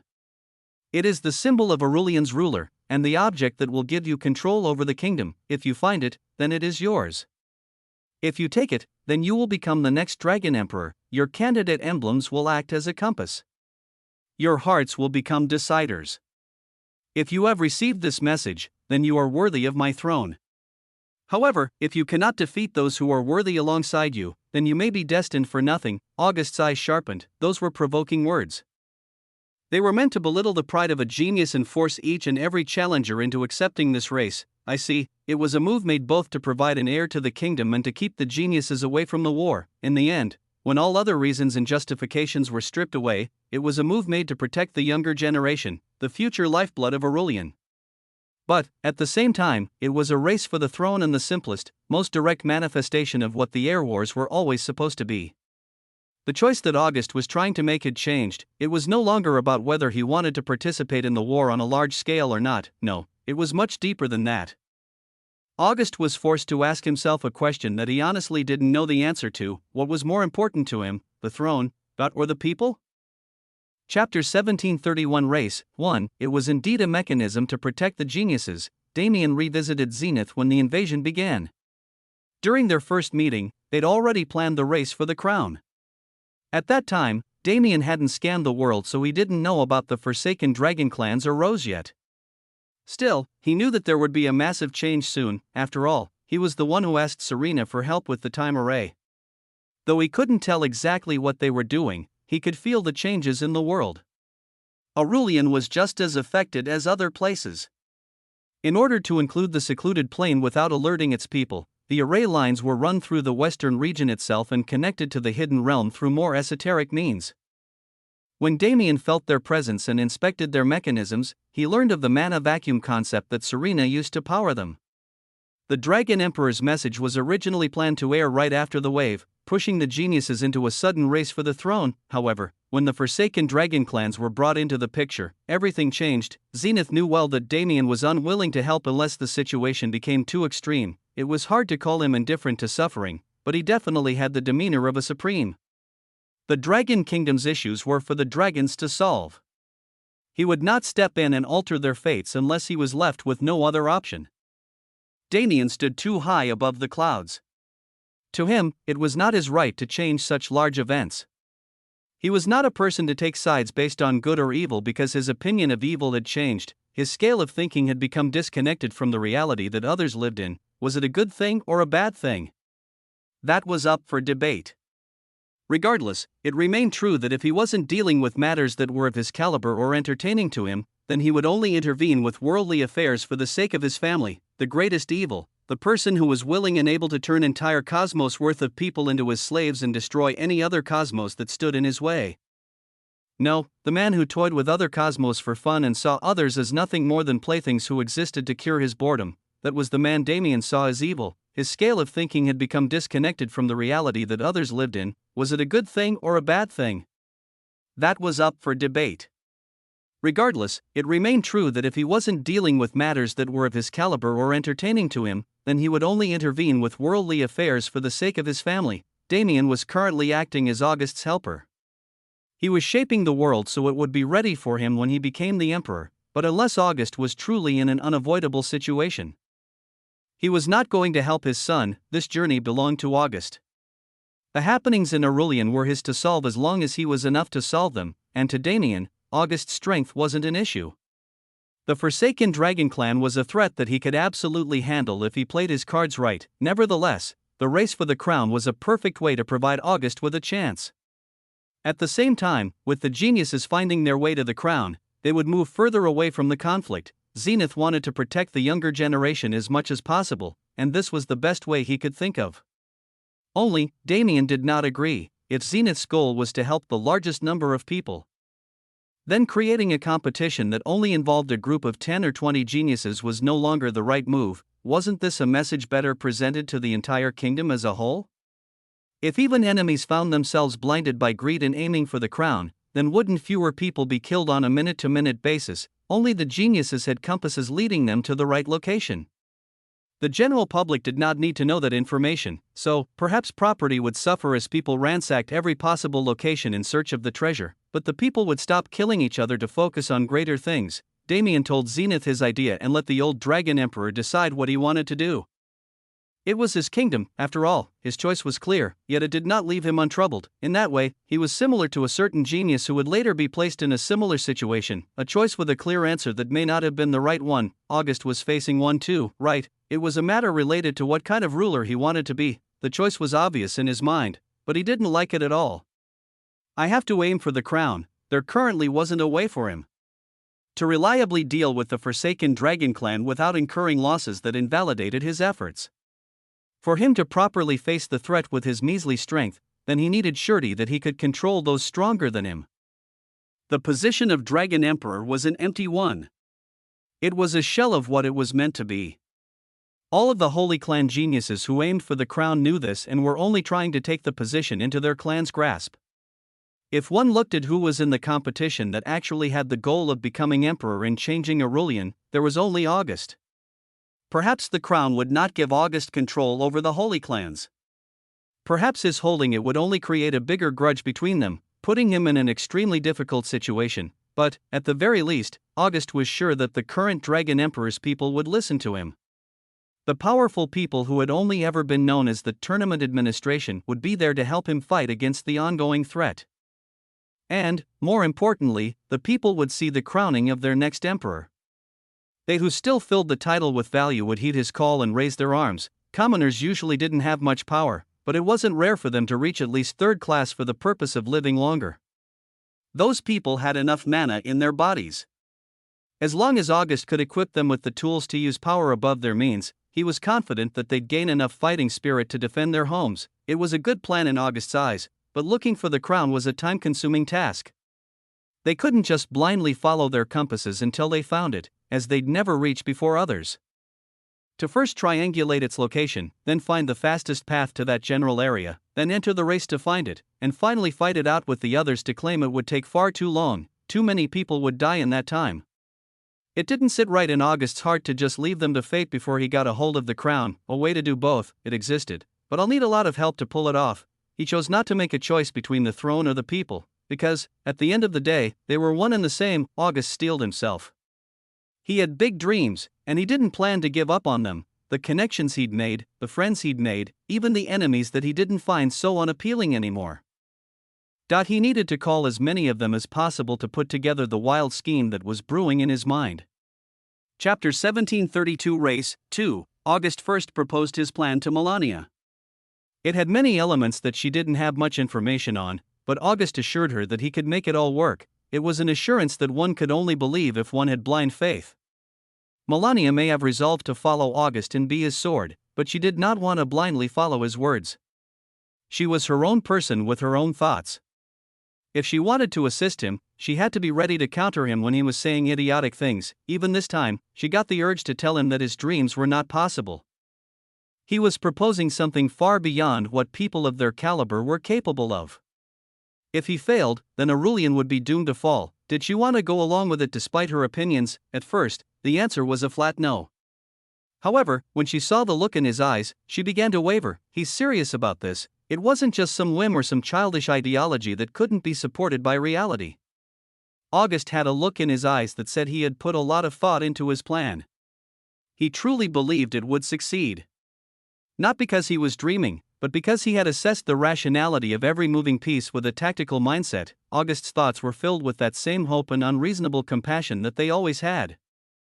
But his eyes were utterly cold. This was a war, not a playground. Any heroism he wanted to pursue needed to be weighed on a scale of possibility. He learned personally in Bastille what would happen if he tried to save everyone without thinking. Melania sighed to herself. What are you going to do about the fort? If she left this place, then they would be left with only a ragtag group of individuals of varying power levels. Most of the dragons in the city focused on more human-like specialties like finance. The few strong soldiers they had would leave when a uniting presence like Melania left, and everyone else would be doomed. She wouldn't allow that to happen even if it meant parting ways with August here. August smiled. He could sense her worries. That's exactly the reason. Despite only knowing her for a short period of time, August felt like he could truly trust Melania with his life. She was a person who liked to think pessimistically, but her core was the same as his. Just like that day when she found him on the street and allowed him to spend the night at her house, she begrudgingly sacrificed herself for the sake of these people. Don't worry, he said reassuringly, Fort Halia is where the sea tribes can make landfall. It'll be secured before anywhere else. The most obvious aspect of the plan was the sea tribes. They who retained their old traditions as they lived lives separate from Aurelian would be more than happy to help in a situation like this. They would be August's vanguard. His first real followers were a part of those tribes, and the rest were happy to repay him for the things he'd done when he was exploring the oceans. You're sure that everything will go as planned? Well, I can't be sure of it, but I'm sure that everyone involved will try their best to do what they need to. Melania stared into his eyes as if to read his soul. Her own pupils narrowed, but in the end, she conceded. Fine, she said. It wasn't like she had a choice in the first place. Her heart was always going to follow him, because something about his needlessly kind and dreaming self made her feel like her own spirits were being lifted. If he wanted it, then he'd find a way to accomplish it by any means. Was it baseless to believe so? Melania didn't know. However, as long as the sea tribes secured the city before she left, she didn't have a reason to refuse. We need to get to work. If they were going to go through with it, then they needed to start putting the pieces in motion as soon as possible. August nodded his head with a smile. Let's start making calls. From this random room in the walls of Fort Halia, a small ripple spread. It was a ripple now, but soon enough, it would spread and spread until it became a tsunami that changed the shape of Aurelian forever. Today marked the first time August proved to the world that he would be the best dragon emperor that would ever stand at the head of Aurelian. But that was a story to unfold from now on. It was a day later when the Dragon Emperor's message struck the rest of the world. At that time, all of the geniuses who received it earlier found themselves shocked. They believed this opportunity was unique to them. In the current climate, many of them were thinking about sitting out of the race and just observing from the sidelines until some progress was made in the search. The number of forsaken dragons wantonly slaughtering the masses dropped significantly. Hell, even some relationships between their people and the people of the overworld budded as they worked together to reach their mutual goals. The situation morphed into one where anyone who wasn't moving was missing out. What may have taken months to find would assuredly be found much sooner with such a massive population participating in the search. Those plans were instantly thrown away. The moment the Dragon Emperor's face appeared in the skies of Aurelian and announced the presence of the crown to each and every individual within, the entire war situation was flipped on its head. A majority of the Forsaken Dragon Clan's people were drawn to the race. Some of them wanted it for themselves, but for the most part, their goals were two. First, they wanted to make it impossible for someone from the Holy Clans to get their hands on the crown. Second, they wanted to gift the crown to their king. With him at the head, they could claim the surface world as their own. The number of forsaken dragons wantonly slaughtering the masses dropped significantly. Hell, even some relationships between their people and the people of the overworld budded as they worked together to reach their mutual goals. The situation morphed into one where anyone who wasn't moving was missing out. What may have taken months to find would assuredly be found much sooner with such a massive population participating in the search. More importantly, the geniuses recognized a fact that they had to conceal from even their closest relatives and friends. They had an absolute advantage. They had compasses that directed them towards the treasure. So only they knew where to actually search. If anyone else learned of this information, then their chances to get the treasure for themselves would vanish. It was now or never. It was a free-for-all. Though there was still a war going on, it was happening parallel to the rat race for the throne. Aurelian's chaos deepened. But, perhaps only out of this chaos could order truly rise. Back in the walls of Fort Halia, August and Melania were unaware of the kind of competition that they were now facing, but they'd already started looking for the potential location of the crown, and somewhere in the forests outside the lair of the Wood Dragon clan, Valerie rushed and fought against a horde of pursuers she'd gained as she made her journey. The group of friends was separated for now, but it would not remain that way for long, and it looked like they were alone now, but they'd have many reinforcements soon. Chapter 1733 Race 3. The compass pointed directly to the southeast, which made life much harder for them. With Aurelian's shape, the land to the southeast of Fort Halia was either mountainous to the point where flat land was hard to find, or submerged below the sea as a result of the conflicts that took place in Qinglong's era. For a group of 20 geniuses, it was an extremely large swathe of land that they wouldn't be able to easily explore. The sea was August's territory. If the crown was within, then he'd feel it as soon as he got close. Otherwise, it would take more than just some planning to figure out exactly where it was. The benefit of a starting point like Fort Halia was that it was closer to their intended destination than anyone else's starting points, so August and Melania weren't forced to move immediately. Instead, they waited and planned the other aspects of the overarching scheme and waited for the people they called to arrive. It was almost entirely familiar people. Valerie came first. After defeating her enemies and calling upon her clan, she immediately returned. Naturally, August had to explain everything to her as well, but that was beside the point. The Wood Dragon clan was already on the move without a real direction. They were originally just going to help where they could help and do what they could within their means, but with August hatching such an elaborate plan, Valerie was forced to contact them with new orders. They were now playing a much greater role in the kingdom's troubles than intended, but they didn't have a problem with it. After all, Alcarist was already one of August's greatest supporters. He sent Valerie into the world to aid him, and he had already promised his clan's help when the time came for August to face the world. Lucas and Ophelia arrived next, as they knew that they wouldn't be able to compete for the crown on their own. They accepted August's invitation to work as a team. The two of them were similar to Melania in a way. They joined the Air Wars originally so that they could gain sponsors and better lives for themselves. Truthfully, both of the young geniuses knew that they weren't fit for the throne. It was a position that only gave one a compilation of hardships.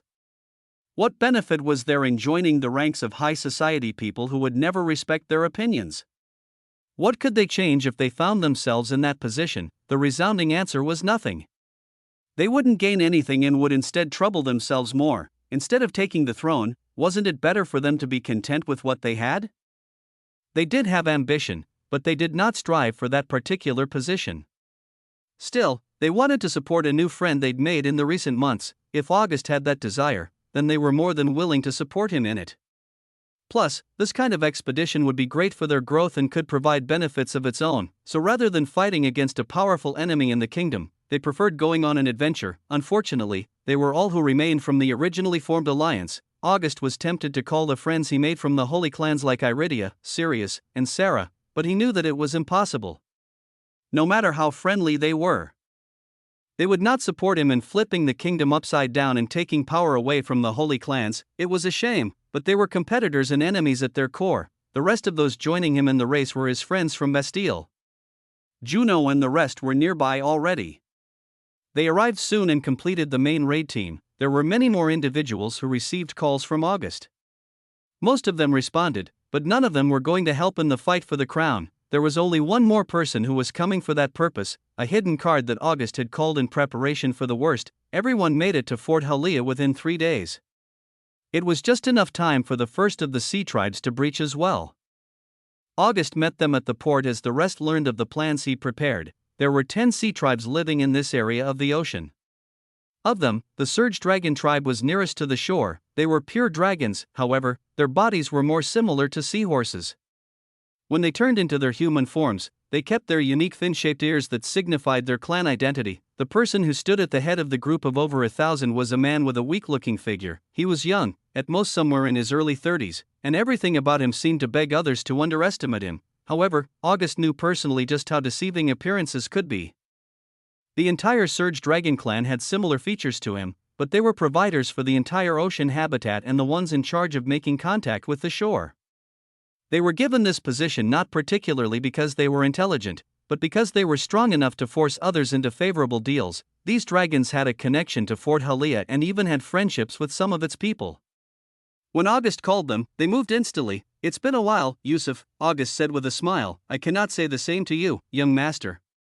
Though it has only been a short time, you have improved immensely. The man named Yusuf spoke with a warm smile, as if he was looking at a young nephew of his.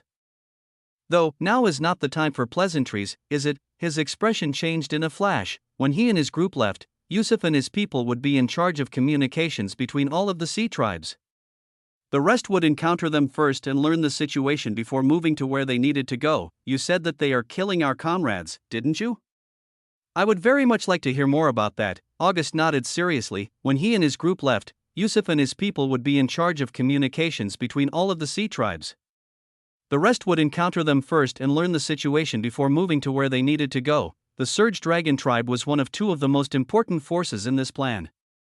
As for the other, well, it was obviously August's sekmates from Bastille. As August walked Yusuf and his people into Fort Halia, he explained everything from the start. Yusuf's expression became darker and darker. Forsaken dragons. It was the first time August actually heard the phrase. The woman he spoke to naturally refused to use such terminology. She actually didn't use any sort of name for their clan and only told of what had happened to them. You know who they are? August asked in surprise. Indeed, Yusuf said with a nod. As we have maintained the history passed down to us by our ancestors, I have personally read stories about the dragons who were later termed the Forsaken. Their history to is an unfortunate one, but that is not of my concern. He didn't take long to reach the same conclusion as August. Then, what do you want us to do? He asked. Reiteration was something August never experienced as much as he had today, but this was the last time he'd have to give the same explanation. The job now belonged to Yusuf and his master. Once he had passed Fort Halia onto its new protectors, once he'd ensured that all of the moving pieces would activate properly without his direct supervision, August set out with his team to the southeast, this time, meeting in a place where they were not protected by barriers or mechanisms. How would the geniuses interact?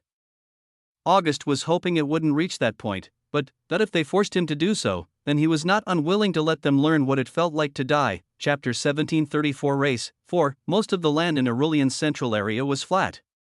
The places near civilization tended to have only a few mountains, rivers, and other natural formations. However, when one moved further from society, one would find that there was more variety in the world's ecosystems than expected. August's team passed through many a forest, jungle, and even tundra on their way to the mountain ranges of the south. The group used their dragon forms to travel. It was the first time Ophelia or Lucas saw what August was hiding. They couldn't help but be impressed with his majesty. They were part of the crowd that didn't understand anything about what August's identity signified. They saw the holy dragons convene about him, but they still didn't seem to get what the big deal was. After all, August was standing here safe and sound. It was impossible for him to escape on his own, so the holy dragons must have let him go. Lucas and Ophelia weren't privy to the details of August's life. They were his friends, but they were not life and death comrades. He didn't know how much he could trust them, so he only told them about the plans he had for the future rather than the events of the past. Nevertheless, without knowing what questions to ask, the two naturally shut their mouths and focused on the current objective. The lands were mostly clear. When they first left Fort Halia, they came across many Forsaken dragons and were forced to fight, but their combined strength was enough to easily defeat all of them. As they moved further and further from society as a whole, the number of Forsaken dragons they saw diminished heavily. Those people, until recently, only had thoughts of slaughtering others. They would not be in areas without settlements. Well, it wasn't that there were none. The Dragon Kingdom had existed for a very long time. Over the course of its history, many clans had built their homes in its most distant regions as they desired a life outside of the kingdom's authority. The journey was an educational one in that sense. Even if the encounters were brief, August and his friends were able to meet the ancient tribes in the forests similar to Valerie's people and even the ice and snow dragons who lived deep in the unexplored tundra. Still, all of their stops were only made with the intention of checking their compasses to see if they were still moving in the right direction. Eventually, they arrived exactly where August and Melania predicted they would. What stood in front of them was a vast array of mountains that spanned a huge distance. They bordered the expansive seas and didn't contain any signs of life, as if this area was deemed the only place in the hidden realm unsuitable for life. Aside from the fact that there wasn't anything but water past this point, the main clue leading everyone to believe that the treasure was here was the movement of their compasses. The needles, which were holographic rather than physical, were spinning chaotically. Now, perhaps on a real compass that would lead them to believe they were in a region with strange magnetism, but their devices did not use magnets to function, so that was no longer a possibility. The effect was likely being mirrored to indicate that their compasses would not give them more clues. Since they'd arrived here, they needed to do the rest of the searching on their own. At first glance, it looked like they were the first to arrive. Without any obvious life auras in the vicinity, it wasn't wrong for them to make such an assumption. Still, they could never be certain until they checked for themselves. While everyone else split up to search the mountain range for any signs of tampering or residual aura, August took to the seas. As an azure dragon, he had something of an absolute dominion over these territories. If he managed to reach Qinglong's level, then he would be invincible on the water. At the moment, he wasn't quite there yet, but he had more than enough familiarity with the environment. August's body shifted the moment he entered the sea into a draconic form more suitable for underwater travel. He connected to the water itself and used it as his eyes and ears. Looking far and wide for anything interesting, there weren't any civilizations here. Perhaps because temperatures were too cold for other living beings to survive, dragons refused to move here. No matter how great they were, they would still be affected by food scarcity. After all, the sea floor was just rocky without any coral formations or beauties. As August approached it, he realized that even the earth disallowed life. The soil itself was already extremely hard, not to mention the rocks below. August tried to break through the seafloor out of curiosity only to learn that it was impossible for him, which, frankly, was a shame. The vacuum presented by the lack of anything in the vicinity allowed August to perform a more concentrated search without obstructions. Through which he sensed a strange aura deep within the ground. He approached the location above that place and focused his senses into a line to see what lay below. His awareness bounced off of the seafloor many times before he managed to penetrate it, and when he did, that has to be it, all he saw was a shining mass of white light hidden in a cavern. He didn't know how to reach that cavern, and he couldn't find out through this method. My senses are being pulled in by the light. I can either pull out completely or let it consume me. Pulling out just enough to find the path to that place was made impossible. It was an inconvenience, but it wasn't necessarily the worst-case scenario. There has to be an entrance on the surface if it's like this. And that entrance will be somewhere close to the shore. Receiving confirmation from the other side that they'd received it, he started making his way back to the shore so he could help with the search. It wasn't easy for him to give them details about where the cavern was, but he could visualize its location, which gave him an advantage in the search. August immediately grabbed his communicator and conveyed his findings to the team. Receiving confirmation from the other side that they'd received it, he started making his way back to the shore so he could help with the search. It wasn't easy for him to give them details about where the cavern was, but he could visualize its location, which gave him an advantage in the search. Surfacing and flying up a nearby cliff to make it back into the mountain range, August landed on flat land again. Only, he was not alone. August Void, the woman who found herself face to face with him, commented in surprise. August turned to her with the same expression, Iridia Ignis. He didn't sense her presence at all. More importantly, if she was here, then the other Holy Clan geniuses had to be somewhere in the vicinity as well. That isn't good news. It meant that they were outnumbered by enemies. August lowered his stance. His eyes narrowed as he observed Iridia's posture. They were clearly competitors and enemies. So, why was she remaining so relaxed? August was already prepared for a fight. If this was a move to catch him off guard, then it would not work. However, put your fists down. I'm not fighting you. Iridia's response was even more surprising than her presence. It seemed she was here not for battle, but for conversation. To August, though, it was strange. He couldn't think of anything she could possibly want to talk to him about at a time like this, but he also didn't want to fight. Slowly but surely, he brought himself out of his fighting stance and looked at her in confusion, asking her the question in his mind. Why? Chapter 1735 Race 5, Iridia replied with a shrug. It would be a shame if either of us was knocked out before we even found out where the crown was. Since you're one of my strongest competitors, it isn't worth fighting you yet. It was sound reasoning, but incredibly strange coming from someone like her. I'm one of your strongest competitors? Since when? August reiterated, sarcasm oozing from his tone. However, Iridia responded seriously, since the moment you tied with Eris Noct, that battle changed the way all of the Holy Clan geniuses saw him. Wait, but none of you saw that happen. We didn't need to. Eris herself told everyone that you tied, and she definitely isn't one to lie for other people's sake. Eris did that? She's more honest than you'd expect. She just has a shitty personality that makes it irrelevant. I see. August nodded his head, somewhat accepting the situation. Eris was stronger than most of the other geniuses who had participated in the air wars. If he was able to fight her to a tie and force her to unveil her dragon form, then the rest of them couldn't carelessly fight him. Still, calling it a tie was a bit much. If we kept going, I'd probably have lost. After all, Eris had an advantage in experience due to her age. Unlike the rest, she had a decent amount of practical experience to back up her strength, which was what made her scary. Even after Bastille, August didn't improve much in the sense of personal battles. War situations were completely different from duels. Still, since Iridia seemed in a friendly mood, August wanted to take the chance to ask her the question that had been bugging him. Why are you even chasing the crown? It couldn't have been as simple as what he expected, right? Iridia responded to his question with another. Are you asking because you know, or because you don't? The former, then, for the most part, it's just that. People want to gain more influence, and even if the Dragon Emperor doesn't have real power, the position is still respected by the common people. If it's the Dragon Emperor's will, they won't raise a fuss no matter what. August frowned, but you guys don't care about commoners at all. Do you? Their actions don't affect theirs, and theirs don't affect yours. In my understanding, as long as they stay oppressed, you don't need to interfere, right? Wrong. Iridia shook her head. I don't know much about it since it isn't discussed as often as you'd expect, but it's something about fate. There's a cycle that affects both commoners and noble dragons that can't be interrupted. If you want more information, then you'll have to find one of the elders from our clans to tell you, because it's not information you get access to until you reach that stage.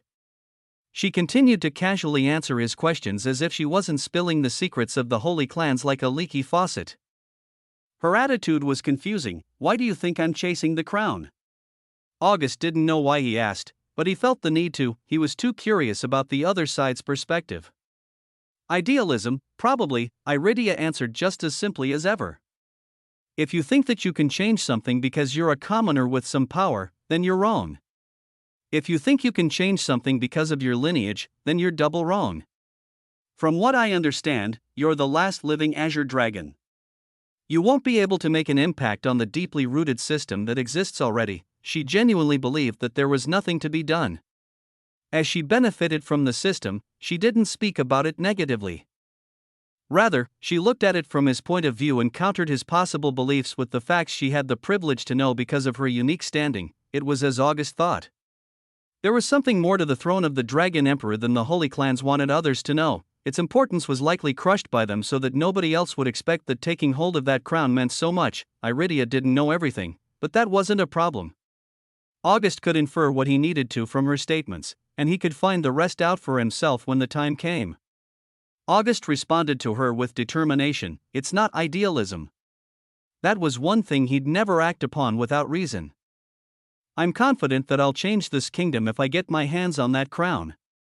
I'm going to follow in the footsteps of my ancestor and bring Aurelian back to its former beauty, no matter who stands in my way. It isn't a claim I'm making based on childish ambition or unsupported arrogance. It's something I can say confidently based on the tangible advantages I possess and the cards I have hidden. He did have a sufficient number of cards in his pocket, but if they were brought into the light by his enemies, then his advantage would disappear. Iridia could see the hatred for holy clans and the desire to stand against them in August's eyes. Frankly, it was extremely stupid for August to be explaining something like that to Iridia. If she went back and told her clan, then he would face even more suppression. He did have a sufficient number of cards in his pocket, but if they were brought into the light by his enemies, then his advantage would disappear. Iridia could see the hatred for holy clans and the desire to stand against them in August's eyes. If it was a few months ago, she might have shown him a more unruly response. She might have taken offense to his sentiments and started a battle here, but she wasn't the same person anymore. What she experienced in the air wars, and more importantly, what she experienced after they were cut short, completely changed her perspective on things. She could understand his feelings. After everything that happened last time, I went home and asked about it, she said. Your ancestor, it seems my clan didn't have any grudges with him.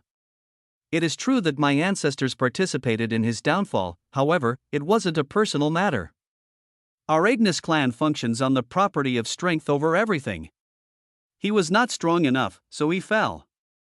If we find ourselves in the same situation, then we will also accept our defeat with grace. Her meaning was clear. Suppose August believed that he had the proper means to take down the Ignis clan. If he challenged them and won, then they would accept defeat and bend to his will until the moment he was not strong enough anymore. That was the way of the world in their eyes. This was a moment when August could also take offense if he wanted to. The fact that his ancestor meant nothing to them, their choice to participate in his death merely because of such a narrow-minded ideology, was definitely an affront to his existence. But, since Iridia let his words go before, he decided to do the same. I hope you're prepared for that day to come, August said after a slight silence. I can be, but I'm sure my seniors are different. Is now really the time for jokes? If not now, then when? Her changing tone was even more confusing than her nonchalance. What happened to Iridia since the last time they'd met? Whatever it was. She's basically turned into a different person. Is it maturity or something else? August wondered if she was still the same in her core or if something forced her to become something she was not. Nevertheless, it wasn't something for him to concern himself with, since there was nothing left to talk about in this strange chance encounter. He could take his leave, that was what he thought. He assumed that it'd end with that, but, as he moved through the mountains to regroup with his people, he was forced to voice his thoughts, once again. They accumulated into a single question: why are you still here? He stopped on a random mountain and turned around to face the woman who had decided that she wanted to tag along. August felt a headache rolling in. Was this going to be a bigger problem than he thought? Chapter 1736 Race 6, apparently, not in Iridia's eyes. What? You're moving like you know where we need to go. On top of that, did you think you could say something that bold and not gain my interest? I want to see what you're capable of, August void. Didn't you see enough during the air wars? August responded in exasperation. I clearly did not. In fact, the only thing I saw was the performance of your subordinates. You never actually fought in front of me, did you? Iridia responded with a sound reasoning that he couldn't argue with. August sighed as he said, I didn't know you were a person like this, and, as if it had been preloaded, Iridia clapped back in an instant. I'm a Holy Clan genius, not a homunculus. Even I have a personality, and you're showing it to me because. August said, raising a brow, I want to. Simple as that. Iridia's eyes carried a certain kind of determination that August couldn't guess the origin of. For some reason, she was resolved to follow him and see how he took on this challenge. August sighed. Is there any way to drive you away without fighting? No, not even if I act horrendously. Have you met my clanmates? Touché. It really was a point that he couldn't argue against. Someone who grew up around a clan full of Raphaels wouldn't fold under any pressure that he could dish out. It seemed like he couldn't get rid of her after all. Well, it's not totally a bad thing. Iridia was one of the good ones. She and the Ether clan geniuses were the only Holy Clan geniuses that August actually got a chance to form a connection with, so if it had to be someone, then at least it was her. August made sure to notify his teammates that he was bringing a guest back, and to his surprise, they returned the exact same to him. While Valerie and Melania were moving towards the rendezvous point, they happened to run into two more familiar geniuses. It was rare to actually catch them in the wild, since they often moved within the folds of space. Sirius and Sarah Ether just happened to exit the spatial layers in front of the two girls. Leading to their meeting, was it coincidence or was it something the two geniuses planned? Though Melania and Valerie had no way of knowing, they showed the two geniuses courtesy. They were comrades, after all. They were divided by many external factors, but that didn't change the fact that they were people who liked working together. August's teammates had decided among themselves that it was better to add more people to their group for now to expand the range of their search. They would definitely turn against each other at some point, but that would only happen once the crown had been found. Glancing at Iridia as he received this information, August conceded to it as well. I know we all have at least some trust between us, but it isn't enough at a time like this. For the sake of safety, let's sign a pact. Nobody here will be able to hurt another person from the group, and everyone will have to cooperate and help each other until we've reached the crown. Once it's in sight, may the best man win. It was indeed better to have more eyes for now. With the three people who they'd met being the three people he would feel least perturbed with including on this expedition, he lost a reason to disagree. Still, precautions had to be taken. August didn't say anything over communications, but that changed when the two groups met up, after greeting Sirius and Sarah and introducing Iridia back into their group. August made a statement. I know we all have at least some trust between us, but it isn't enough at a time like this. For the sake of safety, let's sign a pact. Nobody here will be able to hurt another person from the group, and everyone will have to cooperate and help each other until we've reached the crown. Once it's in sight, may the best man win. Those were the two things he wanted to secure through a pact with the heavens. First, the safety of his people, and second, the distribution of information. If he was going to share the existence of the underwater cavern, then he couldn't let anyone find something and refuse to tell the rest about it. It was a bit hard on trust to suggest something like this. Wasn't it the exact same as saying that he didn't trust them at all? Obviously, the people in his group knew that the pact wasn't meant for them. They were being included for their own protection. The ones targeted by this suggestion were none other than the three geniuses who wanted to join them. Knowing August's status and relationship with their clans, the three of them understood why he felt the need to propose it. They didn't feel good about it, but they begrudgingly made their pacts. In the end, this would benefit all of them. There wasn't much conversation within the group. Once the information about the cavern was spread, the geniuses split up again. They were on the cliffs bordering the ocean now.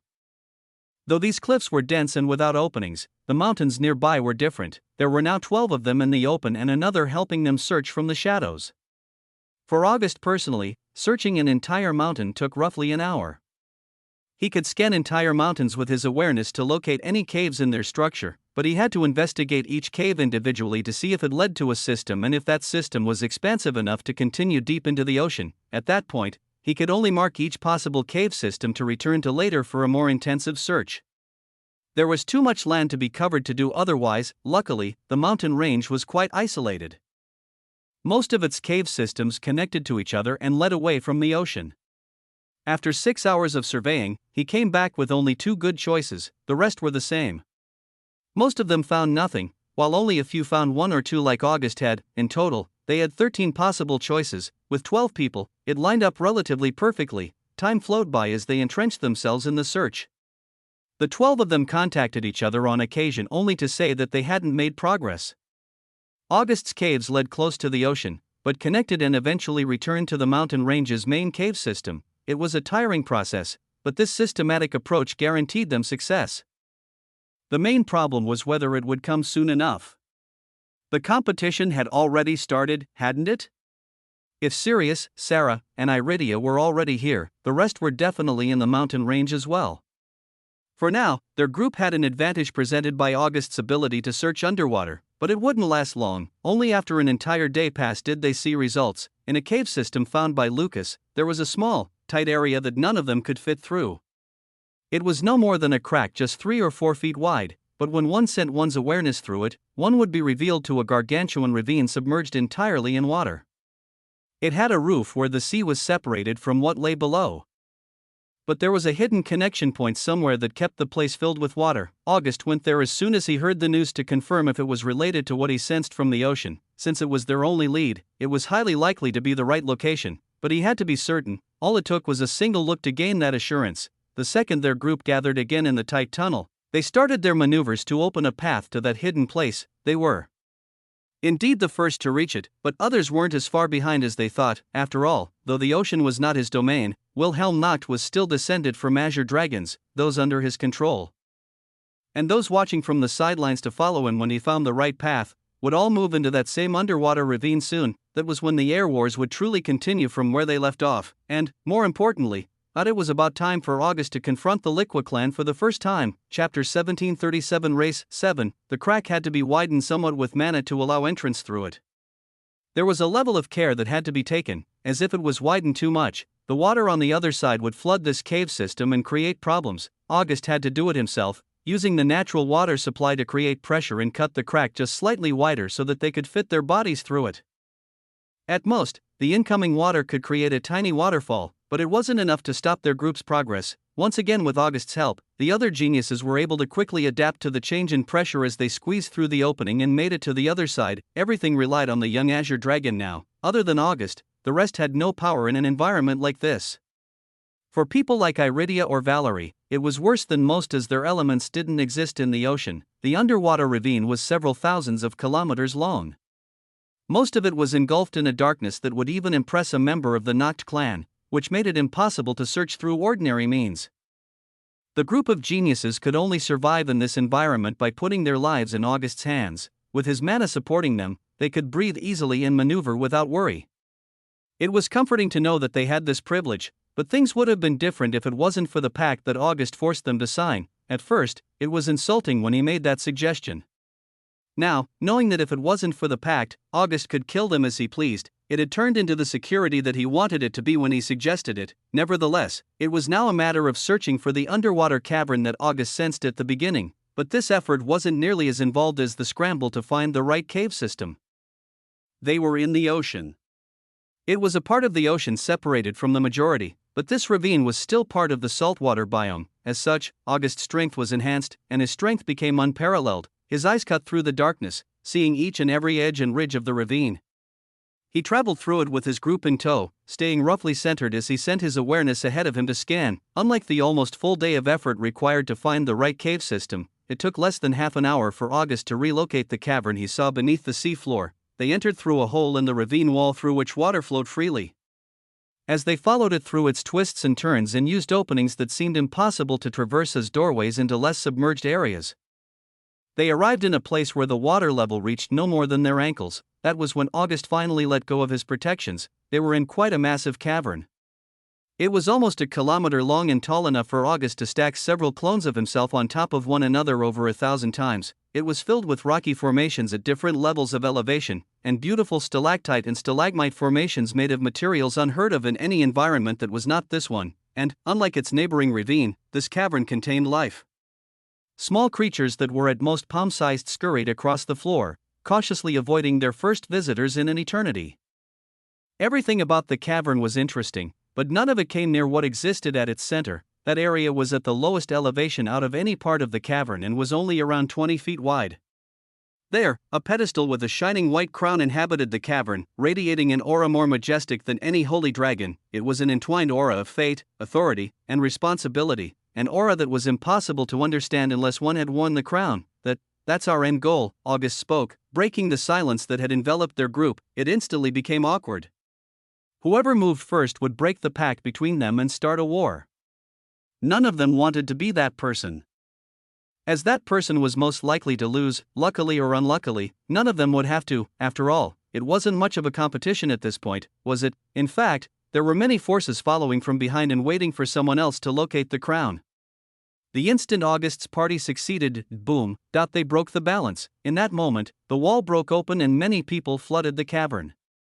Raphael, Wilhelm, Eris, and the rest of the geniuses from the Air Wars along with their reinforcements arrived as one. August didn't have time to wonder how they possibly arrived here. The path wasn't one that others could traverse easily, so they shouldn't have arrived so rapidly. Unfortunately, whatever logic August could come up with didn't matter, as they were here regardless. It happened before he could consider anything. His body moved on its own, making a dash for the crown. Everyone else reacted instantly. August's group split up. Each of them went and challenged opponents they saw as soon as possible to keep them away from August, and those like Iridia or the Ether Clan twins waited at the back to see how the situation unfolded. Boom. Boom. Boom. Boom. Sounds of battle filled the cavern, but August didn't pay them any mind. His eyes and mind were entirely focused on that white light in front of him, the white light moving closer and closer to him with every passing second. Sadly, the enemies were too many. His people couldn't hold them all back. August's vision was covered by the figure of a man who arrived in front of him before he could react. His eyes widened as he tried to stop his momentum, using pure mana to create a wall around him. Boom, his mana collided with the enemy, creating a huge blast. However, like an immovable wall, he remained motionless. Raphael. August yelled, gritting his teeth, words are unnecessary. Fight me, August void. Raphael's eyes were cold. It was clear that he didn't care about the crown in the slightest. He wasn't here to impede August either, he was just reckless and brutish. He was a selfish man who didn't care to consider others when he acted. After his defeat during the Air Wars, he was extremely angry. He understood that it was entirely his fault, but that only made him angrier. Raphael developed a sort of obsession with August. That boy came from nowhere and exceeded his potential in every possible way. Against this unknown threat, Raphael wouldn't feel content until they fought. Whether he won or lost, the result didn't matter.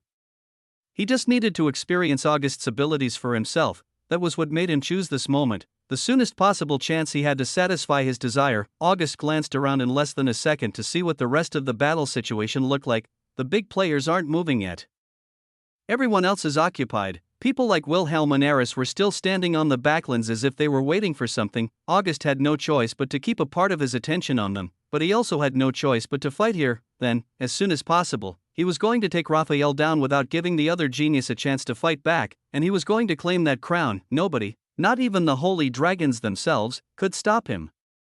Chapter 1738 Race 8. August and Raphael, in normal circumstances, could be considered around the same level in power. When August caught up to Eris, he caught up to all of them.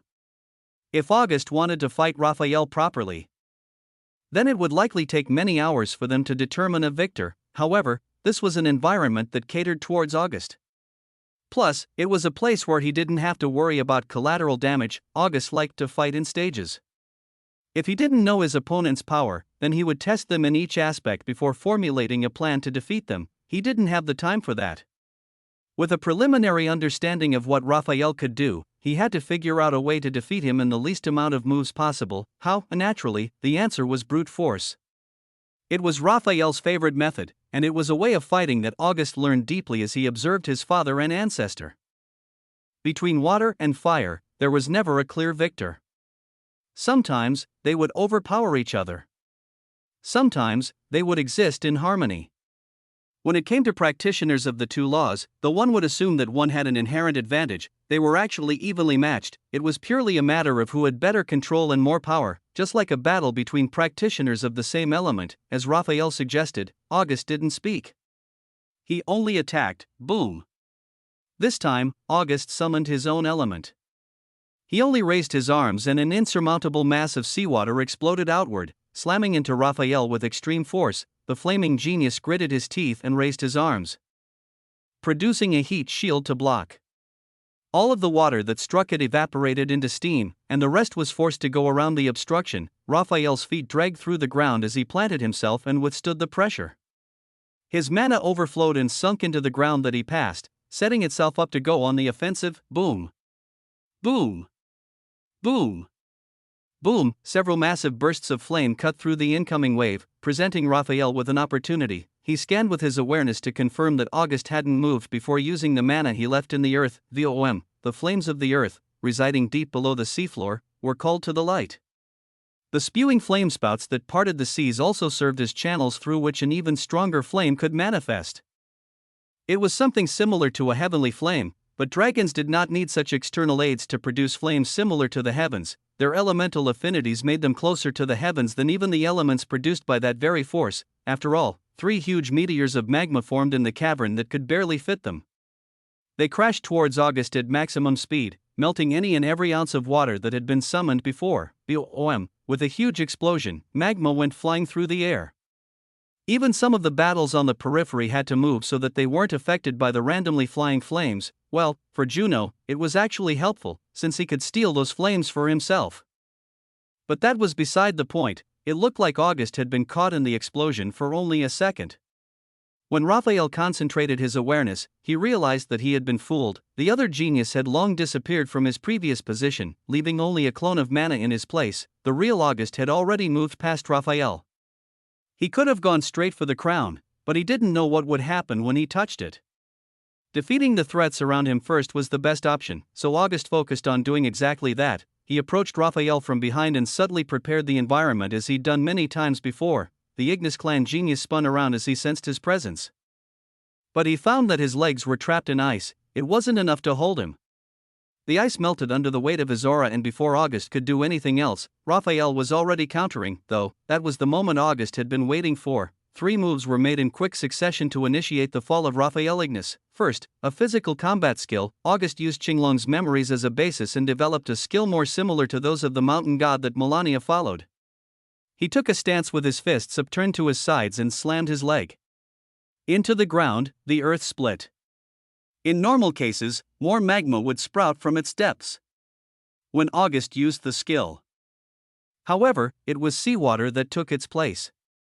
The air was suddenly filled with mist as water flowed to fill the part of the cavern that he and Raphael were in. Raphael's vision was blinded. especially when August imbued the concept of reflection into the water and made his opponent's awareness invalid. If that wasn't enough to constitute a first move, August used the waves of natural seawater to create a barrier that dampened the other genius power. The second move was made with mana, but once again laced with the intent to suppress. To make it absolutely impossible for Raphael to fight back, August needed to seal his mana. The best method for that, the method that August now had access to. Wasn't it bloodline suppression? From the beginning, Azure stood above Ignis.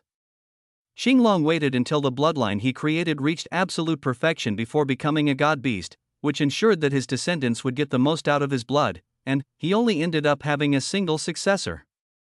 Everything he had was given to August. The aura produced by such a concentration of original bloodline, for a child who came from its second ever generation, though August's aura suddenly became unbearable. The weight of the world fell on Raphael's shoulders and forced him to his knees. He grabbed his throat as his breath was sucked away. The vacuum around him was caused purely by the aura of bloodline. His own lineage tried to fight back. He was a proud son of Ignis. It had been many generations, but he was praised as the genius who shared the closest bloodline connection to their ancestor. Only now did Raphael realize that closest didn't mean close. His bloodline wriggled and burned, injuring him in the process of fighting for its dignity. It tried to burst out and cause a scene, forming an image of the original fire dragon. However, in front of the true Azure Dragon, it could not put up a fight. August's eyes had a different light to him when he entered this state, but they did not lose their rationality. There were many enemies to come, and he couldn't allow them to prepare for this kind of aura.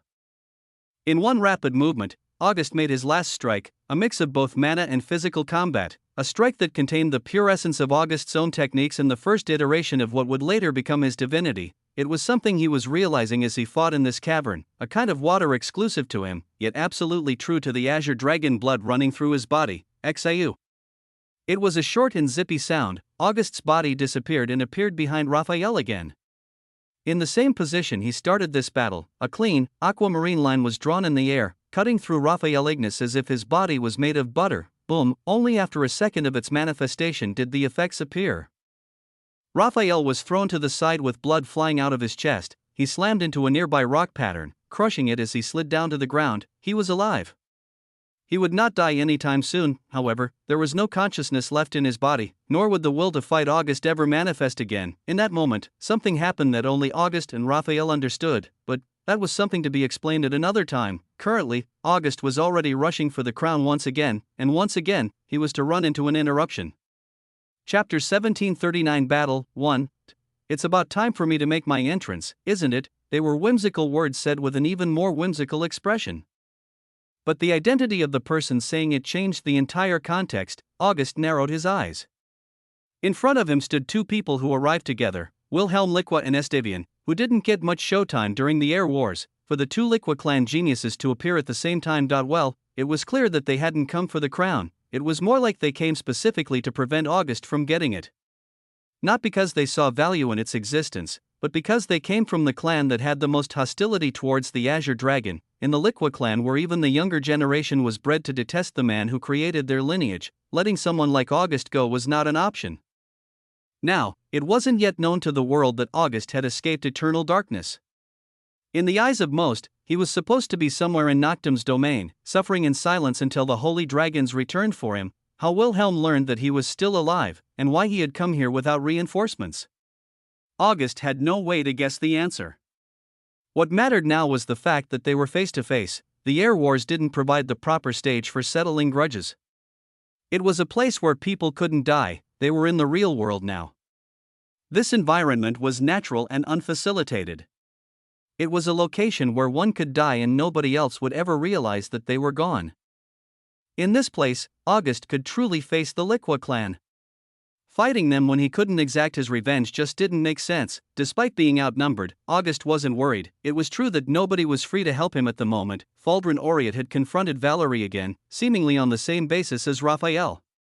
He wanted to see an end to the battle they started back then. The other Oriat clan genius was not present, nor were the two from the Aurora clan. While Eris, Iridia, and the Ether twins were still uninvolved with the battle, everyone August had brought was caught up in some sort of fight. If August wanted to take the two geniuses in front of them, he had to do it alone. But that was how he preferred it. Wilhelm seemed to be waiting for an answer from him. He had some sort of wild delusion that he was the main character and there was no way August could possibly beat him. He's disgustingly insane. That's the vibe I'm getting, and it wasn't incorrect. If Eris heard what August was thinking, perhaps they'd form a friendship on the spot. Wilhelm Liqua was a crazed genius. Nobody recognized it because he hid his madness under a veil of charisma, but as someone who knew the true nature of the Liqua clan, August wasn't fooled. There wasn't a possible reality where August expected decency from his opponent. Rather than engaging in pointless banter with someone he despised, he would much rather just fight. As such, he charged without responding to Wilhelm's whims. Rude. What he got in response was a single word. As he dashed to close the distance between him and the two Liqua clan geniuses, Wilhelm snapped his fingers. Go teach him a thing or two. Those words ignited something within Damien, or were they just keywords for a puppet? Damien was definitely a real living genius of the Liqua clan at some point, but he did not meet their standard. People who weren't worthy of their name were repurposed. In Damien's case, the consequences were a bit more severe than others. See, he possessed his own personality. He was, in essence, the same person as he was before. However, deep in his subconscious, there was a seed that could take control at any time. Technically speaking, Wilhelm didn't need to awaken that side of him. This was a battle that he could absolutely participate in without using the trump cards he had in his hand. The only reason he robbed Damien of everything he thought he had was because he wanted to crush August and show him that he was worth nothing. In a single instant, all human and draconic features left in Damien's appearance disappeared. His body was mutilated by an unknown force and his entire form was repurposed and changed. His skin turned into raw flesh and muscle as he grew several feet. He definitely became more robust, but in a way that looked disgustingly unnatural. His face contorted into a bestial abomination as all of his mana was turned into flesh to add to the mass that he was. His transformation was extreme, turning the blue-haired genius into a monster, but it was over by the time August reached him. Boom! Boom! Boom! Boom! Boom! The beast moved too fast for its size. August was immediately forced to move back in the direction he came from as his body was riddled with wounds. Damien followed him mindlessly, his fists flying too fast for August to dodge. He had to block and block and block, but after the first onslaught alone, August could feel his arms breaking. Not good, I'm here too. You know, Wilhelm found the need to say something every time he was about to make a move. He definitely knew that it was inefficient, but he didn't really care. This was the way he showed August the difference in their power levels. This was a time to learn how the Liqua clan differed from the Azure Dragon clan. Azure Dragons were huge in their movements. They liked to use pure strength and brute force in a similar way to the Ignis clan, but there was a subtlety within their moves. The sea was a terrifying place for those unequipped to deal with it. It was filled with things that only existed to kill, and the pure expansiveness of it all was hard to imagine for the average person's eyes. However, it was a haven for life. All things came from the ocean. Inside its deadly depths, many creatures and organisms found harmony. After all, if one could adapt to its dangers in return, one would realize that the seas were the most silent and peaceful places to exist in the world. Azure dragons were able to imitate both the good and the bad of the ocean. They were calm and benevolent, yet ruthless and cruel. The Liqua clan dragons only took half of that. They were ruthless, but they used small precise attacks made with the sole intent to cause pain. What came at August while he tried to deal with the incredibly powerful puppet before him was an array of darts that couldn't be seen with the naked eye. They were ethereal. August sensed them before he saw them and dodged as best as he could. Unfortunately, he didn't sense them all. They were almost microscopic and packed tightly in a huge swarm of thousands. After all, he couldn't dodge just because he knew where they were. August gritted his teeth as his eyes turned bloodshot. The pain was almost unbearable, but he tried to put it aside. Still, the single instant that he spent distracted was enough. Boom! Damien struck him with a blow that contained more power than any that came before, and August flew straight into the opposing wall, creating a thud that resounded through the cavern with such ferocity that it drew the attention of everyone present. Chapter 1740 Battle 2. Kahak. August coughed out a mouthful of blood. In that moment, he felt more than just a few of his bones break. The blood splattered against the shattered rock made it obvious just how much August's body had been impacted. Even with a draconic physique, he couldn't avoid it. His mind was woozy for a second, but he bit his tongue and used the pain to force himself awake. He was in the middle of a battle that he had to win. An injury like this couldn't be the reason he failed at everything he had been trying to do. Those people in front of him were enemies of his bloodline, people who could not be allowed to live in this world, even if there were two of them. He wasn't going to let them walk all over him. Before he even got to his feet, August was summoning water through the cracks in the earth. It was impossible for him to do anything with the water that he summoned, but there was a reason why azure dragons could rule the sea. The second their bodies came in contact with the water, it was just a trickle at first, but even that felt like the healing touch of a divine. August's legs were healed first, and when the water flow became more pronounced, his body healed further, but that had not happened yet. August left the water spewing into the cavern so that it could fill the place and naturally heal him over and over again, but for the current moment, he was forced to dash the second he had the ability to move. Boom! Another fist slammed into the wall where August was once plastered. The entire area of the cavern crumbled, dropping some of the ongoing battles to a lower level. August didn't focus on Damien. From what he could tell, the puppet's sentience was non-existent in this form. It could only carry out orders given to it by its master, which made Wilhelm the more important target. August made space between himself and Damien specifically so he could focus on the other genius. I don't have to defeat him. When August felt Wilhelm's power for the first time, he learned that he wasn't an opponent who could be defeated as easily as Raphael. If August wanted to win thoroughly, then he needed to take time and fight the man in their true dragon forms. If not, he could try his aura again. Wilhelm was from a descendant clan and technically had a lower status than him. If he used his bloodline, he'd be able to properly suppress the other genius, but that still wasn't enough. At most, that would put them on a similar level. First, I need to get to the crown. August had to remember that his grudge wasn't the only thing that existed. He was fighting for the crown not only for his sake but for the safety of the kingdom as well. Even at this moment, thousands of commoners were dying from the onslaught of the forsaken dragon clans. August didn't want to use his aura because he didn't want to leave Wilhelm with a way to object to his loss. He didn't want to leave his opponent undefeated because he wanted to stomp this man to the ground and make him feel pain. However, his main goal had to be the crown. Once he had it, he could get all the revenge he wanted while also dealing with the kingdom's problems. At the end of the day, August's path was that of an emperor. He didn't live only for himself.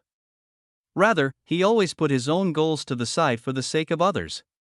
In order to do what he needed to do before entertaining this battle, August once again had to focus on speed. But I guess if I can defeat him without killing him and throw him out of here, then it'll be a different kind of humiliation. August looked at the bright side as he started to formulate a plan. Of course, the first thing he did was let his blood lineage loose. The pressure struck both Wilhelm and Damien. Their movements were slowed, which was particularly impactful on Damien, and their mana rolled in a strange manner in response to the superior bloodline, which made it harder for Wilhelm to use his skills. So you want to use tricks? Wilhelm spoke with a bit of excitement in his voice, but it was also a false emotion. It was scorn, spite, and something darker swirling within the depths of his soul as he felt his bloodline undergo suppression. As someone who had grown up being told that the Azure Dragon was nothing, that it was an ancestor unworthy of being connected to the Liqua clan, he absolutely couldn't accept that his bloodline was inferior. The facts were hard to deny when he quite literally could not escape suppression regardless of his efforts, but he could make up any excuse in his mind to change the narrative. His brain was a world of fantasy where nothing had happened in a way that he didn't allow. It was a horrifying mindset when it was born in someone with the power to ruin the world. The water of the Liqua clan had a property that best mirrored termites from Earth. It would chew through its target and leave holes in them like a plague, breaking them down until they were nothing but ash.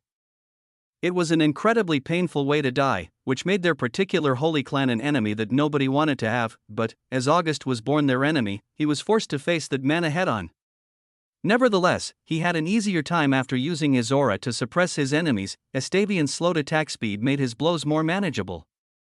August was able to dodge more easily, and when Wilhelm finally got his mana in order to attack, August was able to move around Damien and use him as a shield. As such, he wasn't hit nearly as much as before. He couldn't avoid everything, obviously.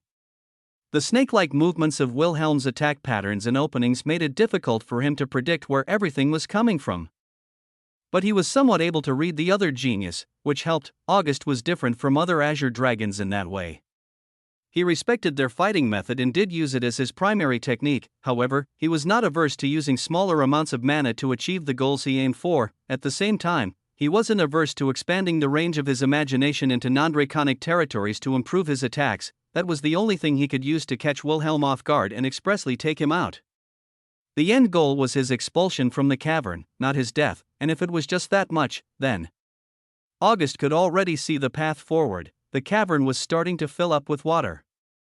The previously non-existent water level was already covering the soles of their feet and would soon reach their ankles. With it enhancing his abilities, August swerved around Damien once more and pushed his mana towards Wilhelm. He must have been expecting some kind of wave pattern because he put up a wide shield that would divert its flow, but that wasn't what struck him at all. Instead, it was a concept that dragons often look down on in the strength of humanity: visualization, the very essence of a human's ability to turn mana into anything and everything they could ever dream of. What would it look like in the hands of a dragon?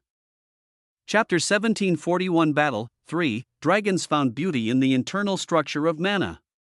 The way they wove their concepts, the way those weaves came together to form a spectacular picture, and other similar aspects were what dragons saw as pure beauty that could not be imitated. However, that was only possible because dragons inherently had such a good perception ability. Humans didn't gain a similar level of ability until they'd reached a high level, so they could not share the same interests. For humans who had yet to become divinities, the beauty of mana came in its form. People were able to manifest things that they could only see in their imaginations, using mana to bring their dreams to reality so they could achieve their dreams in reality. It was a bit more materialistic, sure, but wasn't that the nature of humanity? Why did it matter if it was materialistic in the eyes of others if it was beautiful in the eyes of those who mattered? Humans loved using mythical creatures and weapons more than anything else. As these two concepts were close to both dreams and reality and unmistakably represented power, they were the easiest visualizations to imagine and use in combat. When August, a mythical creature himself, used visualization instead of more draconic forms of manifestation, well, the sight would have been somewhat comedic to Damien if he had seen it, rather than mythical creatures or weapons. What August summoned was a human. A man made entirely of mana, a blue projection of sorts that bore a striking resemblance to a certain purple-eyed supreme, separated from August's body and shot towards Wilhelm. The mana creature almost contradictingly used physical power alone. It was like August's version of Damien. Boom.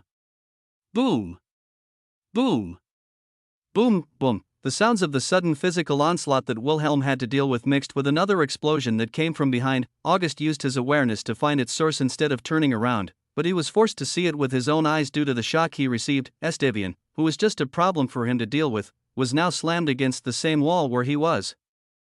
Melania stood in front of him with her fists still raised, making it obvious who was the cause of this incident. August grinned. I'll have to properly thank her later. He didn't know exactly what was going on in his surroundings since he'd been focused on the crown, but he knew that Melania was fighting for his sake and keeping some of the other intruders back with the rest of his group. For her to abandon that battle for this one, so that he could reach his goals, Melania was probably one of the people August valued most in this life.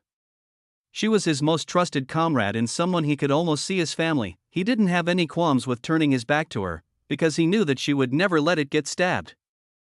Returning all of his attention to Wilhelm, his grin widened. He's quite weak physically, His mana visualization, a form that, in August's mind, symbolized absolute power, was pressuring Wilhelm better than he ever hoped it would. That gave him more than enough time to prepare. August focused on a nearby wall, a place that bordered the underwater ravine and was far away from any of his allies. Concentrating on the water on the other side, he created a drill out of that mana and started to break through the wall. The water in that ravine contained extreme pressure already, so it wasn't hard at all. It made a sound like hissing, but it was covered up by everything else that was happening. So, when that portion of the cavern became a cavity leading into the underwater ravine, nobody took note. August put up a film of mana in the cavity to keep the ocean from flooding in. He ain't good. It was simple when he decided that all he wanted to do was banish Wilhelm rather than kill him. His plan relied on a fact that was just as simple. The twisted nature of the Liqua clan's water made it distinct from any specific type of water body. The Liqua clan, who called themselves a clan of azure dragons, were not dragons of the ocean at all. Boom. Boom. Boom. Wilhelm could not defeat the mana entity. His attacks were made to cause pain and devour living beings. Against a being of pure mana, he had to try other means. The problem was the speed of the mana entity. It seemed to move on its own sentience despite the fact that it didn't have anything like spirituality. Because of the nature of the visualization, it had a different type of power than what Wilhelm was used to seeing. he knew that he needed to attack the caster to get rid of it, but August was nowhere nearby, not until now, at least. The second Wilhelm saw him, he aggressively dodged the mana entity's attack and threw his mana towards the other genius. The termite-like mana seemed to chatter as it rushed at him, eager to taste his blood. However, August had been preparing for this. He slammed his foot on the ground and created a mana wall to block everything. At the same time, he summoned several swords of ice and sent them flying back towards Wilhelm. The Liqua clan genius had to once again move out of the way, which put him in the mana entity's path. Boom. Boom. Boom. Boom.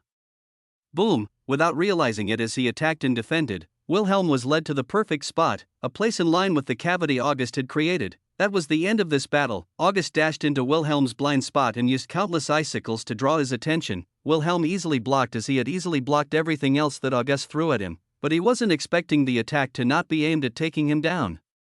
Instead, it was nothing more than a cover. In that very same instant, the mana entity got in close and cocked its fist. From mere inches away, it put all of the mana that went into its creation into an attack. It dispersed in the same breath, but its job was already done. Its purpose was only to transfer momentum. August made sure that the attack carried an extreme amount of momentum despite not being unreasonably forceful, and the result was exactly what he wanted. Boom, Wilhelm went flying backwards. He tried to stabilize himself, but in that moment, August struck him with even more force to keep his body moving backwards. Wilhelm turned his eyes and looked behind him with gritted teeth. He could see the cavity, but he had no idea what was on the other side. He put his arms out so he could grab the walls and keep himself from falling in. However, that wasn't quite what happened when he reached it. August's layer of film had two effects. First, it kept the water from flooding into the cavern, and second, it created a suction force in the outside water as if the cavern was a pressurized cabin. The instant Wilhelm got too close to the force, his body became prey to it. He was sucked into the cavity like a rag doll without sentience and thrown into the underwater ravine's powerful currents. He was fated to be pushed and pulled by the forces of the ocean until he could find a way to escape. But, since he was not an ocean dragon, it would not be easy for him. By the time he returned, August would already have the crown, and that was all that currently mattered. Estavian's head was sticking out of the earth comically, but that was only because Melania used her power to contain him before killing him. There was only one other obstruction. August stared at her for a moment, that dark genius who stood at the back of the cavern and watched everything unfold, before making a rush.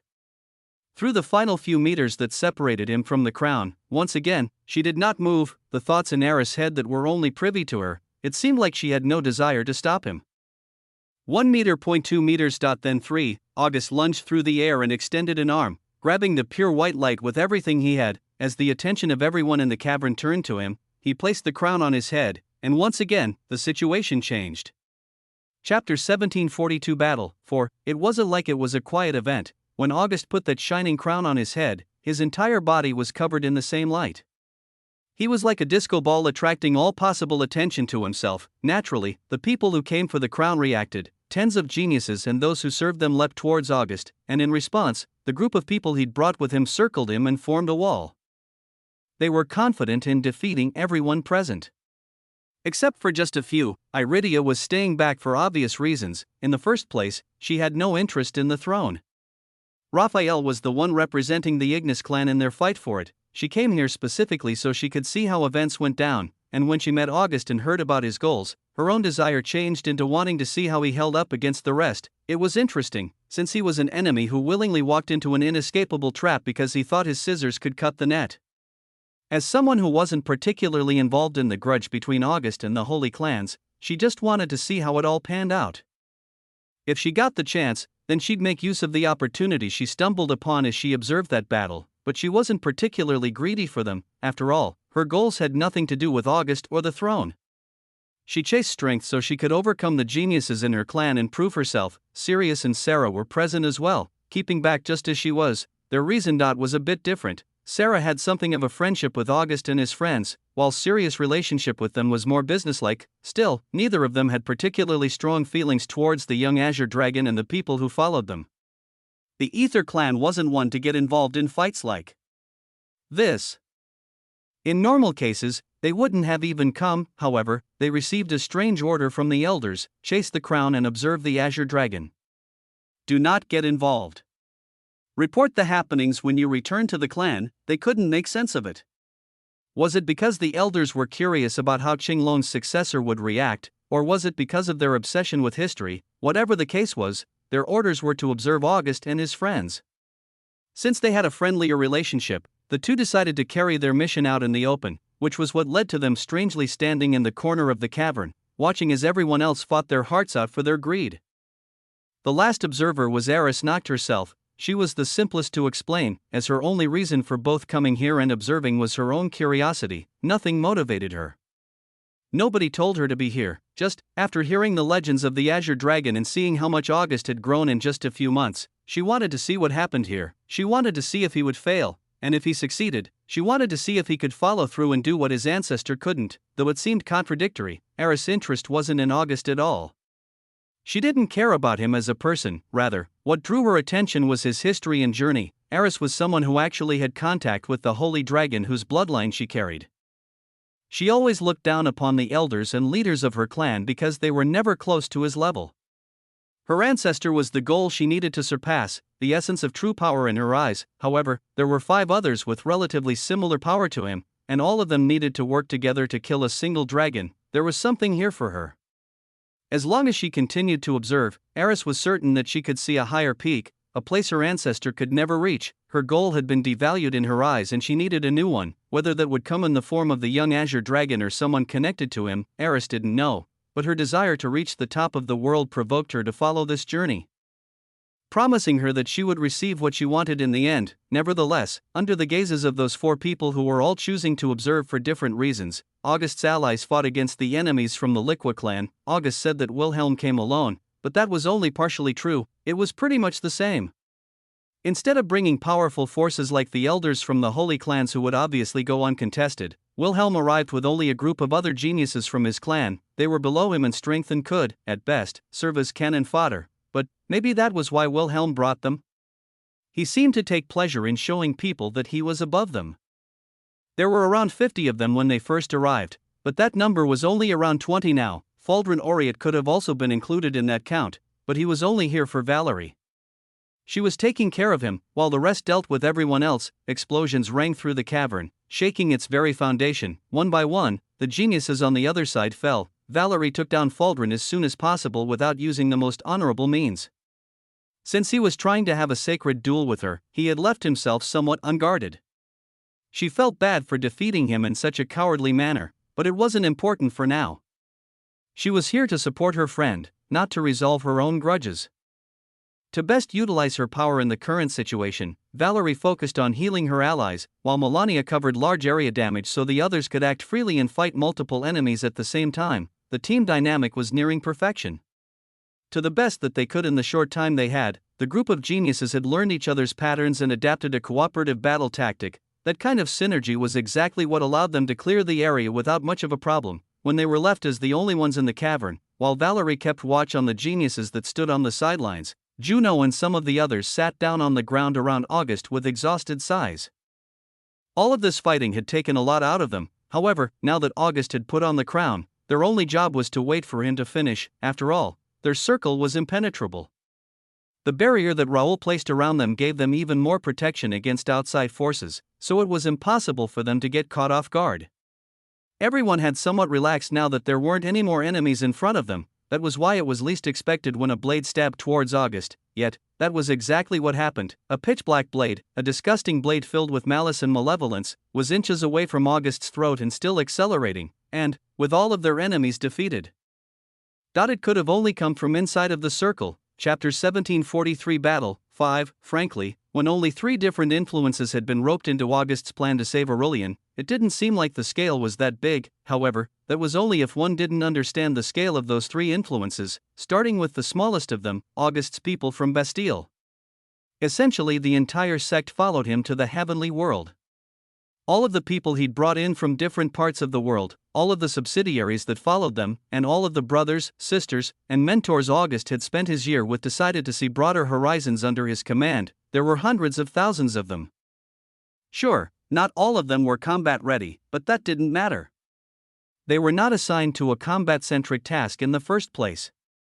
If even the smallest influence who wasn't going to engage in combat was made up of so many people, then what about those who were actually fighting on the front lines? The Wood Dragon clan was the smaller of the two. With almost 10 million members from the Revel clan and its subordinates, they were a fighting force that didn't have problems with tackling the Forsaken Dragons alone. Still, they had help from dragons that the world had never seen, dragons who lived and died in the seas and rarely ever showed themselves to even their own kind on the land. The sea tribes were easy to underestimate. Since their size was never expressly mentioned, one might believe that they weren't that robust. After all, such a large number of people couldn't have submitted themselves to August in just a few months. That kind of logic was partially true. Indeed, not all of them chose to follow August. Their highest elites, however, did. After seeing his lineage and realizing that the destiny of the Azure Dragon was going to unfold in this era, they obeyed the promise of their ancestors and chose him as their lord. The people who followed them naturally did not object, as they trusted their leader's judgment. That was how August got a hold of 13 clans and their subordinates. A force that could cover the seas and had hundreds of millions, if not billions of members. Obviously, not all of them surfaced. Only the best came to August's aid. Still, their numbers already exceeded those of the Wood Dragon clan by manifold. These forces had come together to lay siege on a single influence, and that obviously didn't bode well for their enemy. In the time that they'd been part of the war, which was a little over 2 weeks now, the sea tribes had started to attack the western region where the Forsaken Dragon clans made their stronghold. Their numbers exceeded the other side, and the sea dragons had a particularly berserker-like tendency that allowed them to sacrifice themselves without qualms. Perhaps it came from their insane reproductive abilities and crowd mentality. They didn't see themselves as individuals until they reached a certain level of power, and rather than being mourned, they'd be celebrated in death. In just a short period, they managed to gain back a large portion of the land and push the core forces of the enemy into an edge of the kingdom. Meanwhile, the Wood Dragon clan spread through the rest of the kingdom. While slaying the stragglers of the Forsaken Dragons, they focused on healing everyone who could be healed. Most of the enemy forces had retreated to their stronghold on their king's orders.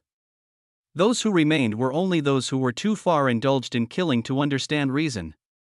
In fact, the destroyed cities that were left in place of the once bustling cities were overrun by forests. The less injured had already joined the effort to find and save anyone else in the vicinity. Those who had injuries that were closer to fatal were enveloped by the trees and naturally healed by the forest's vitality. From the looks of it, the Forsaken Dragon clans wouldn't be able to withstand their conjoined efforts for a very long time. Other than their leader, Hendrix, and a few hundred of his men, there weren't many who could threaten such a large influence. It just went to show how easily this war could have been ended if the Holy Clans had taken any initiative to actually confront the threat. The problem that August's people encountered was actually opposition from a third-party force. It was as if those clans wanted to show people how vile and disconnected from reality they were. Nobles from all different factions sent their people after the members of the two new dragon clans, aiming to erase them and rid the kingdom of their influence. It seemed that the power they showcased came off as a threat to those who sat atop ivory towers. They didn't like that their citizens were shouting the names of others, and their response, naturally, it was the elimination of those they deemed their enemies. There was nothing more tone-deaf than trying to kill the people who were trying to save your nation for you. But that tended to be the characteristic of these kinds of forces. No, regardless of anything else, since their integrity was threatened, they decided to fight. That, by the way, was something they refused to do even when their citizens were being slaughtered left and right. To protect the people while fighting forces on two sides was extremely difficult. If it wasn't for the nobles deciding to fight, the war would have likely ended already. Nevertheless, the movement of the noble clans was an expected event. August already planned for it. See, he wasn't just trying to end the threat of the Forsaken Dragon clans, he was making a bid for the kingdom, trying to wrestle it from the control of the Holy Clans. However, dealing with the nobles was a bit different. Surprisingly enough, that was a job given to the Bastille people. They had split into two groups that spread out around both the central area of Aurelian where the true dragons lived and the outer regions that contained the dragonkin. Their job was to set two different arrays. Once they were in play, this war could be considered ended. It was a similar strategy to what August and his friends used in the air wars, but on a much larger scale and in a much more serious circumstance. If it weren't for Raoul's clanmates, who were expert formation masters in their own right, then it would have been impossible altogether, while they laid the arrays to defeat the nobles. Their two allied influences were to take care of the Forsaken Dragons and stall for time. And, of course, if they wanted to avoid the fallout from everything they were doing, then August needed to properly claim the crown and become the heir to the throne, all of the moving pieces perfectly aligned just as August hoped they would. The only problem left, that was now his own situation, wasn't it? After all, August's consciousness was not in Aurelian anymore. It had traveled far, far away and detached from his body which was currently on a knife's edge, just seconds away from death. Chapter 1744 Crown 1. For Melania, the current battle was something that was always bound to happen. From the moment she met Damien, she realized that supporting August meant standing against everything that the current Aurelian was built upon. It wasn't a decision that could be made easily, but it didn't mean much to her. For the boy who saved her and the man who gave her a second chance, she was willing to do anything. From that day onward, though she didn't make it obvious, she devoted her life to August. She followed him in any mission she could and helped to the best of her capabilities.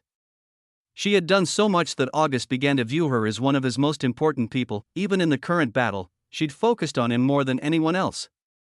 She put everything down so that she could help him succeed. And as she'd expected, he did just that. August was not a person to disappoint expectations. However, he was no longer here. When his body dropped to its knees, his eyes were clouded by a white fog. His consciousness was clearly in some other realm, partaking in some other adventure. It was a necessary step for him to tame the crown, but it left him defenseless. That wouldn't have mattered in any other situation, but it was absolutely vital. She could barely track that blade as it approached him. It was an attack made with such speed and ferocity that none of them could react, which, likely, was the attacker's goal from the beginning. Melania noticed it before anyone else, as her physical senses were the best among them. Time seemed to flow in slow motion. Every tiny bit of space that the knife covered took minutes in Melania's perception, but even then, she didn't have much time to think about the choice she was to make. The thoughts flowing through her mind were related to other things: memories of her time with August, memories of her emotions, memories of how her life has changed since that fateful moment many months ago. Those memories made a difficult choice into an easy one, in that slowed world. That only she could perceive, Melania jumped forward. She put all of her energy into the movement so she could arrive before it was too late, but that left her unable to defend herself, in everyone else's perception. It happened in a single second, a spike of hostility, a rapid movement, and the smell of blood. The blade never properly made it to August. It stabbed into Melania's shoulder instead, and that was when time returned to its regular flow. Melania dropped to the ground.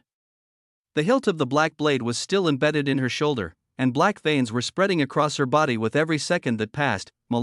Valerie immediately rushed to her and used her wood mana to try and heal her. Massive roots escaped the ground and completely encaged the location from where the blade came. Raoul created another formation around those vines, while Juno, Una, and Michaela surrounded it to ensure that the trapped individual could not escape. They were hidden within the vines, but it was obvious who had committed the crime when they looked around. After all, only a single person had been isolated by the vine wall. Ophelia let out a shocked gasp. She fell to her knees with widened eyes as she looked at the man within the vines. You. She couldn't formulate her words properly. The sudden betrayal hit her harder than anyone else. After all, how could you? She looked at that man. She looked at Lucas Stroll with horror in her eyes. However, his eyes contained not an ounce of regret or guilt. Lucas and Ophelia, their story always started when they first met. It was a few years before the start of the Air Wars when they fought at a separate competition with the same goal: to find sponsorships to take them higher than their social status allowed. Back then, they were enemies through and through. However, with the passing of time, their hostility turned into a rivalry and they became closer. They differed in many ways. The hot-blooded qualities of a flame dragon and the cold and indifferent character of an ice dragon hardly mixed, but at least in the aspect of dreams and morals, they were the same. Those qualities allowed them to form a connection that went beyond their differences, even though they really were more different than alike. That was what Ophelia thought. She believed that despite their differences, they were the same in the ways that mattered. Only now did she realize how wrong she was. Before entering the Air Wars, they'd made a promise to each other. We said that we'd reach the top together, didn't we? Lucas said, ignoring the several different mechanisms that kept him trapped. It's just that I found a way to get there first. Indeed, he did. Boom, a voice came from the distance, and the prison around Lucas shattered into pieces. His body disappeared and reappeared across the cavern, by the side of the man who just spoke. Unlike all of you, this one has some sense. The plan August had in mind crumpled instantly. Because Wilhelm Liqua had already returned, and he was no longer. Alone, your friend seems to think that everything will go his way just because he has some sort of a brain. He seems to think that our influence means nothing just because he has a few backers. But, did you know? We didn't rise to our position because of luck, filthy commoners with no power and no influence. If there was a way for your kind to gain status, then the kingdom would be engulfed in chaos, wouldn't it? Look, with just the slightest bit of temptation, I could bribe one of your own to stab you in the back. Wilhelm ignored everything as he spoke. He ignored the glares from the group of geniuses he was facing, and even the sour expression on the face of the man who had just joined his side. He was originally meant to kill that brat in the middle, but I'm a little happy that he didn't succeed. Seriously, I can't wait to see the expression on his face when he sees what's happened here. Wilhelm grinned. He motioned at the crowd around him, a scene where he wakes up in a pile of his friends' corpses. How beautiful would that be? He spread his arms with a gloating expression. Well then, with the exposition out of the way, shall we set the stage? He motioned at the crowd around him. Right, it was a crowd. The few geniuses he'd brought earlier were only present to lure August into a false sense of security. Wilhelm's real plan would unfold here. Over 100 geniuses from the Liqua clan, all of them either at Wilhelm's level or higher, surrounded the group of 10 geniuses as Wilhelm stood back and watched. Among that crowd were several forsaken dragons with empty eyes, slaves that had been taken as war trophies. Lucas was not a part of that crowd. He stood back with Wilhelm, his eyes cold. From the start, he never had any feelings towards anyone from that group. He grew up learning how to befriend the right people to propel him to greater heights. With the sense he'd developed, he was able to reach a point where even holy clans were giving him offers that he couldn't resist. He knew that all of those people who considered him a friend would die here, but what he would gain in return was the Liqua clan's bloodline and support. It was the chance for him to become a holy clan descendant himself. Those resources, those connections, and that status, who could reject it? It was a shame to see that someone like Ophelia would also be involved, but such was life. He didn't doubt that she'd received similar offers. It was just that he made the right choice and she made the wrong one. Now, while she suffered the consequences, he would embrace the life of a king. Those were the cruel workings of fate that had been laid out for them. Chapter 1745 Crown 2 Raoul, Valerie ignored everything that was going on around her. While Ophelia tried to figure out why Lucas had betrayed them, the rest didn't care. He was a traitor. Nothing else mattered. Valerie tried to heal Melania in the time she had. But her power wasn't working.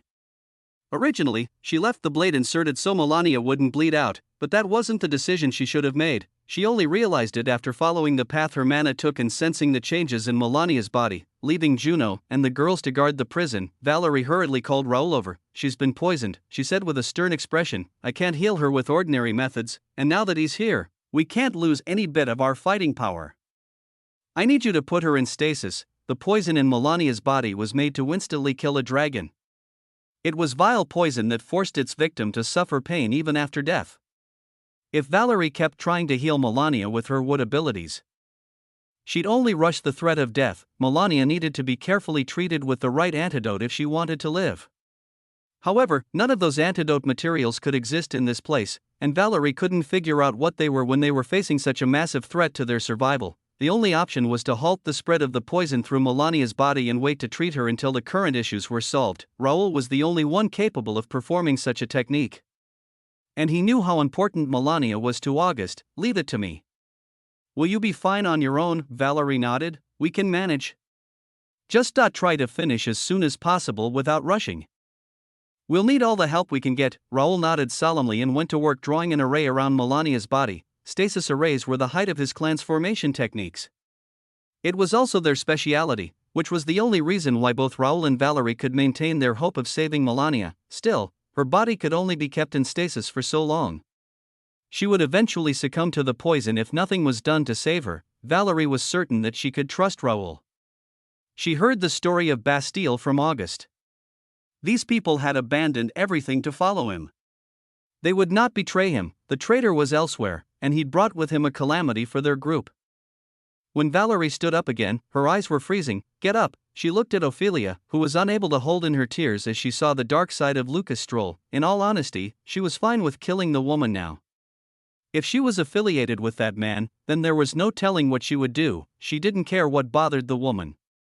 She didn't give a single fuck about the trauma she received due to the betrayal or the personal emotions that shocked her into such a state. Still, she was here for August and she remembered that.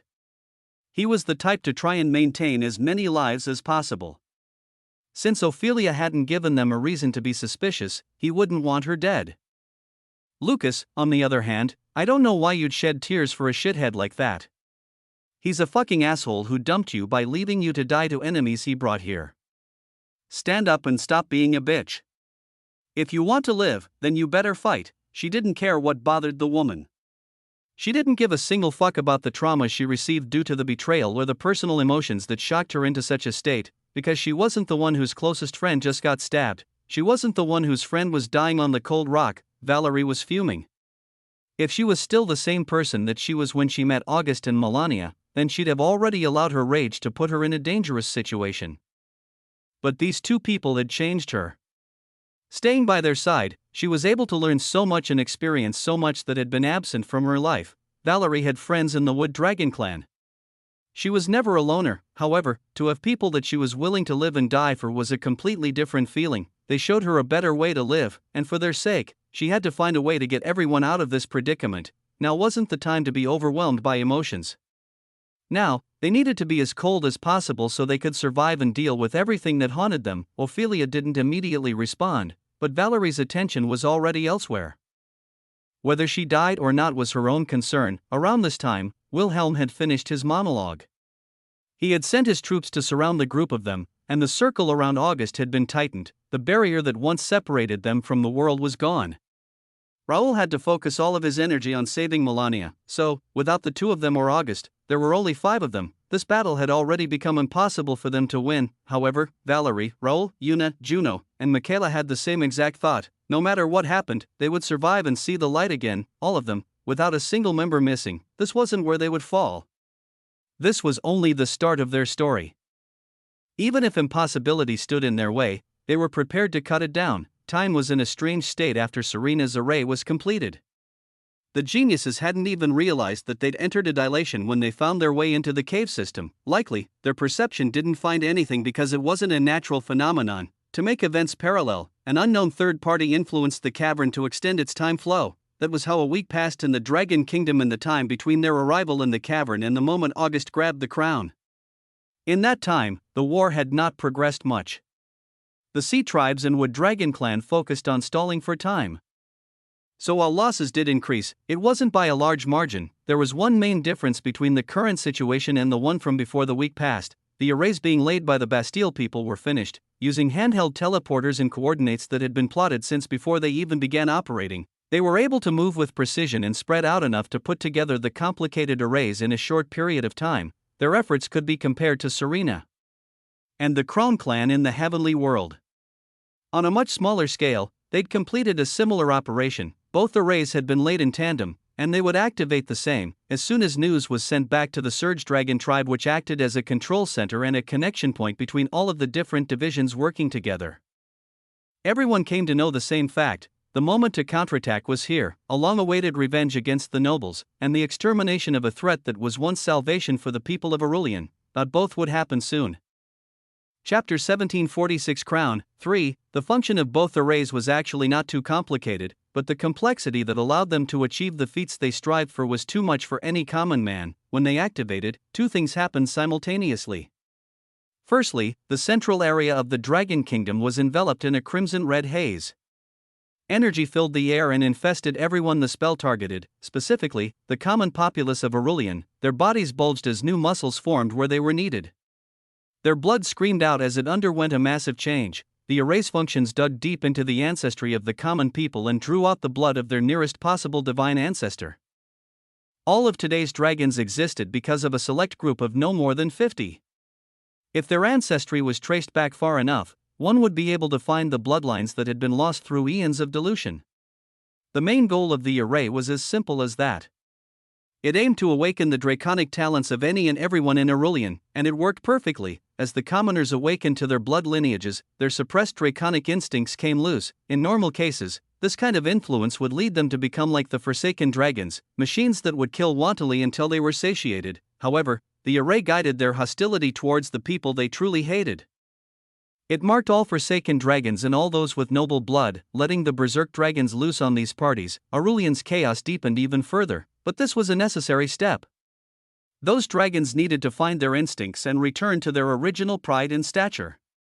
For that to be possible, they needed to adapt to their new bloodlines and properly accept that they were no longer inhibited by anything other than their own unwillingness and insecurity. The best way to show them that they'd changed was to allow them revenge against the people who killed their loved ones and the people who oppressed them. After all, they were berserk, but they had not lost all rationality.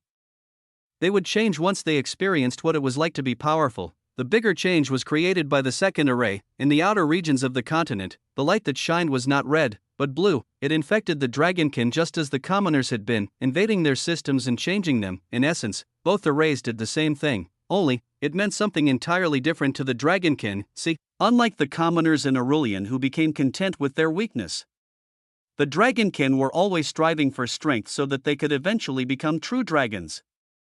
Surprisingly enough, their lives were probably far better in the outer regions than they'd ever be in the central region. August's plan for them was simple. He was going to give them what they wanted in exchange for loyalty. Taking inspiration from his father's methods, August instructed Raoul's clansmen to give the dragonkin a choice. A holographic window appeared in front of each and every one of them, a contract of sorts. What it said was simple: pledge fealty to August Void and instantly become a true dragon. Obviously, not everyone believed it at first, but the widespread phenomenon was bound to attract one or two risk takers. When the scale was so large, it was impossible to not know of someone who took risks. Just a few people signed the contract at first. They felt the pull in their souls as they were bound to another entity. But they hardly cared. After all, the bloodlines they'd been working to complete their entire lives suddenly reached perfection. It wasn't actually that involved. Once a process was created to find the hidden lineages within the common people, it was easy to find a way to improve already existing semi-draconic bloodlines so they could reach their full potential. The requirement of fealty was implemented only so that any chaos caused by the rapid influx of true dragons could be quelled. They would not be required to show any sort of loyalty beyond what they naturally possessed. Not in moments aside from this one, at least, they had been given such a gift so they could participate in the conflict of the central region. And though most of them were hesitant to get involved in a war that they had no part in, they had been drafted with an amazing gift. Even those who took pride in their efforts and didn't want to take the easy road to power had to admit that it was almost impossible for any of them to actually evolve into true dragons. Everything they'd been through turned them into the people they were, but their paths from this point forth would continue from the same point. The only change was that they'd have the lineages they always dreamed of. That person, August Void, was their benefactor for life. They were at least willing to repay him for the gift he'd given them. Like that, countless new forces entered the war on the side facing the forsaken dragons and nobles. The situation was rapidly overturned, leaving the nobles in a position where they had no choice but to retreat if they wanted to survive, well, until even their homes were raided. Unlike the holy clans, they could not create highly functional and discrete hidden realms to support their clans. They lived isolated from the majority. But their methods were easy to destroy with the methods available to their newfound enemies. It was unacceptable to the point where the holy clans needed to intervene. Right, it was about time for them to do something about the forces challenging their regime, wasn't it? But, for some reason, no matter how many nobles died, no matter how their clans were turned into nothing more than remnants, that where were the holy clans? It was the worst possible situation. When they were needed most, they disappeared to a place where nobody would be able to find them, though. It wasn't by choice. It wasn't by choice at all. For tens of millions of dragons to find themselves in a darkness beyond darkness, a void beyond voids, was not an expected event for them at all. Still, that was what happened. Everyone who was in the hidden realms that they called their homes was instantly transported to another realm all at once. From the ancient dragons to the youngest geniuses, not a single one was spared. The heads of each clan immediately went to work trying to learn more about their situation. They flew as far as possible to find the boundaries of the realm, attacked the ground and sky to try and break it open, and looked for clues or array lines that could be read to understand the nature of this place. However, there was nothing like that. No borders, no sky, no clues. This expanse was seemingly infinite and indestructible. It was a prison made so that those within could never escape. As for the man who put them here, naturally, he wasn't going to show his face. After all, they'd been removed from the world so that all things in Aurelian would wrap up smoothly. The decision of what would be done with them, well, that would be made at another time, by another man entirely. Chapter 1747 Crown 4. Having Damien as a father, August had become more than used to being transported into separated realms. His consciousness had been pulled into many spiritual realms to help him comprehend his law and strengthen his spiritual energy. his body had been pulled into many hidden realms for different trials that gave him opportunities to adventure and train. And illusions were something he'd become used to, as they were the best way to bring experiences into reality so he could experience them in a simulated environment. His mind immediately recognized its spiritual state when he arrived in that place with rolling hills in the distance. Within the first second of being there, he already knew that his consciousness had been separated from his body. With the preceding events painting an obvious picture, August could deduce that he was within a realm of the Crown's creation. He was only left to wonder what kind of trial he'd be facing here. It would be nice if I could get out soon, regardless of how promising the situation outside looked when he left. He didn't want to leave his friends sitting in the cavern for too long. If Wilhelm or some of their other enemies appeared, the situation would become quite troublesome. August immediately went to look around and learn something about his situation. It didn't take long for him to realize that he didn't have much space at all. In fact, the hills in the background didn't actually exist. They were just created through illusions to extend the environment. If there's nothing here and the space is so small, then he had no choice but to wait. August sat down where he was and closed his eyes. Meditation was never a bad thing. It wasn't as if he would be able to comprehend anything in this fake environment, but it was still a good way to pass the time. August could indulge himself in thoughts or empty his mind completely, allowing the waves of reality to take them to whatever destination they sought. This time, he didn't choose to think. He had been overworking his mind recently. Every decision he made had to be considered 3 or 4 times. In moments when he wanted to let his emotions take control, he was forced to take a step back and think about the greater good. He couldn't do anything for himself in the situation he was in.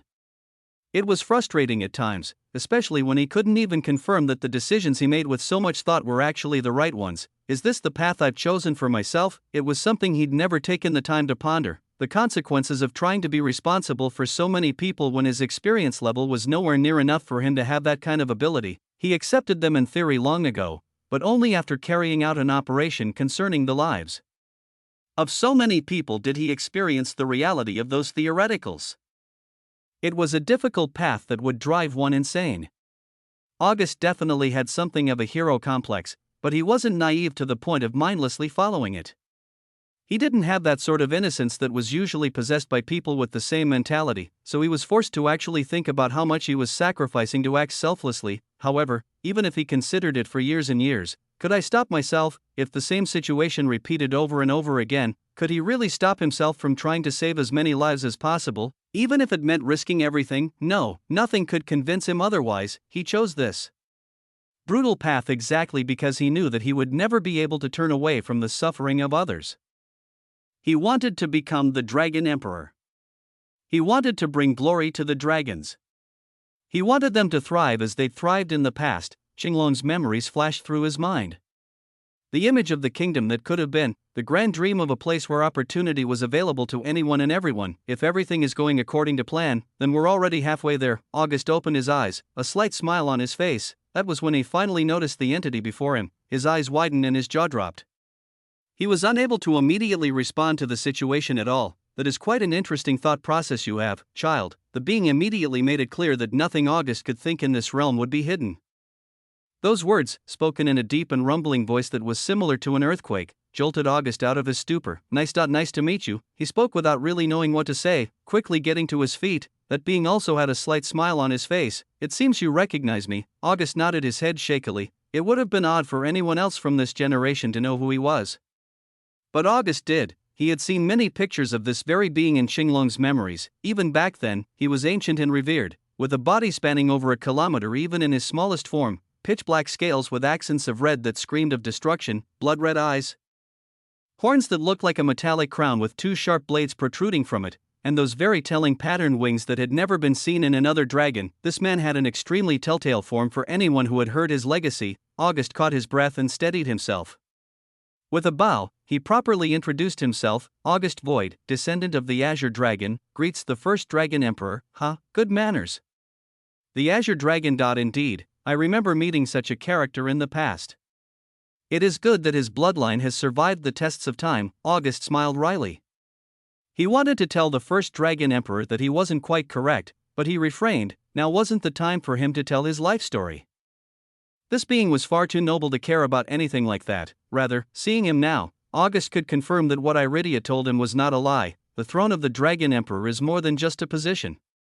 It is deeply interconnected with the fate of the kingdom, otherwise, there would be no need for someone like the first Dragon Emperor to contain a piece of his soul in the crown to meet future emperor candidates. You are well informed, child.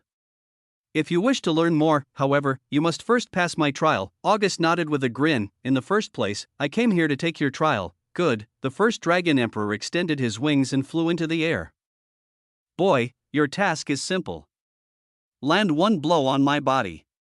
Once you have achieved this feat, I will tell you all that you wish to know. August's eyes narrowed. He'll tell me what I want to know, not acknowledge me as a successor. Then, there was some other condition he had to fulfill if he wanted that privilege. August cracked his neck and stretched, landing a single hit on the first Dragon Emperor. How hard can it be? Chapter 1748 Crown 5. Very, very hard. That was the obvious answer. August started small by trying to probe the first Dragon Emperor's strength, but that was not something he could do in a single battle. Boom. He dashed across the ground and summoned just as much water as he always did. It was a massive wave, but compared to the Dragon Emperor's size, it looked like nothing more than a puddle. Using his manifestations, August tried to force the Dragon Emperor to split his attention into multiple different enemies, which would give him more room to maneuver. However, the Dragon Emperor did no more than flap his wings. A powerful burst of air was created. It instantly dispersed August's mana and destroyed his manifestations. Before he could react, it struck him as well. The only thing he felt was numbing pain as his body exploded into a blood mist. In the next moment, August was back where he started. No signs of the prior battle remained. Ha. August breathed heavily as he dealt with the phantom pain of his death. How does it feel? The first Dragon Emperor teased him, a playful light in his eyes. August smiled wryly.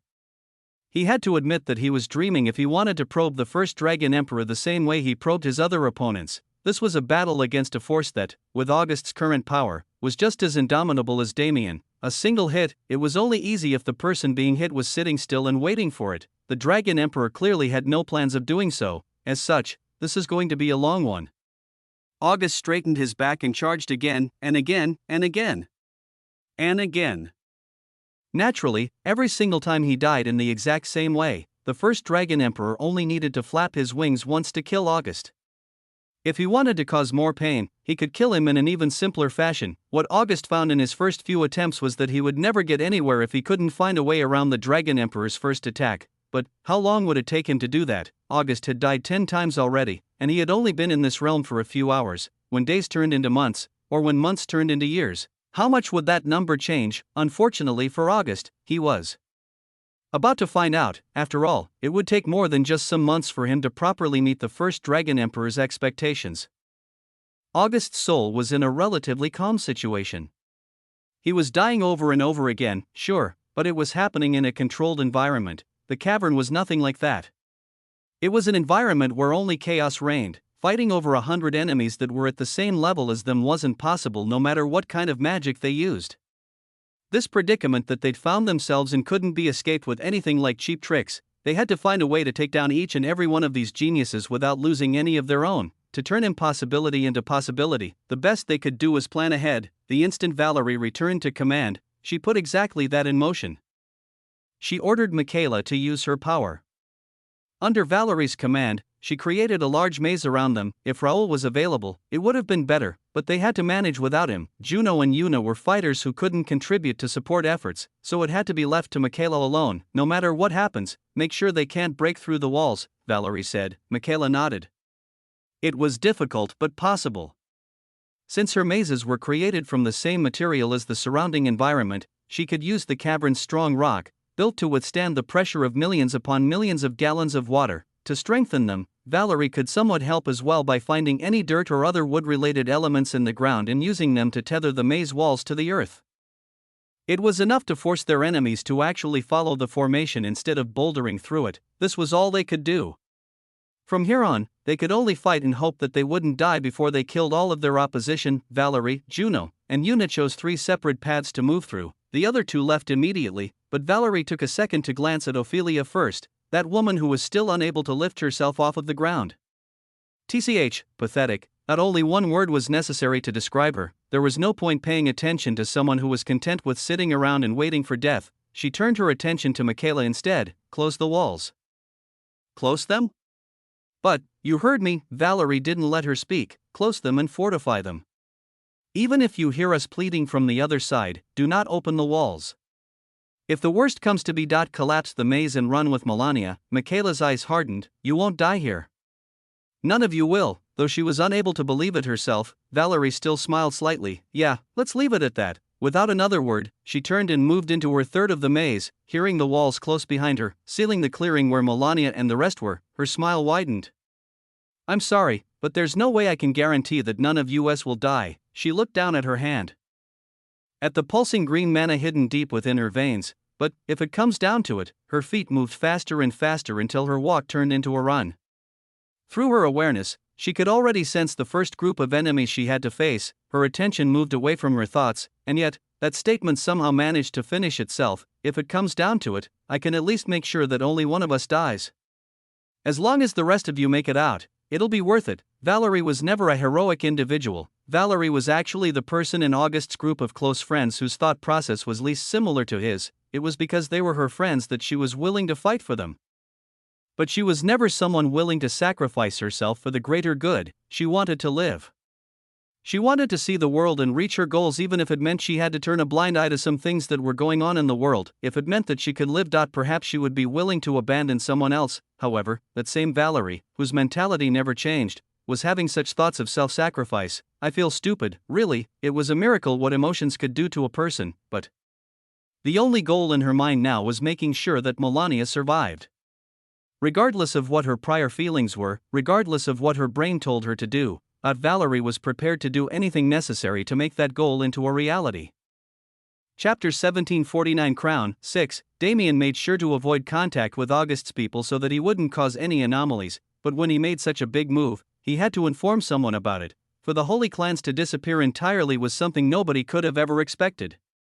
And, when it happened when the Holy Dragons themselves were gone, it became even more of an unexpected boon. Those 6 dragons weren't even in Aurelian anymore. They were in the heavenly world, prioritizing the artifacts Rose stole over everything else in the kingdom. After all, if they regained those artifacts, then the kingdom's destruction wouldn't matter anymore. They could just create a new one. Nevertheless, their presence being non-existent in the realm gave August's forces more room to move freely. Now that they were only dealing with nobles and forsaken dragons, they didn't have to keep being cautious about the movements of other uninvolved parties. Damien contacted Alchrist with a short message to let him know the Holy Clans are no longer a problem. Act without caution. That message alone found its way into the former Holy Dragon's ears, causing him to stumble a bit in surprise. Sorry? All of them, he tried to communicate back, but that seemed to be an impossibility. Damien's presence was already gone from his mind. As expected, great beings are hard to talk to. Alchrist smiled wryly. He thought he was someone great until he met that person, but since his horizons had been broadened, there wasn't much for him to say. That person would not lie about such important matters. Rather, that person saw no point in lying from his position above the clouds. If he said that the Holy Clans were dealt with, boy, you were lucky to have such a man as your father. Alchrist sent a message to August that naturally went unheard. As Damien said, they could now act without caution. All of the more powerful members of their force had remained on the backlands for the most part so as not to provoke the powerhouses from the other side to act too early. Originally, it was only because they believed that the Holy Clans would also get involved if they saw so many ancient dragons and others close to that level dying. But there was no need to hesitate anymore, was there? There was only one force close to the level of a Holy Dragon left on the enemy side, and that was none other than Hendrix himself. By the time Alchrist finished processing Damien's message, he was already in the air, flying towards that man's last known position, and, when he sent the word to Yusuf, who then spread it to anyone else who needed to know, many others started moving as well. Calling it an indiscriminate massacre wouldn't be right. There were definitely a few specific clans and people who were innocent and not drenched in the same sin as their peers. Those people had been properly listed in the information Yusuf received and were crossed off the list of targets. It was unknown how August managed to get that information, but it was inconsequential. None of them wanted to kill innocent people. If they did slaughter everyone they saw without worrying about right or wrong, then how different would they be from the enemies they scorned with their righteous eyes? Every single person fighting under August's banner was forced to keep that fact in mind as they moved. The people who stood at the heads of the noble clans, the people who represented the forsaken dragons, they now shared one thing in common: their fortresses were being encroached on by incredibly powerful enemies whose only goal was to kill them. When did everything go wrong? Right, the moment I decided to allow their actions, fate turned against us. Hendricks sighed to himself. He understood that their plans had gone awry long ago. Rather, the moment he saw his citizens murdering children without remorse, he realized that there was no hope left. This was not the populace he ruled. These were not the same people who lived with him and peacefully coexisted for eons. What kind of bloodthirsty madman had he released into the world? Hendricks was able to justify his actions back then because he didn't realize just how bad their bloodlust was. He believed that not many would have to die in order for their clan to attain peace, so he assumed that if he apologized in his heart, he would be able to forgive himself. He was wrong. Everything he believed was wrong. He was blinded by the golden lens through which he viewed his people. Because he could contain himself without blood, he thought that they would regain their senses eventually after getting it out of their system. How was he to know that they would become addicted to the sensation of killing? What was supposed to be a short event had become a war that threatened their extermination, and all he could do is fight. In the end, regardless of who they became or how he felt about them, he was their king. He was the person who was supposed to lead them and give them stability. They had gone too far down this path to turn back now. Even if he said something, none of them would be willing to retreat. Perhaps it was of their own doing, but hundreds of thousands of their brothers and sisters had died. They would not retreat without spilling more enemy blood. Their chosen leader was supposed to be the one who ruled them, but in this moment, he chose to be ruled by their opinions instead. If they wanted to fight until the last man, then he was willing to fight alongside them. He sighed to himself as he felt a presence approach. This place was relatively far from where his people were. Out of range enough to keep them away from the damage the fight caused, but close enough for him to always remain aware of their circumstances. Nevertheless, he didn't have much time to think about them at the moment. A daunting foe had approached, with glistening green scales and a domineering appearance. Alchrist Revel flew in the skies above Hendricks. He stood up from where he sat, his body transforming. His form was still mainly draconic, however, his scales were made of metallic material and had a dirt-like appearance. There were jagged pieces of earth sticking out of his body in many places, replacing other draconic features like his horns. It was the appearance of a dragon who was forced to embrace the earth to survive. It may have been less regal than Alchrist's form, but it contained a far greater story. He did not flap his wings to fly. He didn't have wings in the first place, however, hovering his body with mana was not a problem. Hendricks met Alchrist in the air, fully aware of the nuances behind this fight. If he lost here, then his people would be exterminated. Worse, they would be enslaved and even their future generations would suffer the consequences of their misdeeds. Regardless of right or wrong, he had to win for their sake. That was his fate as king. Chapter 1750 Crown 7. Yuna had stealth aiding her. She was able to move through crowds of enemies unnoticed and pick them off one by one to give herself some leeway. However, Juno and Valerie only had one thing to rely on. As someone who used fire, Juno's fight against the Liqua clan geniuses was the same as August's fight against Raphael. He could win against all of them as long as he could produce powerful laws. On Valerie's side, water was naturally supportive of wood. Technically, they wouldn't be able to harm her as long as she used their laws to enhance her own. Of course, the Liqua clan's water was acidic and incompatible with life, but Valerie could dissect the essence of the law and find the pure essence of water within, destabilizing their attacks and empowering her own. Obviously, that was just as hard as it sounded. Valerie knew what she needed to do.